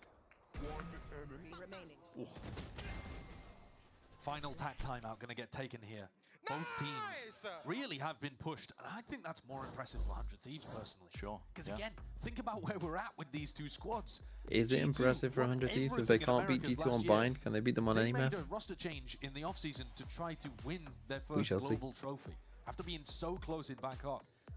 100 Thieves Shut up, Grumpy. don't have Enjoy the the same game. level of expectations. They're not trying to literally win every trophy. I was gonna make what's a grumpy noise? They're starting that path. But they neck and neck. First half they looked out of it, to be fair. But getting the pistol and having so many good ideas of how they want to put Cryo in good positions. Is Grumpy one of the 7 dwarves? Yes. Yes, he is. I guess that's my 7 dwarf thing. What's Wait, your 7 dwarves, Shayo? You are... Am I happy? This round 24. Happy? Dopey, maybe? Dopey's fucked up. Quite difficult, I think, as well to Bashful? Bashful. Fair, but he's had some critical kills. What are you, Elevate? Doc? Probably Doc, yeah. What are the other ones? Sneezy? I mean, who? I might be sneezy. I do have allergies for sure. Both Waylays and Valen. And if they can manage to get that early on with a pick somewhere, it could change the course of the game entirely. Nobody playing early for the ult orbs, though. We see a B fight for the orb. I mean, 100 Thieves have kind of be some contest for it. Belong and showers across their attack side. And they would have an opportunity here. I like this trip from Baby Bay. Because if Cryo doesn't push up at any point, then they have full showers control forever. Yeah. That flash though confirming no one's here. Makes it feel like it could be the case. Timatino trying to get open access to that orb. And Vora calling again this B long default back into an A split. This time though, with access to a Waylay ult, they could even maybe fake with the Waylay ult. Might be looking to see what they can get done, just the two of them now with the Trailblazer forwards. They have pulled players over. Double dash in, Timatino didn't like the look of things here. Spotted too many players, too many adversaries up through a short. The TP scored for. And Valen, he's forward as anything. I thought he didn't have another smoke there. Smoke, this is it. It's all to play for. Oh, nice. Jumping into him, it's traded. Asuna is straight there at it. Baby Mano answers back. Oh, popped off. How does Asuna win that? Finding multiple kills. There's 25 seconds remaining in this plant. Has to go down. Not too many problems, but there's still these danger players. Got hit. Let's go, Baby Bay. Oh my god, he's popping. This is it. 2v3. And it's all on the big boy. No stone unturned. Let's fucking go, Baby Bay. Look, 26 and 12 to start my VFL. Holy fuck. Wow. That is crazy. That was a good map. A great map to open there with the battle between G2 yes, and that was an Thieves. entertaining map of step further into this upper bracket. I was glad I watched it. I was glad I was I'm here. I'm glad I'm alive. Got to see Baby Bay, see Baby Bay pop on. off. Why the fuck are all the G2 names different sizes? Like, why is Jogamo's name tiny and then who was it? One of them just has a massive name. Yeah, definitely. And we look towards Corrode as well. That'll be G2's pick for it. Can't be happy for long, can you? 100 Thieves overall. Go back and look at this Trent jersey. His name is just in fucking massive letters Trent, and then everyone else just has fucking tiny little letters. It's so many great highlight moments, honestly, in this game. We're going forward to Can I make a power ranking of America's team now that we've seen them all? Are we still going to see the chamber mirror? I'll do it after kickoff. I'll revisit my preds and make a power ranking going into stage 1.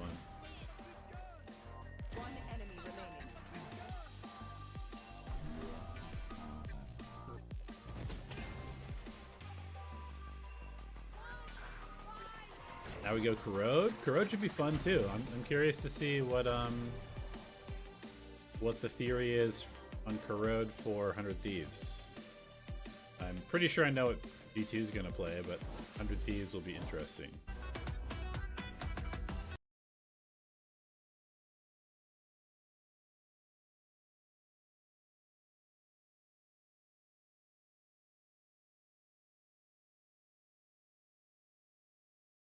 One map for 100 Thieves. Will they get? I mean, G2's Corrode was pretty good at Champions.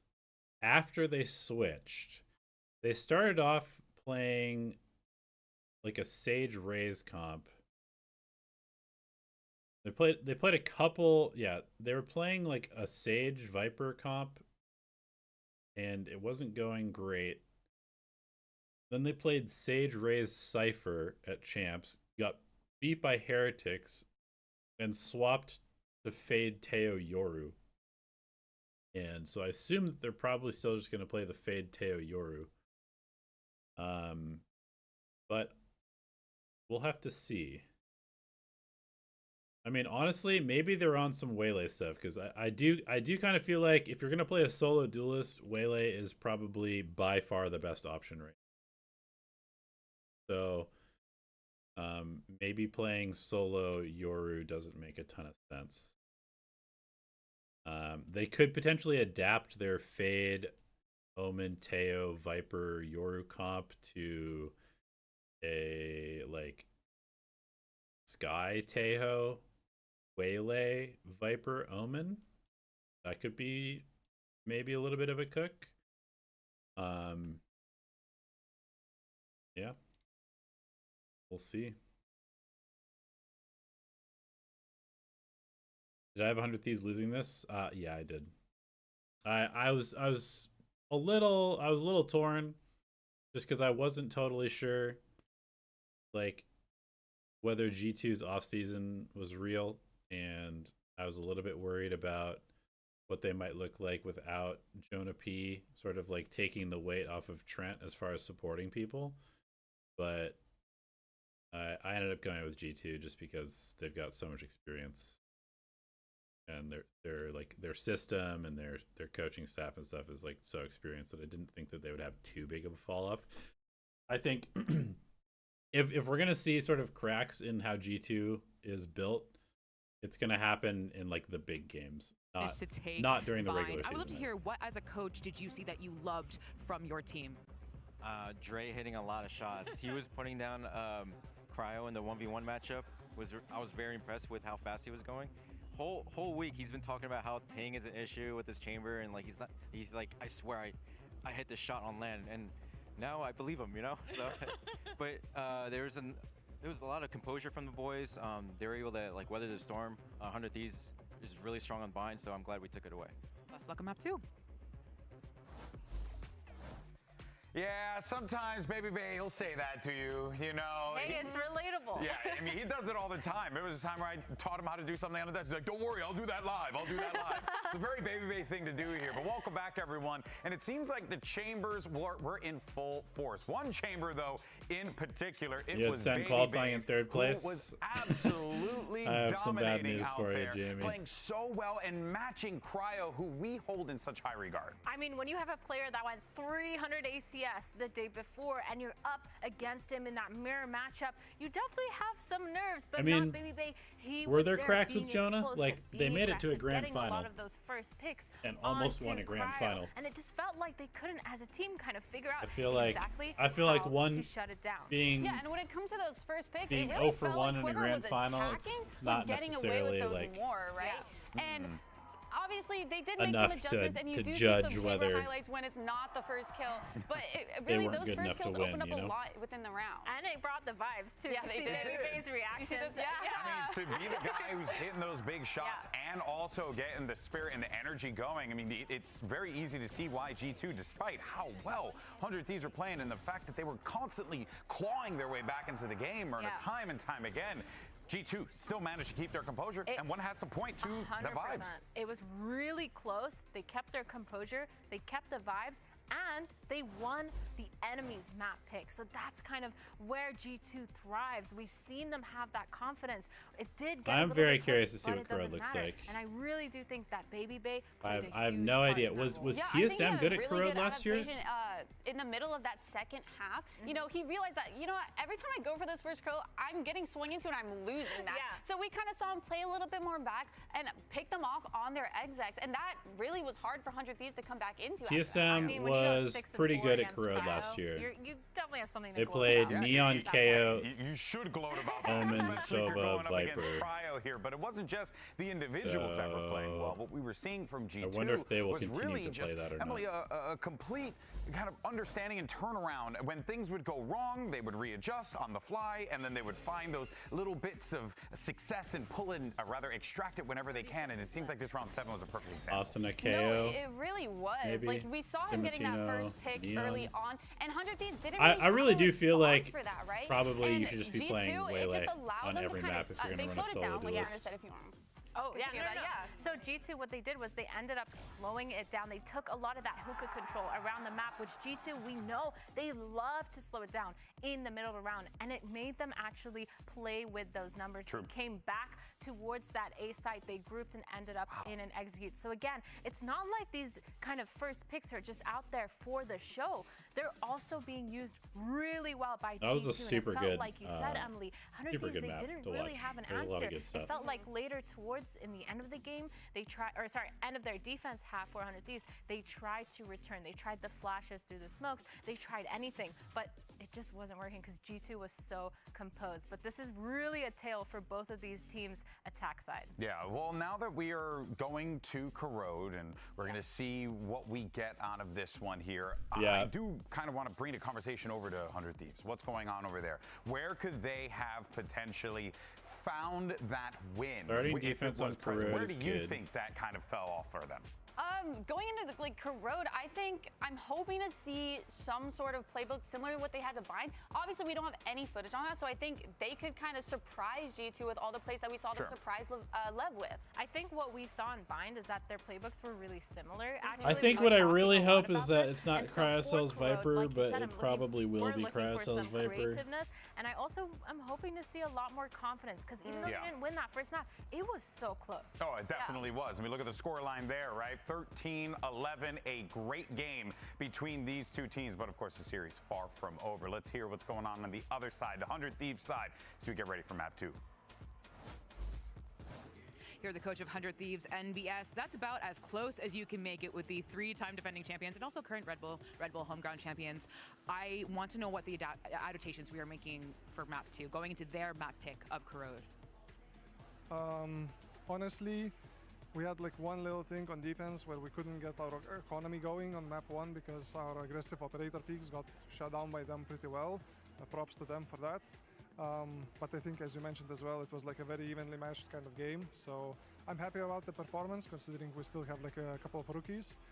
You know, it's one thing to play against Lev, which is like also like a rookie-based, like a new team, but it's another team for them to go and face G2. So I'm happy how the map 1 went.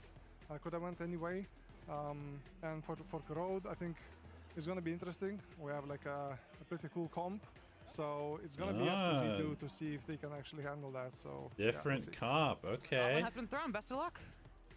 Interesting. What could they have in terms of comp? Talking a lot about how I'm gonna guess there's gonna be maybe a Sage. NBS is a huge Sage. Oh yeah. About confidence, Emily. True. But what we really want to see is the aggressive peaks that 100 Thieves were showing us in their first. Is there any synergy with Sage on this map? Like, is there any Omen Sage stuff you could do? But they weren't taking as much not so much Omen Sage.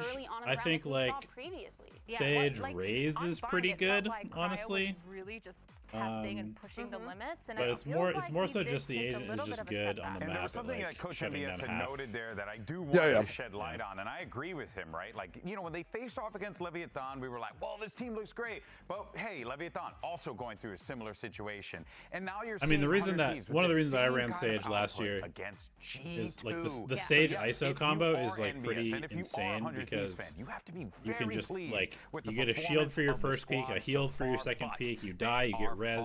Like, you get so fast. Coming up next, Brent and Josh are going to catch you on the other side. But I don't think they're going to be running Sage ISO. I think that's probably not in the cards.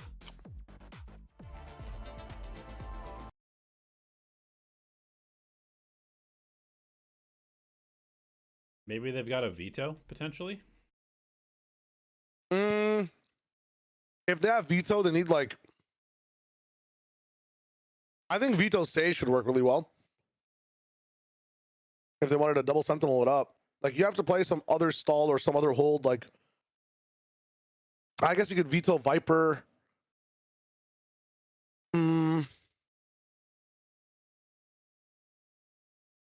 I think Vito's gonna be. Oh, sorry. Go ahead. Oh my God! Wait.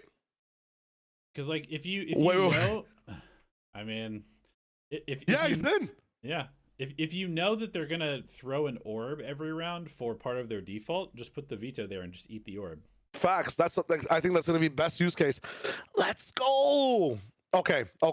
Veto this stage, is the only map that I've actually spent like I think 6 to 8 hours total, labbing teleports. Based. So I'm about to judge this guy so hard on what he's doing defensively. Are you a fan of like the way that I was thinking about veto a lot with the teleports is you kind of have like 3 different use cases. One of which is like you pocket one and you use one as like just a fallback kind of like chamber style. The other one is where you chain them together so like the rings intersect so you can perfectly like double teleport to like get in and out of space. Yeah. And the third is where you have one teleport that you use kind of as a chamber, and then a second one that's like an insta rotate across half the map. So I have the third option. I think the third option is the best on this map. I think on defense, you always have one teleport top mid because you can get like from B site straight to top mid without jumping, and you can get from link straight to top mid as well from the corner. Even if you end up there somehow in the mid round. And then you have a second one for the site, and you can use it like a chamber in the moment. Or if you rotate off, you can use it to retake really well. Like you insta get access to heaven before they have a chance. You just pocket one and you default one to top middle, basically. Yeah, and if you don't want to pocket, you can commit it to on site if you want to. Yeah. I am not a fan of this setup, but fuck it. I never have enough time as Vito to have this setup find value and TP backwards. Like the TP is just way too slow. Yeah. Unless Sage is holding for me, and like maybe we get 2 picks and I get off, and then we retake. Oh, you'll get off, all right. Well, I'm getting off right now. Any of this? I mean, a B hit. Oh, well, it's just been walled off. Asuna coming over and pulling the B choke point. Trent hears that. Oh my God. Oh my God, yeah. Just caught crossing that section. Oh, can I get a time check? 59, 58, but you 57. to slow this down. 56. Tell me when you're on 49.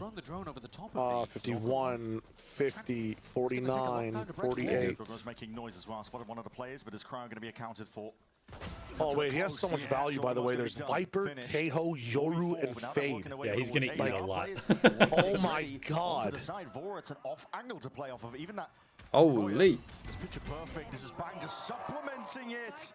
Before Damn. get it. Aura's pretty fucking nice mechanically. I'm not gonna lie.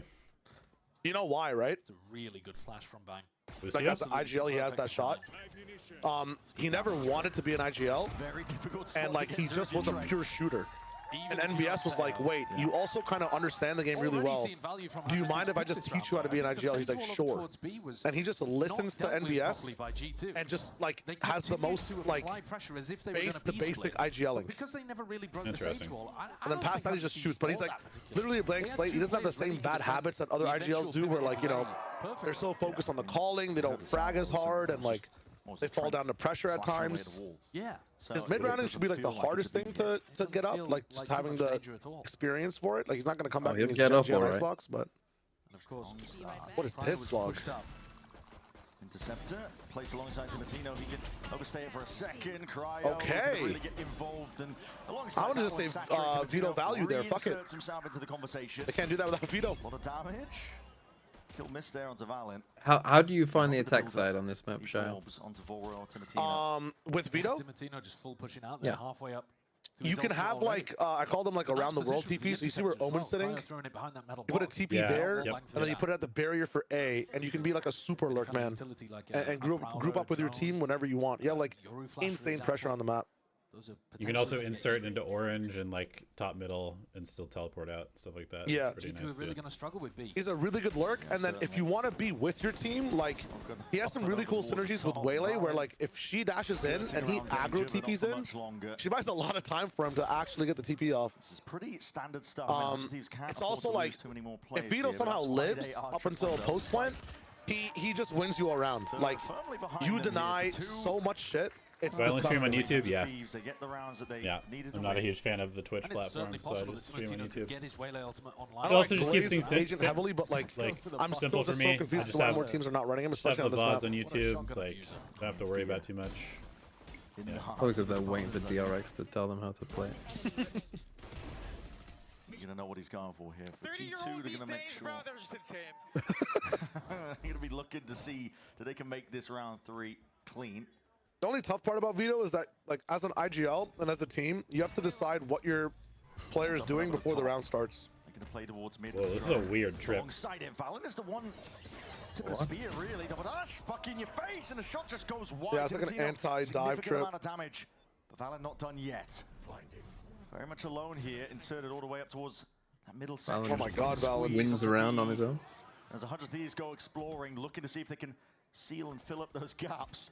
Left wondering where it's all gone. Oh my Speed and God. kill. Valen is just What is running this? mockery. He's got 4 kills. Oh. Over the ace. Doesn't know where the last is. And I feel like I'm cursing these players at this point. The amount of 4Ks I've seen Yeah, just save the gun. converted into it. This was a particularly weird opportunity for an ace for Valen. He almost got traded instantly by a Bucky and then's just been picking off people while his team hits B. It's a strange round. Bang with full armor and a Vandal. Might as well just be saving at the end of this one. And maybe mid will be the weakness here for 100 Thieves. With how heavily Cryo and Asuna are looking to shut down the outsides of the map. G2 might be able to play through mid. I don't know. I mean, I guess He's not always going to be going for a I dash don't button love play, the obviously. Omen solo That's just smoke his on bonus this, round but strategy. also I feel like if you play the Astra, then you have like literally He didn't get a no kill. He attack also side. doesn't have the ultimate available just yet. It was 2 away to start the round. Real sharp shooting. The big value from G2's composition is the fact that they have so much drone utility. They have Trent's drone, as you saw there, for Valen to run up early, but they also have 2 prowlers. So you're not that worried about wasting the drone at the start of the round just for a little bit of space.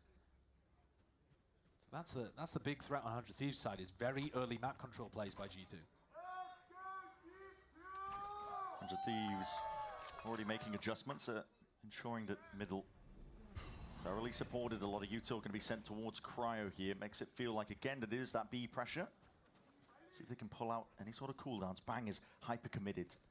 Forwards onto the angle, spots his players crouching, just can't keep your quite gun get out, out of dog. there. Instant trade from Jorg. Good for that one. Sees. Does connect. He's not going to be able to be moving much further forwards from this one, but 100 Thieves aren't even looking to contest over towards Link. Instead, the call for them is Their to protocol. re-push all the way Protocol is down to that push flank. It's an middle. open site now for G2. Blank, It's a hold nice link. plant as well. The position that No, Vora's this is holding gonna in be hard is for now 100 Thieves. absolutely critical. Yeah. Trent not choosing to save that salvo for the post plan. bad. Instead, G2 hyper-focused on locking down all the angles. The threat eliminated. Now Vora, how on earth does he get back in here? He's got to be worried about Leaf. He's got to be worried about bricks and close left. Trent's already filling this one up. He just saw the barrel of the gun, tried A to good sidestep a kill. lot of that one, but there's a fight still Needs to squared get his up eye to off. Vora. Use your eye. Use Winning your it eye. through, Asuna towards the back, and now Use the your rest of eye, the Thieves bro. putting on that Oh, good pressure, trade. applying it, and it's all up to Leaf. Oh, a lot of angles that Christ. could be spammable from, but he just No plays it back way! and away, ready for the fight. Cryo. Big balls from Cryo. Time remaining as well to get that defuse off and ready to go. Big kill from Yeah, Cryo it's true. towards the end. He was If very close to Leaf getting does knocked up. One more go bullet would have done it for full Leaf. initiator Odin spammer, he could be Leaf was really good. convinced there was a That's second true. player flanking. He spent so much of that round staring towards A main, kind of baiting the rest of the team, to be honest, but he was just very confident in his read that there was another player behind. Didn't think Timotino would be going for that alone. Let's go, man! 3-1 is a great start for 100 Thieves. Much better than they were able to put together on buy. Yeah. Brock probably does win the. And the priority as well, a bit on these half armor buys by 100 Thieves. They're doing it every All now right, and then. evolution for Cryo. Stretch the credits as much as possible. Does he pop it? Whereas you look at G2 going for full across the board. Yeah. Still have the guns here. This time Decides looking not towards to mid pop again. The it. drone has to be broken as a gate crash is sent flying up, but there's no support of util. Maybe if the drone was Kind of not interesting broken. that he doesn't Well, I mean, pop you it there. Take it. see Timotino here with his ultimate, and I think you're pretty worried about taking fast mid pressure because Waylay ult back through mid would be a nightmare. There are so many good spots for the Waylay ult though here. You know, if Cryo spots people in B main, throwing Yeah, a Waylay I ult really like into this Timotino. B As position soon as I saw him play on devastating as TSM well. in Ascension, I knew he was going to be a good tier 1 player. Valen just looking to see if he can Like, just the way that he played the game was like very obviously some good. confusion across the map here with these smokes. And But this is the timing where Asuna goes for the wall. So now there's a wall. Yeah, a down wall in that B drops main, at a minute on the 15, clock. like.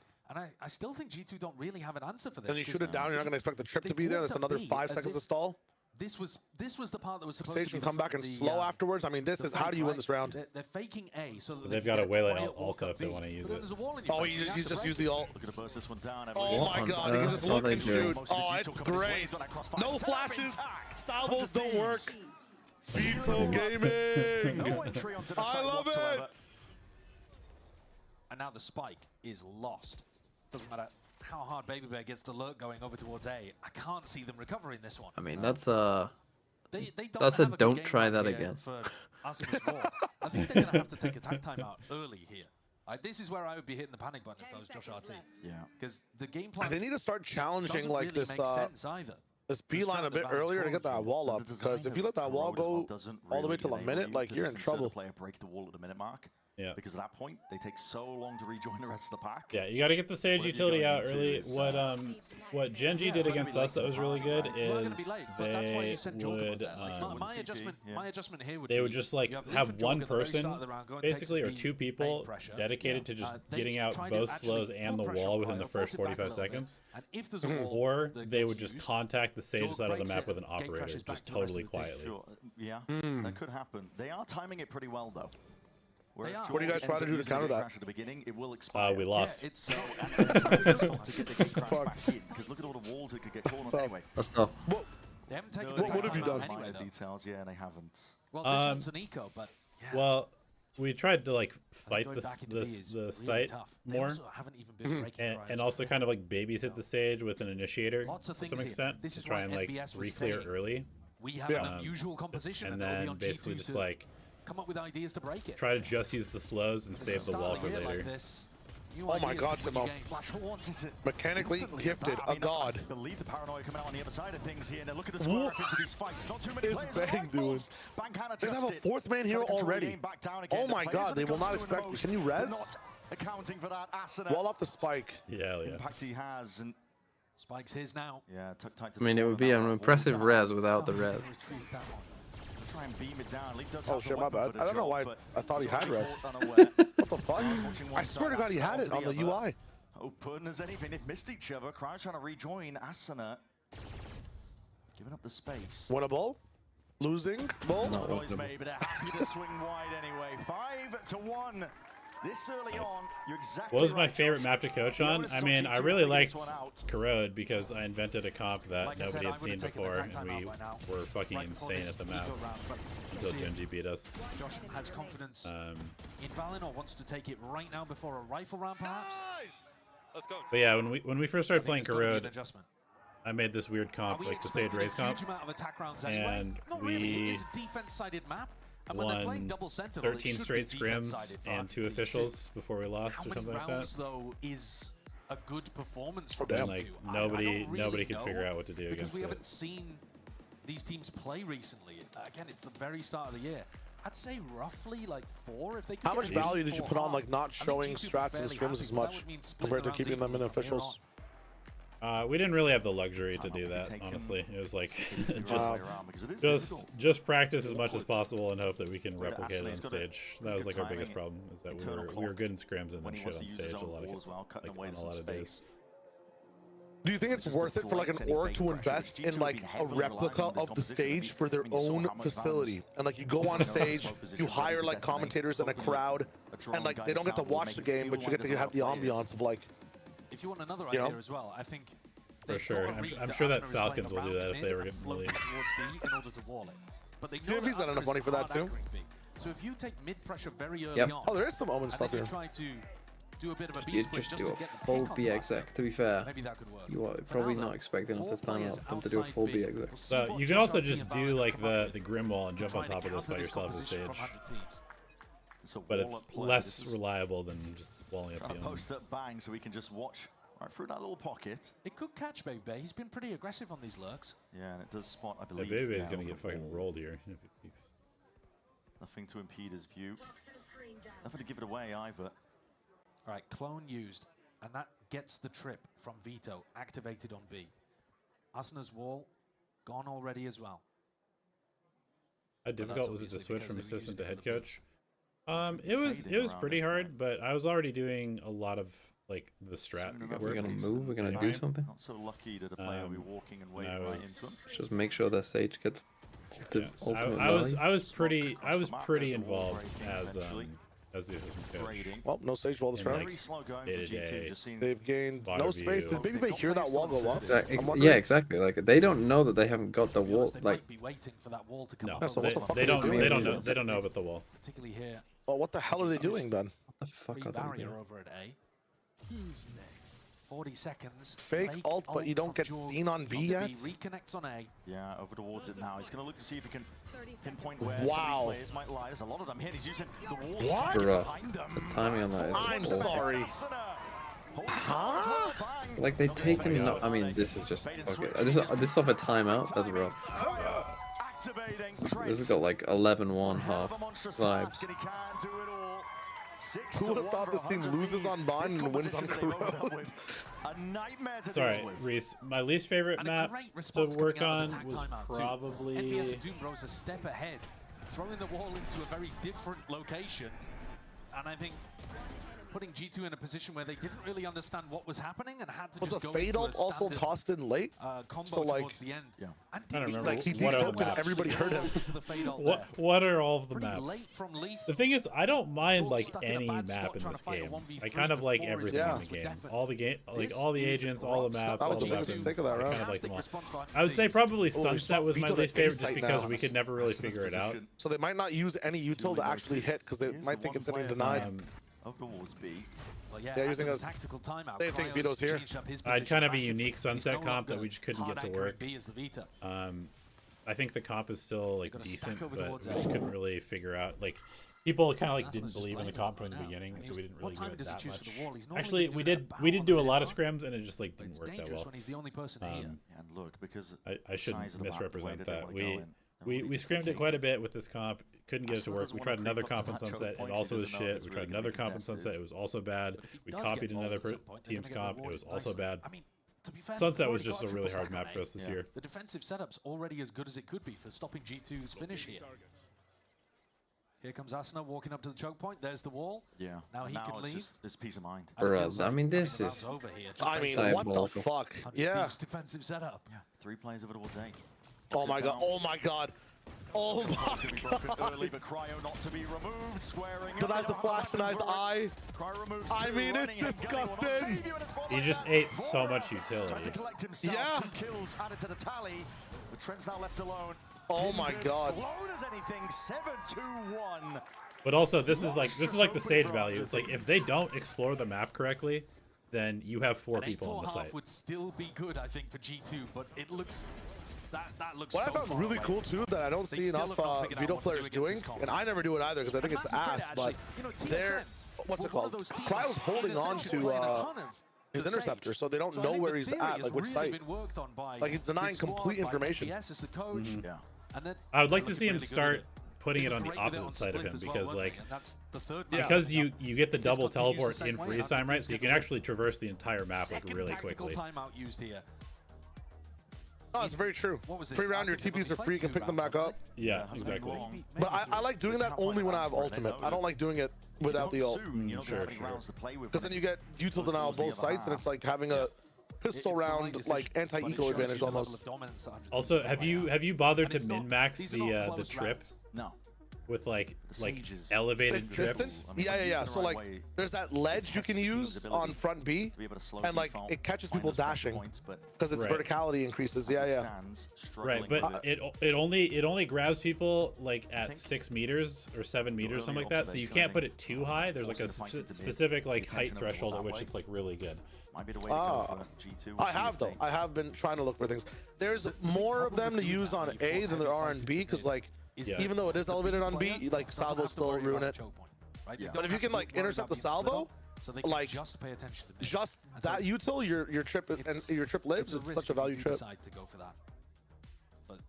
They're trying it now. They're putting salvo on, or they're putting interceptor on B, and they're just playing mid. Nice. It's kind of sick. Looking to see if anyone on G2's taking It's kind of rough too, because like this Tejo drone. to counter Sage's wall, sometimes you throw util over so you can spam it for free. Oh my God! Deny the drone. 400 for 400. It's earlier. That wall is a lot earlier for Asuna, about 25. Yeah, they have access to You the know, like, yeah, they need to come back to the wall. B in this round, which hasn't really been. But honestly, they have no idea if Vito's there right now. They heard the interceptor, so they might think that it's a double up on B again, and he's actually playing A elbow. Like true. The interceptor could literally just be sound bait. Yeah. So what they wanted to do is wall early to force them to go to mid into an op, and then pivot to A because they think there's 2B. You think the op is probably rotating to B now, which it is, or it's still top mid. So you go A into 3 players. I mean, this is kind of cinematic. Tiny victories. Yeah, this is actually very nice. Although they were going to push back the A players and go B here. Oh, you have 2 slow still, and there's 35 seconds. Yeah, and you do have the potential for the Vito to like run and get into heaven. Does that interceptor get hit? Armageddon. It's going to be rolling out the cover to see if they can. Imagine to deny that ult. Holy fuck. It just breaks the missiles falling from the sky. Asuna wins twice. I mean, dude. Wow. They're getting fucking shorty kills across the board. I mean, yeah, this is a destruction. That is a really good round, though. Holy fuck. It really is. Even though they recognize there was a timing, they're in a 4v5. And Bang has an ultimate. So even though they were triple stacked over towards A, Bang's already there, ready to support Asuna. He's actually a nuclear bomb. It's crazy. Wasn't even required, though. Asuna and Timatino together pick off the remaining 4 at NBS.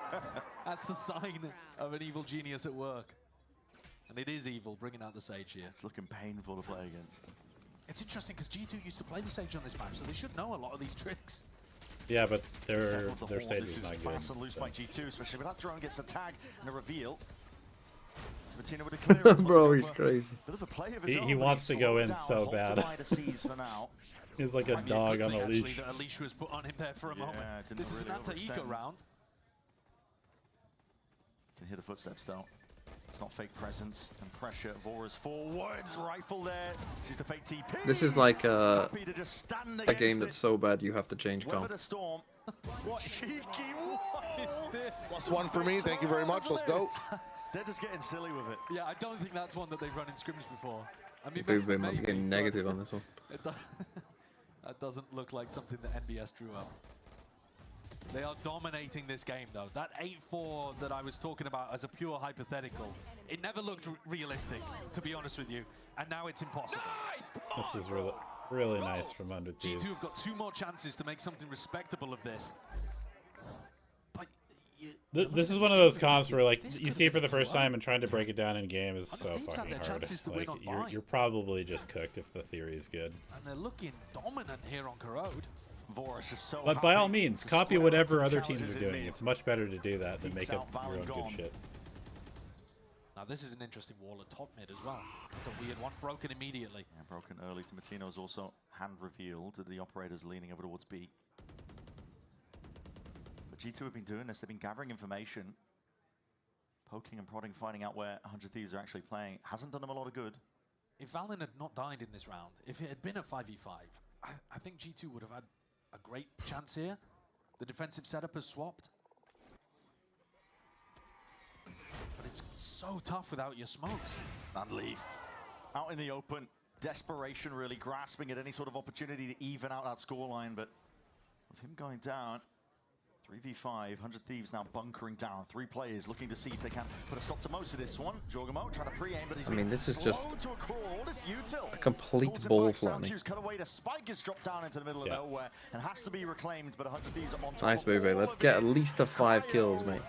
Inserting and activating. Baby Bay's the last one left. Bruh. It's not going to be for much longer. Not with a shorty in your face. No, genuinely, what G2 needs to be doing here is they need to be attack hopping. Like, they have to be attack hop contacting on B. In some of these rounds, to, like, open up the never map. felt pressure to use their ultimates until it's absolutely desperate. I mean, in this situation, trying to do anything fast against this comp is completely pointless. To make that angle not a reality, and yet they've miscalculated completely. Vora can just stand there and get the freest Oh, kill. and now they aggro them. Late on. Oh no! And this. Yes. Give it to me. Oh my Give it to me. Asuna is forward, stunned for now, but Trent is in a sticky spot, and Timotino trying to spray them all down. Wait, Valen super TP? Holy shit, Valen. No. The heroics. Nice try, but Absolute Hail the Mary call does is not so pay good. off. 11-1 at the half. Rapid showcase from 100 Thieves, and slightly unethical in my opinion, but listen, they are set up well. This feels kind of similar to when we 11-1 Gen G last year with a comp that I knew would fuck them because they rely so much on Texture's operator. This is not close. No. This is an absolute prep diff between these two teams. And pulling on a comp like this with no chance to anti. Filthy work, 100 Thieves, prime position to bring us to map 3. I am very curious to see how the attack goes because this comp is super defensive sided.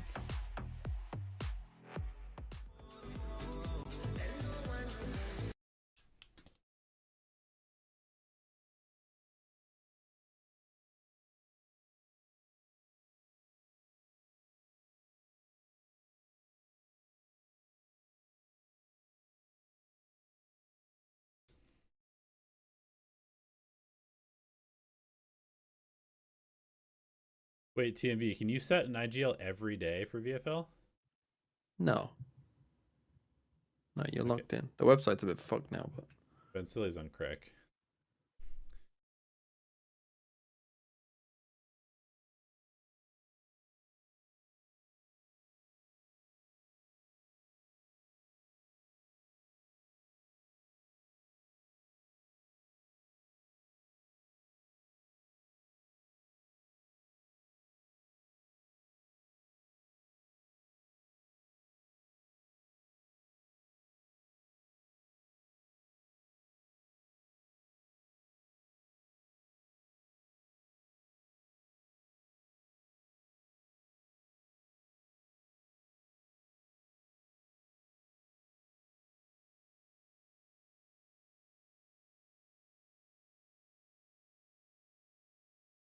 Some of these players do, but clean closeout is going to be in order for 100 Thieves. I'm sure G2. I think G2 will probably get like maybe to 5 here. Yeah. Josh, body language looking like he might have given up on this one a little bit, but he is locked in, giving messages to the troops on how they should play this. And 100 Thieves comp should be defense-sided. It should be a little bit more difficult for them to get in on the attack. But at the same time, can they cheese around here and there with Timotino on his shotgun explorations? I'd imagine so. Yeah, chances are that it's likely. We'll see how this one gets started. Round 13. There's hope in the crowd. G2 have got to take it at one step at a time, starting with the pistol Jorgamo. First to take place over towards here, absorbs up that Prowler and leaves by his side, looking to take these fights early and often. TP back though, will leave Valen very much alone. The Thieves not looking to rush into things though. Yeah, how do they get on site now? No Waylay, you got a Veto, a Sage. There's no commitment here on A, so you can't overpush this. 100 Thieves are clearly going back and re-exploring. Jorgamo's looking for signs of life, just spots the top of their heads, but Ghost from long range through the wall, not doing tremendous damage. Trying to flash it, re-push out, just kind of put together. Now they have no wall, so I guess they just kind of have to try and run through the choke point. It's going to be very difficult. Otherwise, it could have just gone straight up, down a player. But if he throws the interceptor first, then maybe maybe he can get through before the missiles stop them. Salvas as well, so much more passive setup though over towards B. He's not going to be able to hold the choke point in the same way. Jorgamo watching for it though. Contacts. Salvo should come out as well, locking it down to a degree. Concussion, but the 100 Thieves players already in. Swarm the positions. B-side there for the taking. But the G2 Stinger team, you know it's coming. Could lock down that choke and you could I don't. Well, what is it going to come for 14 rounds in a row or whatever? Yeah, just go. Hey. Valen has to do a lot here. Bang 3K. Give me that shit. Walking into that one with a pistol. Baby Bay. I mean, does he have less than 5 kills, maybe? Hopefully. But it's going to be tough. It's going to be We got minus points on TMV? Comeback is going to be real difficult here. Like, really difficult. All G2 are going to get minus points, yeah. I mean, right now, my boy Babyface sitting on -2. So is Joe, I think. Oh, yeah, because of the map score. So is Trent. Wait, is map -1 if you get 13-1? Yeah, if you get 13-3 or less, you get -1, and then if you get 5 kills or less, you get -1. Damn. 13-0 is -5, right? Final round buy from G2. Yes, it is. We could Jesus. be headed to split sooner than you might imagine. Yeah, it might be a VOD watcher's skip ahead moment. Why they went? Could be over. They went for 3 bandits, not even stingers. They've given up on their own identity. Feeling desperate at this point, just looking for any sort of pick they can. Yeah, what the fuck? Very passive positions. It's a nice shot from Valent. It's good damage. You would have thought the stinger was the correct choice. Walkabouts, finding his own. Hold up. All of this one with Stinger in play. G2 can't count these players out. That is the miracle weapon for these guys. Leaf is stuck though. It's still Making a lot winnable. of noise like he's in that corner. Especially if Baby Bay overheats a bit too much. Okay, it's so lost. Hello? Should be faced up. Whips out the secondary. It's damage done. Come on, Cryo this on box, 11 mate. HP. G2 still in this. Why has he not Wait. jumped up? Leaf's done an absurd Why has he amount not of damage jumped up? with Stinger over the course of this round. He's trying to play an off Come on, angle Baby. coming through mid. Spike drop down. Baby knows where the position is. Oh my god. Looking the other way. Oh, they know now. He's thinking about it. Wait, this is so... Yeah. 3 Salvo shots? there too. Maybe potentially Trent might have seen it on the minimap. Feels that way. Thrown to clear it. No. Let's go, Baby Bay. Come on. Let's get to 5. Peak, bro. Round on the board. My prediction into the comms is 1 round at a time. You need to know what, hit 5? 100% increase in terms of rounds won by G2 recently. Very good. That's great. Projections through Or did the they have to roof. go up to 6? This quarter, we're going to have an exponential. No, 5 is fine. Oh, okay. If Leaf keeps hitting shots like that with the Stinger, maybe. And that might be the intangible quality they were looking for with Baby Bay. Yeah, You I may think have just so. seen it there.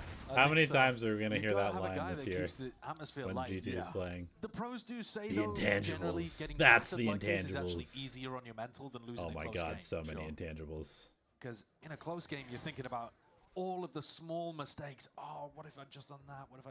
A game like this, you're like, well, we never had a hope. Deep Haunt, Leaf. Could be seeing many signs of life. He already has as well.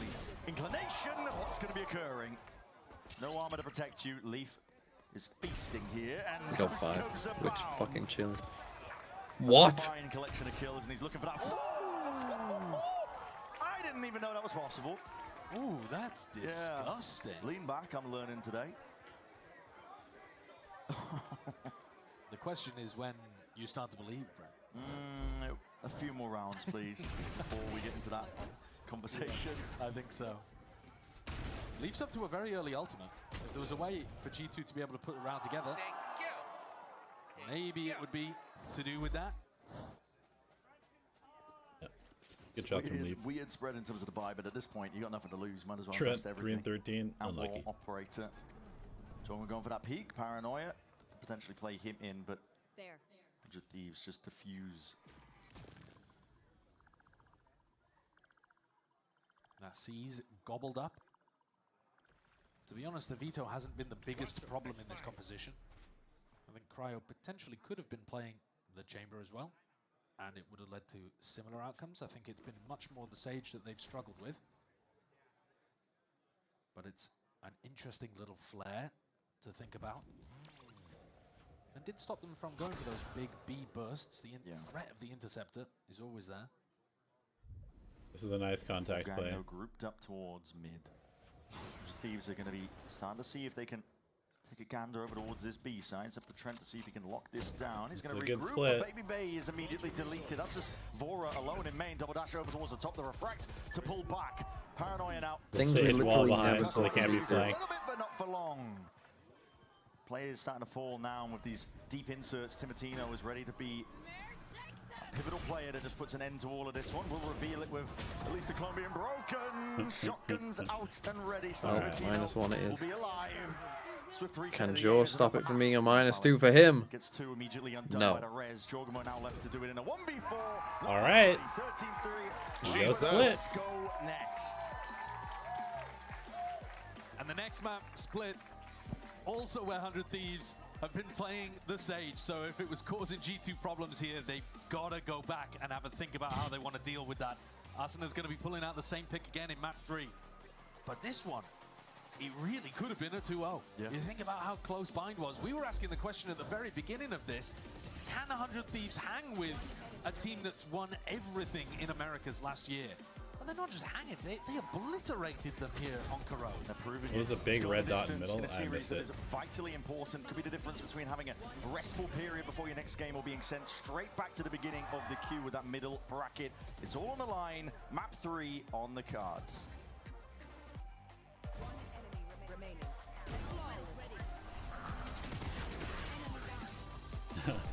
You're calling 100 Thieves to Santiago already? I mean, I don't know about that.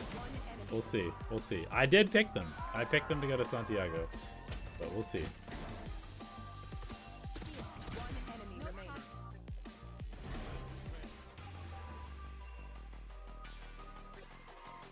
Wait, Trent pied, you guys.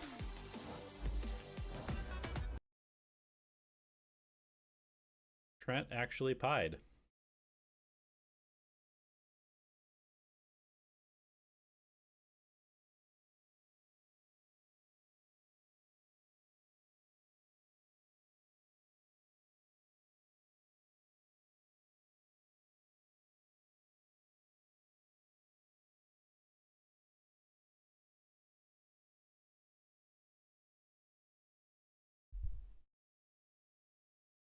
Yeah, let's win the series against G2 first before we believe in that. All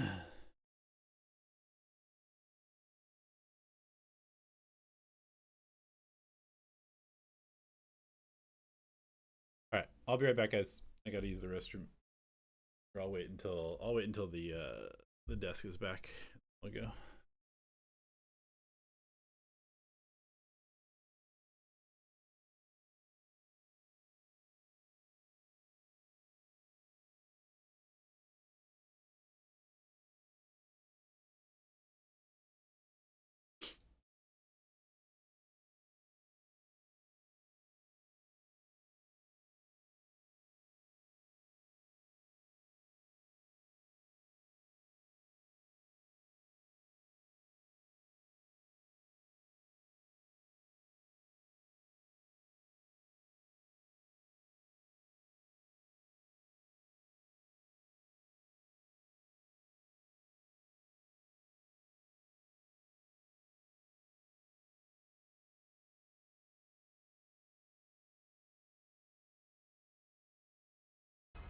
Hey guys, it's FURIA. It's my pleasure to lead and introduce the 100 Thieves 2026 roster.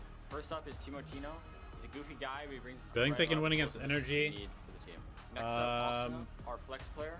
I mean, we haven't seen their attack player, at all, absolutely also so it's hard to say. And then we have Bang, our controller, clutch player, and you better not whiff when his back is turned against you, for sure. Lastly, Cryo, our Sentinel, silent but violent. Just put it like that. Oh boy, and let me tell you, if there's one thing G2 felt, it was the violence as they lost 13-3 on Corrode, and they are licking their wounds after that shellacking that G2 had to deal with on Corrode. Now we get ready for Split, the decider between these two teams. Welcome back, everyone. Golden Boy here alongside with Athena and Emily. Let's go ahead and discuss what we just saw, because what we just saw was a trouncing, and I did not expect that. We saw? Yeah, I felt like it. It felt like it. What happened? Because it felt like the defense was damn near impenetrable. Yeah, no, it was kind of crazy. We talked about, or actually we heard the coach actually talk about how they had kind of a weird comp. And it was in fact a weird comp because it really was impenetrable, as you said. They had this double controller, this double Senti comp playing a lot on those sites, holding it down. It was literally like G2, they couldn't even get into the site if they wanted. Obviously, they have that Yoru. They don't have that super fast kind of execute power of Waylay or of a Neon, so it was a struggle. Yeah, and also G2 was just waiting down the clock so much, and that gave 100 Thieves space to be on site every time they tried exit. So much Some space. say 100 spaces. 100 spaces, there we go. Almost 100. No, but seriously, like this round actually was the first time we saw G2 after a timeout try to take that mid control, and even that was punished. It just felt like they really couldn't find an in. And on top of that, all the Senti players really holding it down on site, getting those picks, constantly being good for multi-frags. Yeah, and when you look at G2, and if you just stare at the minimap, they basically had no presence in that early, like the first 40 seconds of the round, zero presence across the map. They wouldn't break the Sage wall if it was placed early. They wouldn't take A main, B main, even mid space. And the one time they tried, yeah, they failed. They got off in the face. You know what's really crazy too? They were playing so passive, 100 Thieves. They still had 12 first kills, which is crazy. They were literally just letting G2 run into them. And like you said, G2, they weren't really getting that much map control. They would just end up running it down into their site. And with a comp like that, you have so much util to delay. You have the Sage wall, the really crazy wall that we saw on that site as well, boosting Bang up so we could see through that small window. There were so many little tricks and gimmicks with this new comp that it really was refreshing to see on Crowd. Yeah, and they didn't even need to use like gimmicks, because at the end of the day, when you have 3 on site and they're holding those crossfires and just having G2 run into them, what are you gonna do? It's not like they have a waylay so they can distract them a little bit. They have Euro flashes, but what if you're playing anti? And they were. It really felt like they had a game plan for 100 Thieves being super aggressive, which we have seen them be on their defense side. But they countered it. They were like, that's actually not what we're going to do. and I think what this does here is that it shows the discipline and the layers of 100 Thieves. This is not the same team that we have grown accustomed to over the years, who, you know, we will always talk about this squad that would be so good on the protocols. Hey, they execute on a thing, it looks great. But the moment something falls apart, it just didn't quite work out for them. This is not the same situation this time around. This is a team that's very fluid. No, because even when they did have their ults and have a game plan around it, which is what we've seen G2 normally have, they didn't know what to do. They used that Yoru ult to get into sight, but they got completely denied because the Viper ult, the Fade ult, the really quick rotates that they had, as well as all that Sage Question though, to slow it down. And this is for both of y'all. Do you feel like this was comp diff, execution diff? Like where did that fall apart at for you? I think it started off as a comp diff, but I definitely think G2 could have tried to switch things up. Just take something, right? Yeah. Especially in that early round, because then they're left with 30 seconds on the clock to exit the site, but they don't have the comp for that. They need to bait out that utility from the Sage, from the players that are playing on site. You have that veto. You know he's going to be playing on site without anything really helping him. And so, you know, you have to bait that out. G2, I feel like they know that. They know these fundamentals. We've seen them do this a lot, but they just struggled. It didn't look like G2. Real quick, though, let's set the stage for our final map. It's going to be split here, and we're going to be seeing our teams, either coming up with some new ideas, maybe going to tried and true stuff, double duelists. Like, where do we think things can go here, especially considering 100 Thieves have shown us that they can get really creative with these comps. I was going to say, I thought I had a read on how 100 Thieves was kind of coming in on every map. I thought they would have some sort of consistency, but they don't. Like, we saw something brand new on Corrode, and now something gnarly. Something gnarly, yeah. I might say, So going into split, I have no idea what to expect from 100 Thieves, but for G2, I almost feel like 100 Thieves kind of have a read on them already. Yeah, it feels like they do have a read, but what I am worried about, and this will go to your question too, where you were asking me, GB, or asking us, if you think it's just a gimmick comp that worked out. I think 100 Thieves are going to go back to their bread and butter. I think they're going to know how to play split and have that meta comp. And so this is going to be the true testament to see which team actually is able to get on top. Well, what a great way to close out our first week here at America's Kickoff, a game that is going the distance. Map 3 coming up next after this quick break. Don't go anywhere. You do not want to miss it.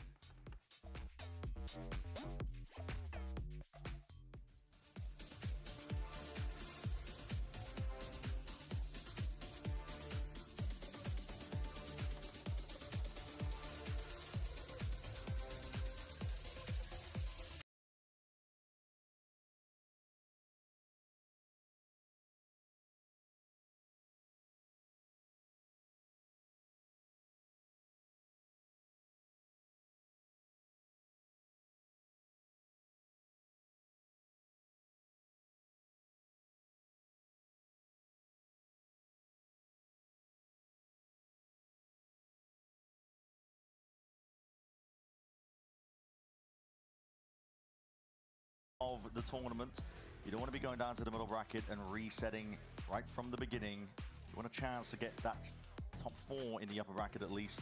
Test for really that spot for Santiago nice and early on. For 100 Thieves and G2, they're going head-to-head. 100 Thieves have impressed, honestly, with the Sage comps that they've been pulling out. But this is one that G2 should be familiar with. They've had a VOD to review for 100 Thieves and how they're What do you think about Sage. Tejo in the G2 comp rather than It was also Fade? G2's decision to go here to split instead of Pearl as the final 2 Yeah. maps. So you'd hope that they've looked Yeah, at I'd be down for that, against it. Yeah. But you're right that this game is incredibly I love the important. double breach omen because like you just the double lane shit with paranoia and stun is so sick. You own like all of B heaven, your B executes so much better. Right from the beginning of that middle bracket. You get para backside stun main. Furia, who themselves are a huge upset team to get to this position. And if you beat Furia, I think I'm right in saying that you guarantee top 4 in the tournament overall. Really? Not that top 4 does too much. Yeah, it gets a little bit complicated. You do need 3. Yeah. That's so much of a change though from the regular. After the fact, just because we do have Viper gives you so much. 3 brackets that you get folded into, but as the timer ticks down, map 3 of Split, hoping for a stronger start from G2 for 100 Thieves. It's an opportunity right for the taking. We're seeing early on, same business that Asuna was doing prior. Sage wall up into A main, blocks off any potential of a lurk from Baby Bay. But it's on an early timing. It's not that mid-round timing that was so devastating for Valen's calling. It's a lot easier when the Sage wall goes up instantly and you know that at the minute mark, it'll be gone. Yeah, the desk was talking about ways of counterplay, and Jorgamo is on the waylay, so there's always the risk that you get jumped on immediately off the rip. He's certainly planning on doing that. He's planning on doing that to somebody this round. Yeah. Shorty in hand. Shorty, refract, and a dash. Primed here with a stun. Straight into vents. There's no one home, but it does give you a lot of space. Does he decide to stay here? Yeah. Doesn't go for the refract.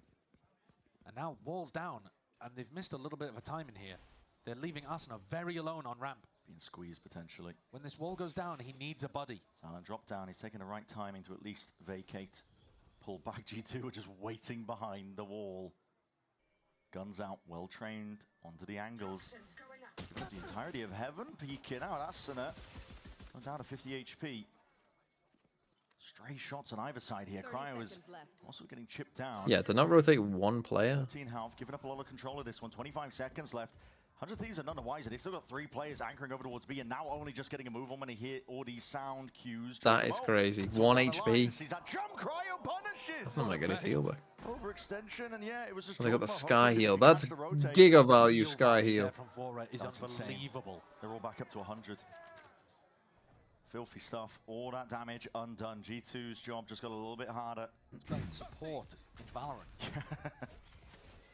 Unheard of here. Flashes forwards. 100 Thieves taking it, but predictable angles that Leaf can just spam down and sail them a little bit of heaven is everything. Valen tucked close to default. Baby Bay. All that works too. G2 entirely. It's North America. You win the pistol, you win the game. You may as well just have F. Fuck it. G2 hitting heads. And you say I'm negative. Nice game. Now that they're familiar with what's going on, and the fact Listen, that if I'm negative twice in a row, that makes me positive now. All of that mid space for free. Odds.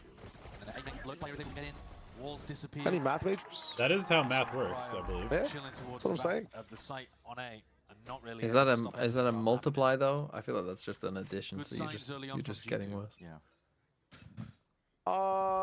Fundamental game plan of how they want to break apart this 100 Thieves comp. True. Working out. But also, I think it is going to be sitting in the back of Asuna's head that he can't really early wall like that and give up full mid control. If you are going to early wall, you need to be stacking bodies into mid and fighting for it. And then you've got to return back to the area you walled on that timing. Yeah. 40 seconds later. It does. That's kind of the problem with playing Sage, is that if you go for those early walls, you make the defensive rotations really predictable. It should be very easy for Valen to get the read on where the defenders are. Timatino might be in trouble soon enough here. All the noise made though in the world, so G2 are not feigning where they could be playing. Clearance into the site. Right there. Plant is going to be tucked to the side here, so many positions that you could play, but G2 are making sure that they hold on to main control the entire time. Smoke up though makes it difficult. Baby Bay wants to try and square up and take a fight here because there are 100 Thieves players. He just needs to play this got the pistol to push them back, but he's taking that timing. Well, that works. That's crazy. He's back. He took a map off, but now he's back. And he's hard hunting. They'll give you your points back, don't worry. Afraid of giving away a gun at this point. He's going hunting. Or the ace will be denied, but at least the kill is potentially going his way as well. Announced himself, Bang is happy to return the favor, but never mind, fuck your 4K. In the form of Valen, so 2-0 for G2. And it was only the Ghosts that they lost. Came into this one without deciding to invest fully. So now, do you think your hair like has any correlation with how fast you can move in server? And it should make the bonus round by really. You think he's aerodynamic? Yeah. He's like, I'm old, so I need to get a little bit more aerodynamic. reduce drag. Super ready for 100 Thieves to go for a mid push. Anticipating that would be the call on the eco. Even though it came from ramp, easy adjustment. There. So Asuna using the slow orb early on to control a little bit of space, and that thoughts allow on him to pick a mid-round time. Sage versus Deadlock on split? A lot more difficult for G2 to deal with. I'm a very big Deadlock fan on this map, but I feel like Deadlock is just so fucked by the fact that everybody has escape mechanics. Flash haunt. Perfect with the timing is the util. Jorgamo. Like, your net is insane, except the other team is always going to have a Yoru and a Waylay and an Omen on it, basically, like every time. Yeah, true. Hammering his wedge into mid. Making 100 Vito also really exists now. Look at Vora. I mean, he's looking left to right. He knows that Vents is contested, but he has to try and watch this just because Cryo is holding it all the way down. I mean, it's going to be that wall propped up early. The kill claim. Interesting flash. Was this anti for the jump up? Himself just backs himself out. Wasn't favored taking a fight like that. He is toying with him right now. Waiting for the backup. What is happening? Too many angles to account for. That is there. Can't quite take a fair fight, but he waits for Baby to get involved into the mess. That's rough. That's rough. Both in terms of how they overwhelmed that was a nice round from G2. And allowed Cryo to get traded out. Spike planted.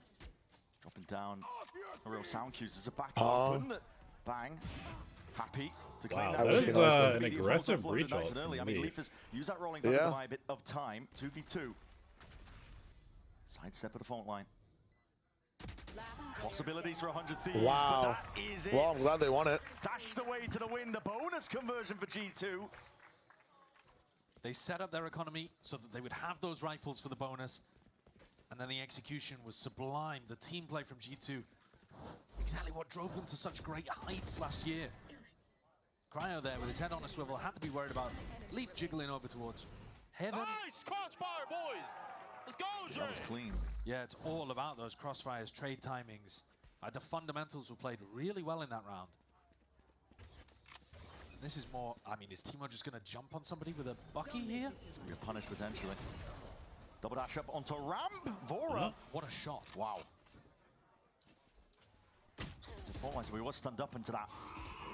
G2 are going to look to see if they can continue to take a lot of this space away as much as they possibly can. Flash through. One's going to be broken. Smoke to replace it. Space taken and Valen yeah, they've got numbers. Slow down, but Bang has like working with the player disadvantage. Euro control it's of middle. It's dangerous to reclear here though. Asuna looks like he wants to go for it. Smoke's fading. It's got an indicator at least that there's going to be players there. Going 1-for-1 still in the favor of 100 Thieves and a flash re-peek. Posted up, Leaf is trying to take that fight. Doubled up along the side. G2 finding their way you must know he's forwards. 100 Thieves had a player advantage in this round and they've just thrown it away. Oh, but still it's back. What are those two doing, man? Ult to reposition. Skirts around. Can you hear that?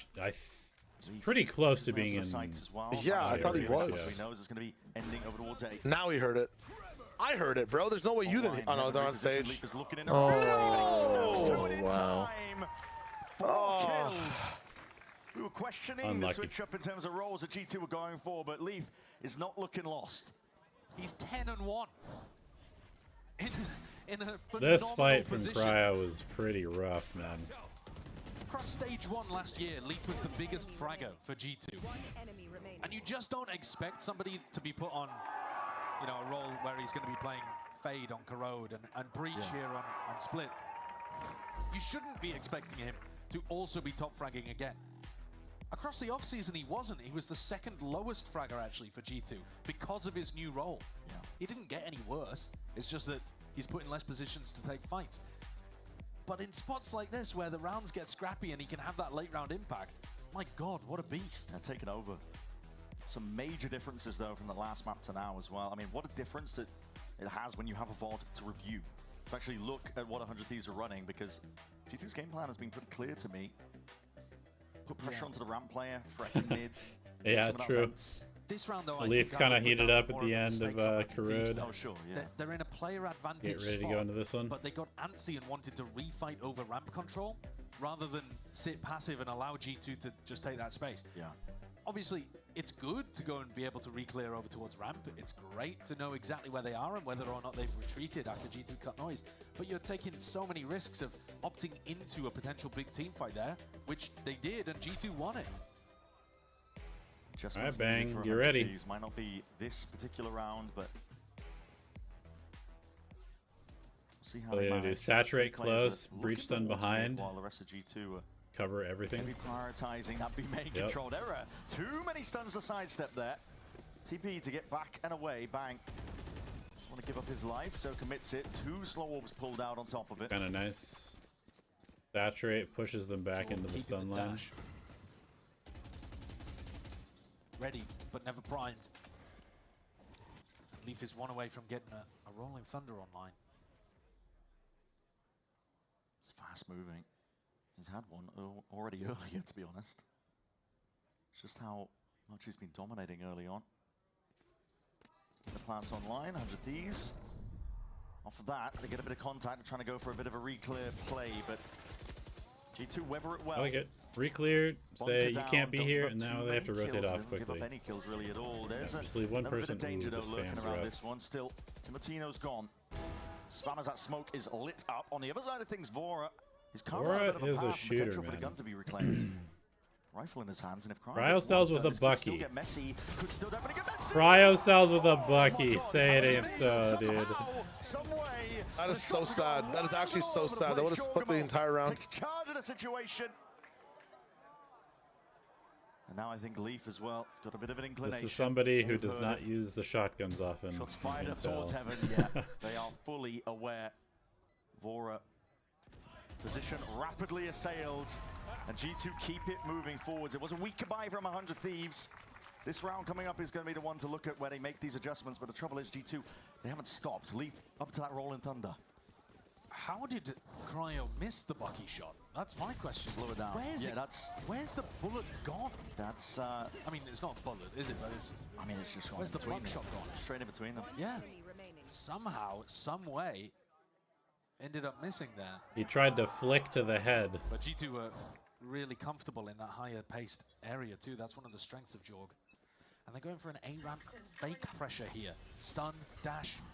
Meanwhile, Spike and Valen located outside B. Jorg is supposed to survive there rather than going down, because now that he's died, all of this pressure revealed to be fake. All right. He was alone. He was Don't throw this away, Bang. Him going down early. Not the best spot to be placed in. Jorg was the one really taking a lot of space off the back of this double initiating. Breaches 11-1 after 5 rounds? Yeah. Him going down, it's going to be that's what happens when you put climbing around like this. Yeah, it should be very difficult. A duelist on placed over towards B. breach. Valen should be looking to break that. But he's just that's true. EMEA would slow-mo that for sure. On top of it. And it would be totally deserved. You should never, ever, ever, ever, ever miss a Bucky shot like that. Smokes waiting, ready. Valen's going to try and make a play for this one. Now with a Rolling Thunder, looking to speed this one up. Too much to account for. Asuna couldn't quite get his aim in control in time, and Bang is being assailed now from multiple directions. Heaven needs to be dealt with.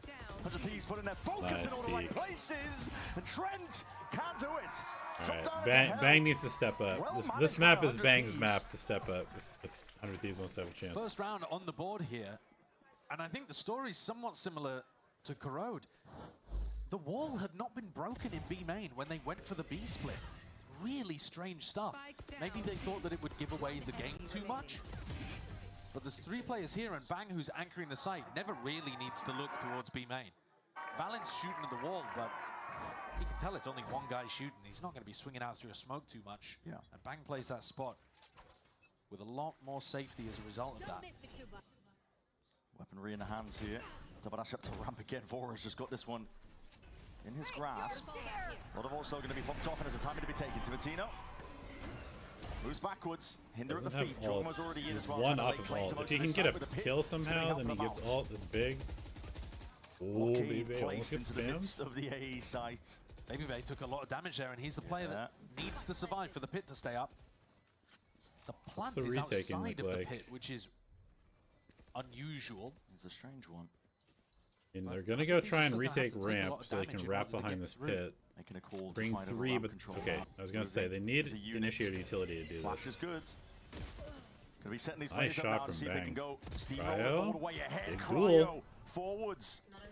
It's like he's on ice skates watching the I way think he Baby takes Bay that gets fight, but 2 again, this here. pit is another thing to play around, and towards the back of the site, Leaf has got it. All in his control as that pit falls as well. The opportunity!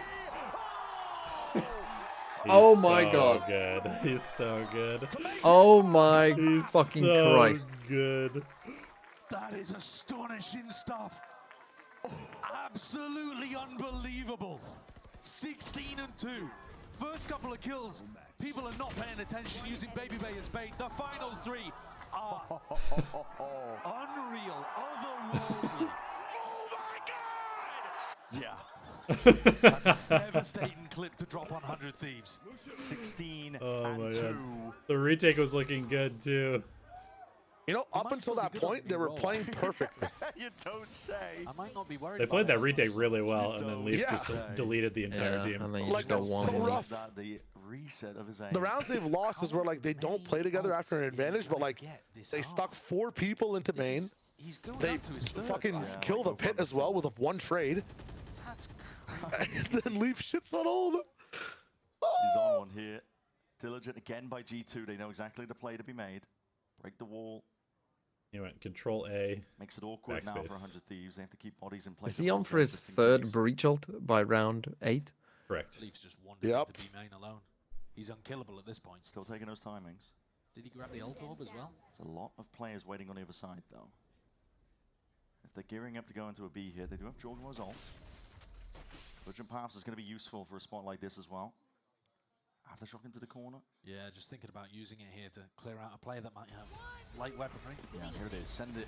Flying forwards now with the ultimates. Nice paranoia. Sight, pulled back. Great paranoia from Bang.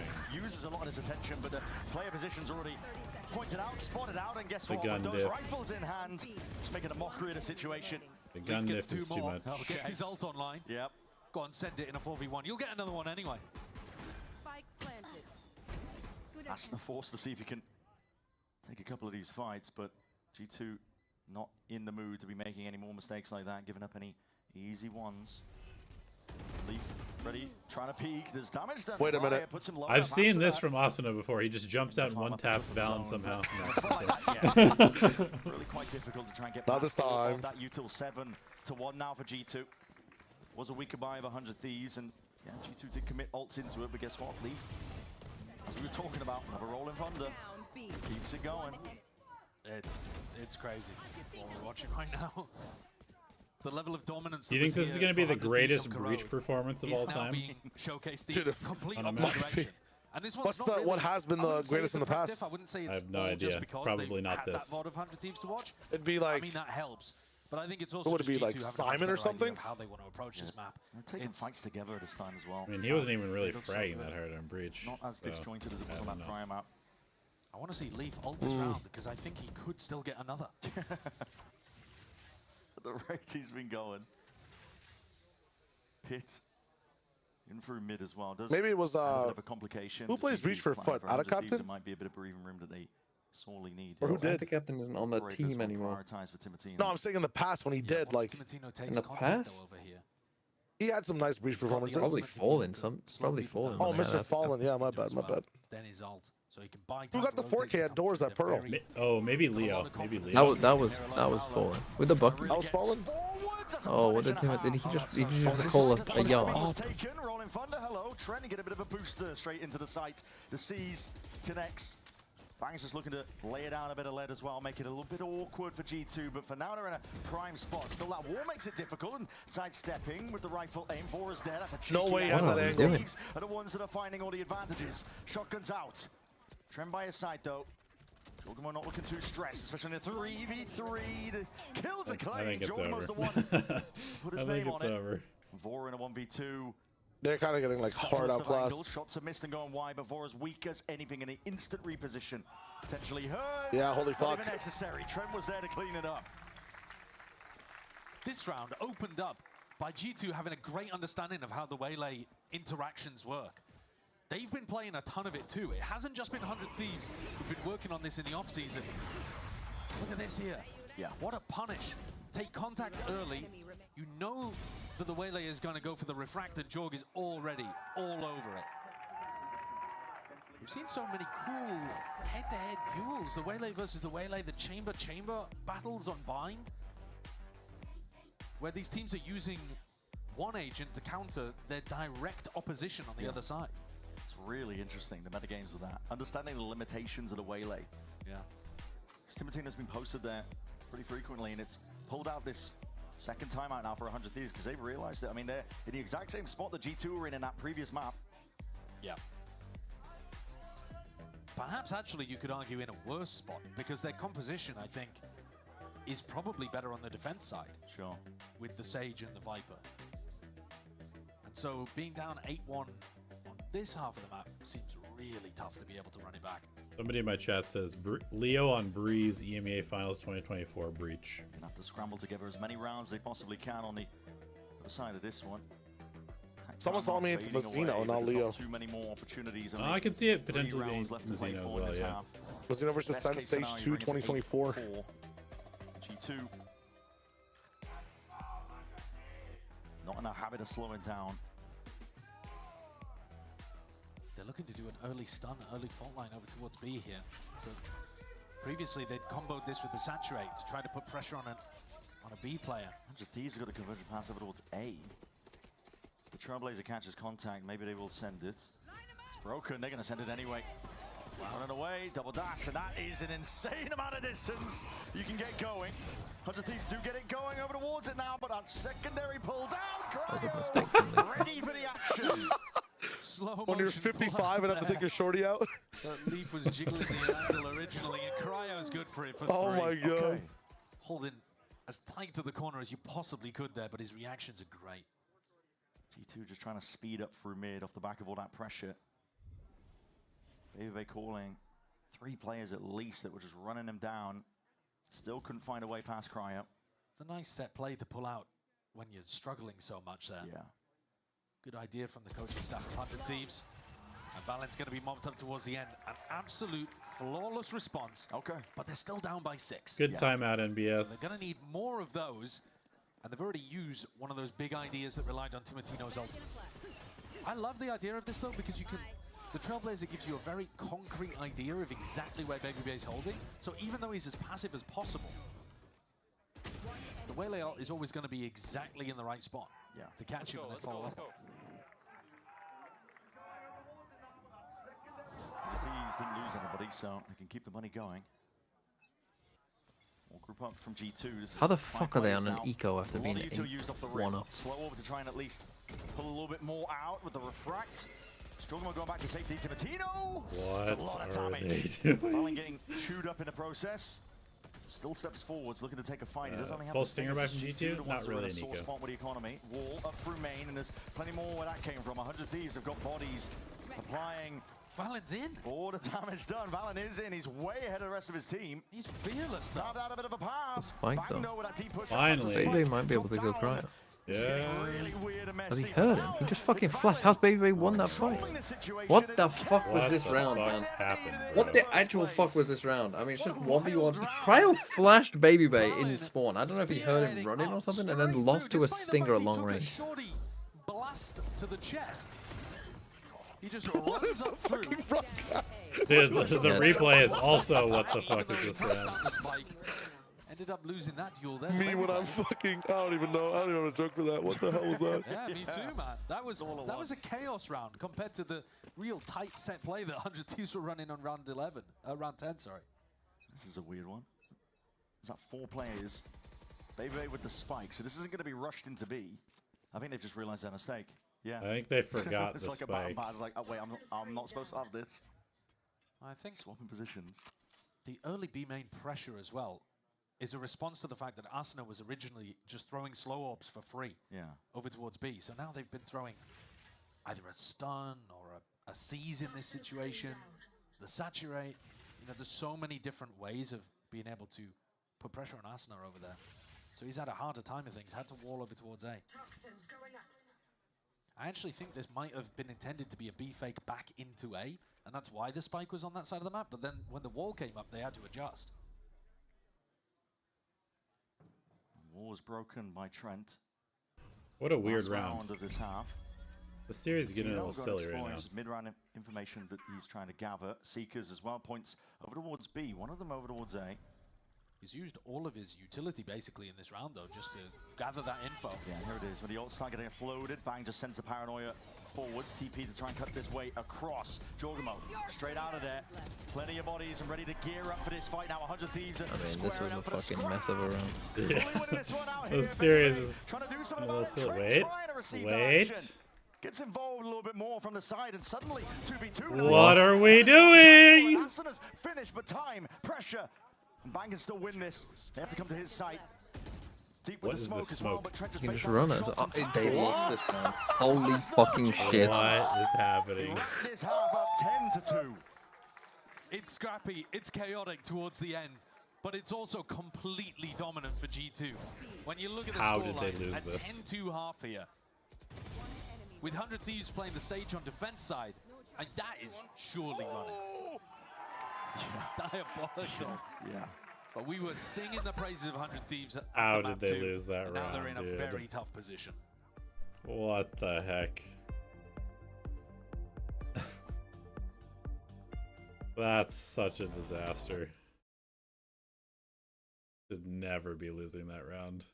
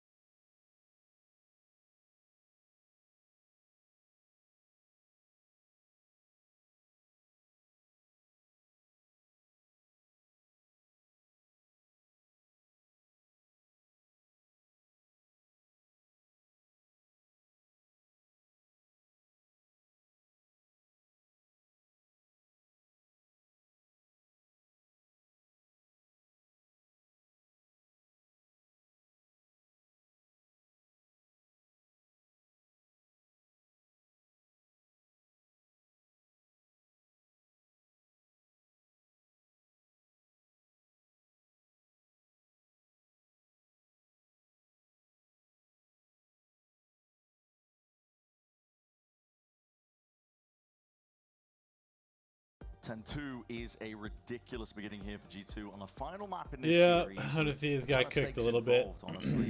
The Sage is actually probably better on attack than on defense on split, as weird as that is. For them, yeah, you can see them popping off. It is vitally important. 100 Thieves are not going to be given up just yet, but it is one hell of a mountain to climb. It's incredibly difficult. And like you said, the game matters so much. It's the difference between going and facing FURIA to go deeper and deeper into this, and honestly looking good to go towards Santiago, which is crazy this early on. Yeah. And on the other flip side of it, if you lose this game, you go back and you have to play against Loud right at the beginning. And there's so many opportunities that would then arise for you to take that second strike. Yeah, there's no slouches in Americas at this point. Every team is making upgrades, condensing the tier lists. Big group up here, 100 Thieves. 4-1 split, Cryo looking to hold on to this pressure, but he's going to be meeting his match. This is slow walk up, creeping up onto the line, and Cryo, wow, that shot's spoil it. He's just trying to play his life, get the hell out of there, but he's being chased. Jorgamo hungry for it. It's blood in the water, but give it up eventually. Jorgamo playing like a fucking ranked way lane every way though. Caught out on the timing. Can he survive in mid though? Yeah, we'll see. Again, the danger's lurking. How has he got 2 kills? Cryo, my goat. I mean, that's just impossible. I mean, it's probably not going to matter, but how is that happening? He's got to duck down. Holy A lot of players fuck. want to start to just the aim. Bandit in hand. Finds it straight to the dome. They're still going to lose this. Sharp shooting. No slowing down for him. And with Jorgamo creeping There's no way they lose it. Starting to see now a real win possibility for G2. Oh no, no! I mean that's Leaf again is crazy, man. Leaf again is absolutely vile, man. You guys said the almost same thing, bro. Yeah, I thought he was gonna say crazy. I thought he was gonna do it. That would have been so fun. Both of them are absurd. That Sage kill is illegal. Shout out the Bandit. The Ghost can't do that. 1.6 kills per round. Okay. On breach. Freakish behavior. More than twice the next player on G2. Has to be the force out of 100. Yeah, minus points if they lose worse than what? 13-5? Any breathing 13-3. 13-3. G2 are playing retake Yeah, minus one. by the look of things. So if this is speedy, if this is quick, 100 Thieves may be rewarded with a plant. Going to walk up as much as possible, not using any util of their own. A couple of stray shots. Trying hoping to get lucky. Potentially with the tag, the wall up. Their pistol. Digging into the playbook for this one. Seen this one from them. Jorgon getting a bit of information. Yeah, they're there, guys. Actual drone gameplay. Makes it a little bit easier now for G2 to play This is not the fake. They set their attention over towards heaven. Timatino's got to put a stop to it. Asuna potentially there as well. But the guns, the weaponry, it's just not ideal. Leaf, another cleanup and another kill claimed. Add it to the tally at this point. Like this guy is not stopping. I mean, they're chipped. Take all the way through. 100 Thieves though. May that eco chip and shatter. TPN, elbow help. To potentially fight them here forwards again. Raid The Stingers down. are doing good work. Valen now. What? What is that? And the smoke obfuscates.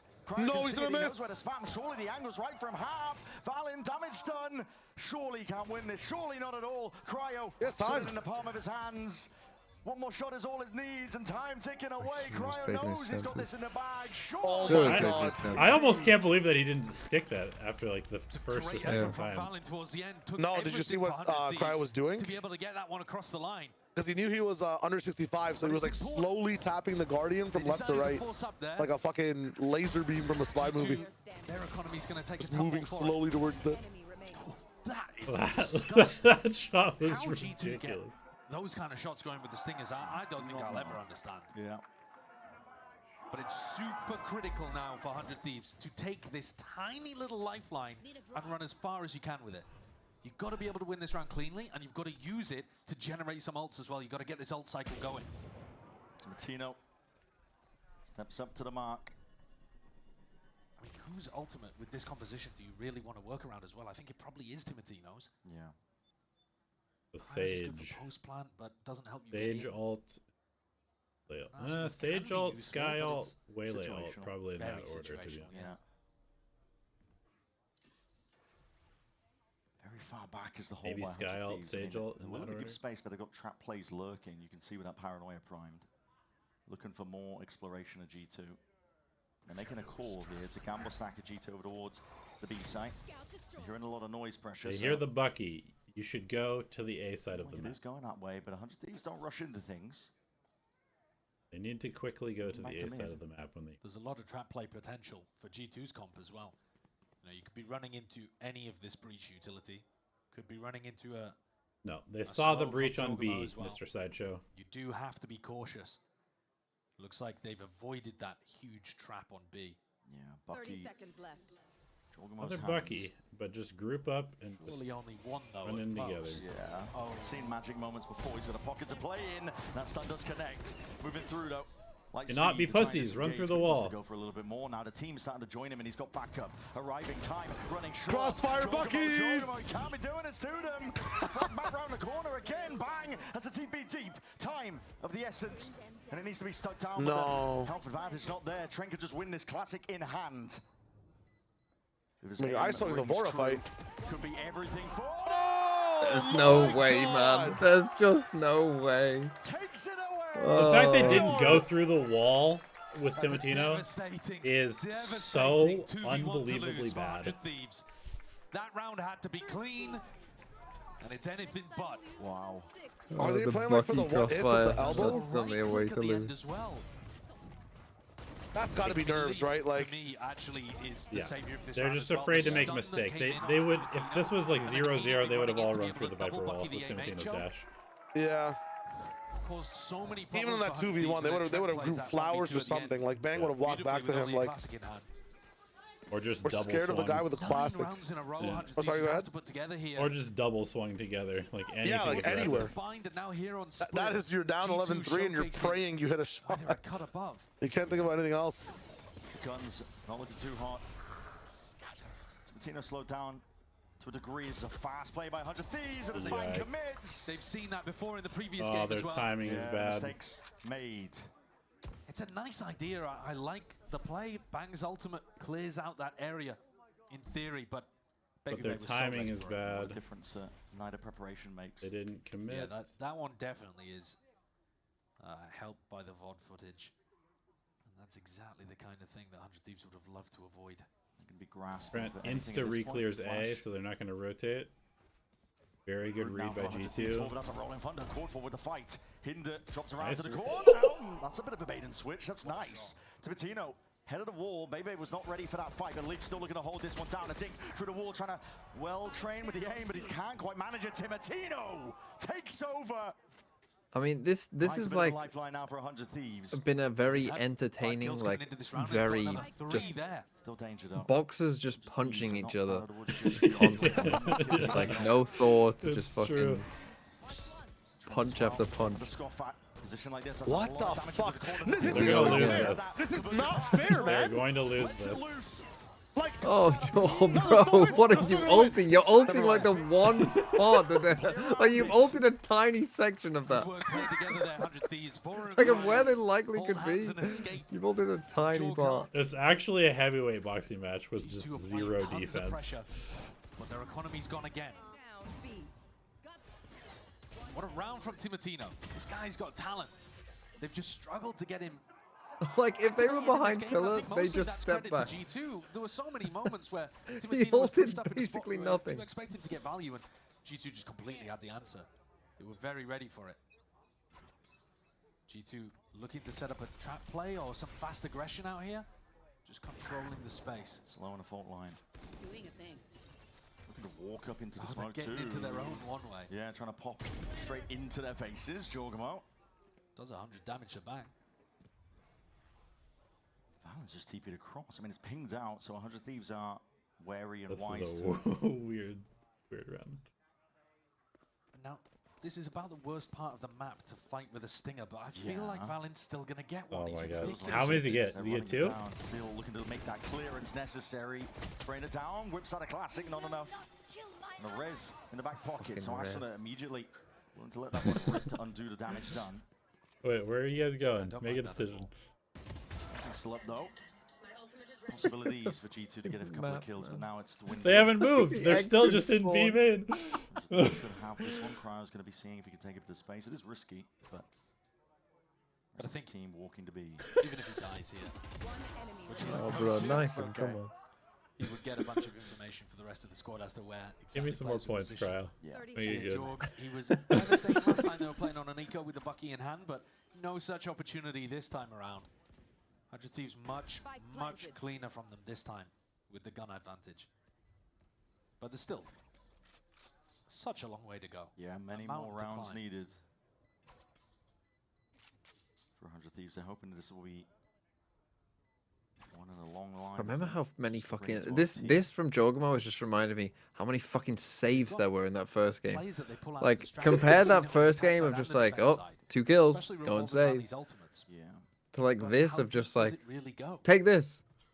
We've already seen them play this map. Remember that John Cutie had Leaf's scoreline, but lost very badly. Can they really put together 7 in a row? It can't just all be on the set plays. Yeah, at some point the playbook will run dry. Absolutely. They've got to be able to put together some rounds where they just scrap with G2. It has to be perfection. As close to it as possible.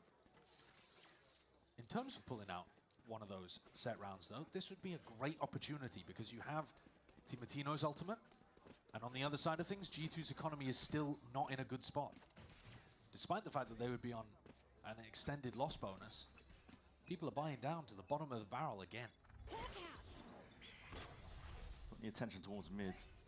TP flash sets up Bang into B main. Jorg is buying a Spectre, Leaf is buying a Bulldog. It's a little bit all over the place. It's not really how you want to close a game now. Stun peak. Not the best gun to be taking these long-range fights here. Dink shrugged off, really. Slow orb smoke in your face. Baby is safe as long as he doesn't really move from that spot. Cryo hunting for opportunities. Was he seen, perhaps? I don't think so. And still jiggling the angle. Out wide. Trent wanted to square up to it as well. He actually committed to that one. Seekers now going to be pointing 100 Thieves in a direction to potentially avoid. Two of them moving over towards A. Leafs picked up the weapon that Trent dropped. Vora's found another one. Jorgamo's down. B main compromise as well. It puts Valin in a really difficult spot now. He's got to do it all from a spot like that. Ooh, what a shot. Good aim. Just connects in time, but 100 Thieves have got this one again in their grasp. Complete control of the situation. Yeah, this one's completely sealed up, and this is where G2's decision to invest really heavily, buy down to the bone every time, is starting to come back to bite them. They had, it felt almost infinite opportunities to close this game out, but things are going to start to get a lot tighter. Yeah. 6-12. 6 more of these rounds needed, but G2's buy is going to be bad, as we were talking about. 100 Thieves didn't really have to use those big ultimates. They used the Seekers in this round, but they've still got other ways of winning. GT potentially letting 100 Thieves back into this. Well, I think the other big thing to adapt out of this, Josh is looking through the strat book. Where did we come up with that? Yeah. Trent gets 1v1'd over towards A. Buy down to Spectres and a Bulldog. No. Cross that one out. We're not using that one again. Cryo's a threat to deal with, though. Yeah, I mean, He's I still get timings like that. I won't believe that 100 Thieves is going to come back until it's literally like 12 to 11. Feel like he's free to take space. So they're looking I just don't see that happening. Well, space is a good stun, but a shorty just out of range. However, the Stinger will bite back. Follow through here. Valen's in a very tough position and spot. Sidestep there with a TP. He does avoid the conversion paths. But again, these guns, they hit hard and heavy. Close quarters, spamming away. Baby Ray can't get anything done. Good reaction from 100 Thieves, though. Let's see the big reaction to A. They just instantly hit nice B. Start for It's G2, but 100 Thieves clean with it. Those 2 kills from Vora, really important to make sure 100 Thieves were able to get in onto the B site and quell all of those problems. They're putting those rounds together. They're putting one foot in front of the other here.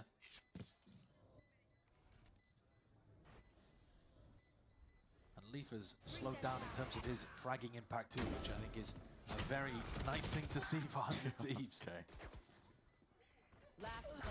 Important to G2 do a bit of damage here. Messing around with it, Asuna. I'm going to let it go unnoticed. They're able to get out at least 3 of these guns intact, keeping it going. The economy pressure definitely on the side. It's still fine, you guys. It's still fine. Weird spot to be placed into as well, because all it takes is one thrifty. True. But I think G2's going to win this. They call another timeout. I mean, yeah, tag timeout being called here by G2. Josh was cycling through this is the first strat book. We saw him a round ago, just taking a look at that, and now looking to call something specific to get them over the line. If they lose this round, they're again onto a bit of a wonky buy, so they're constantly in this situation where they've got opportunities, sure, but they have less than it appears based on the scoreline. And 100 Thieves are doing a good job. They have kind of run out of these ults, though. They used the Seekers to win a previous round, and there to close out on an anti-eco. Timatino was forced finally to use the Waylay ult. Yeah. And the ult cycle's starting to get really hot and heavy for G2. So this, the most difficult hurdle to cross for 100 Thieves. So many sad Sentinels fans in the crowd. Special in this next round. So it's kind of nice that Josh RT has given NBS an opportunity to talk. They'll have to get used to it. Pivotal for both teams. Very important that G2 don't let this one slide, because, as you said, if they lose this, I mean, at this point, it is open for the taking in terms of comeback territory. Not too much in terms of ults. We've already mentioned that. 100 Thieves have got to continue to make no mistakes. G2 could shut them down right now. Bit of a scrap looking like it's going to develop over here in B main, while the spike actually goes A. Fault line held here. Timatino tucked into the corner. It's just a fault line to set up that B main crossfire. Trailblazer broken by Valid. Hinder forwards. It goes pound for pound. Nice defense by Jaw. Kill claimed. Again, G2 one step ahead when it comes to these Waylay versus Waylay battles. They've got such a good understanding. Full contact into heaven. Bora's calling Bale 100 Thieves out. Because They this need is to go such quickly. a gap. Trying to miss the timing there with a Prowler. It hasn't need to spotted go his players. quickly. He is in a more passive position. He's got a lot to cover as They just one should be player. pretty clear this is where they are now that they've Hard cleared pressed middle. into the Yeah, they've corner. recleared middle. The Thieves are willing to walk all the way out the haunt. Should spot this though. Broken, Snakebite Ooh, clearing. he gets one. What a fight to be taking. Trent is already trying to really assert himself onto that timing. Huge but from it's evened out Trent. anyway. Ooh, Bang, big kill watching from Bang. the encroaching players. That's a crucial kill, That's equalizing the really players. big. 3v3. If Austin gets one, he can get res. It's a lot of ults. Here we go. Convergent pass. I mean, George just What lit is this one that rip. conversion? For one particular reason, Leaf has been inserted now. All that distraction and 100 Thieves are now corralled into the site. If Austin There is no thought in this game, Shayo. It is just punching. Can slowly close the net to slowly close out this series. You've got to play this one tight together. Asuna needed looking to that see if he one. can get ahead of most of this one. Oh my God, Be they're that set up playmaker. Bang The so well. timings, the potential happen. Asuna, don't get Trying to shaky really now. escape it all. Bang. Puts on the Anchor Smoke. Jorgamo is Oh, finished. Wow. They didn't. They didn't. Hold on. Wow. Okay. Hold on. I still don't believe until it's literally 11 to 12. I don't think. Really? Because I was just saying that G2 aren't one to just randomly use ultimates. Critical one. They just set the conversion path into nothing. That's the only way Gentle Mates lost these leads, man. They would just panic use solo ults when they could just Bang, especially in a team really ult the tough retake spot. He is 5v5. so good in these anchor positions, and that's what this essentially became. Hold up. Throws down a smoke for himself to be able to play around, and he and Asuna thrived in that spot. Pressure back on G2 now. But remember, one mistake is all it takes. Yeah, with ults like this as well, there's opportunities abound for G2, even if they don't have the guns. Why, when you're on 12, this I don't understand. Why, when you're on 12, do you ult on an eco? It makes no fucking sense. I think conventional wisdom would say just save up the ults for one round to get across Like, the line. yeah, you need one round. Fucking ult the Plug up that. in every. middle Just section of the map use as them well. all. Holding it down. Uh-oh. In danger of being cleaned up here. The Trailblazers It's the same thing Mates does when they get comebacks on. Hold up. In with that Bucky. Could cook. The Bucky play was devastating. A previous eco round, one for G2 because they were able to. Like Baby get is also Leaf forcing a and Stinger Jorg full with the shift. double Bucky pushed up right to that A choke point. Res available. But with 50 seconds and a res on this side of the map, you just keep 3 defenders here. And once again, Leaf and Jorg might terrorize them. Yeah, the Caesar's good. Ingrained positions here from G2. I like going heaven and dropping into sight though here. It does make it a lot more difficult for the Buckies to get value. 35 seconds till as time starts to become an issue. Mistakes potentially forming, and this could be where G2 find their win, their way to close out this series. Comes out to this now. Taking a bit of a peek, a lot of damage done. Leaf's going for it. Oh, it's a disaster. Yeah. The The fade ult is crazy value. Wait, hold. No time, no time. Strike where it hurts most. Bang! 1v3. How's he gonna Kills fly? 2 teleports B. One person runs at him and they win. It's the only win Connie's got. GG. Damn. GG's. Inevitably, they move further Very nice fade ult usage. Yeah, holy. A day with Furia awaits. Alright guys, I'm out of here. GG's. Yeah, GG's. Peace. A match to remember. Yeah. Very one-sided halves. Alright, stream. Thank you so much for hanging out with me for the first week of Americas. We'll be back with EMEA on Tuesday in the morning. Have a good rest of your day, evening, whatever it is. We'll see you soon. There'll be more content coming out. I'm very happy Valorant's back. Peace, everybody. Danger throughout the entirety of the series.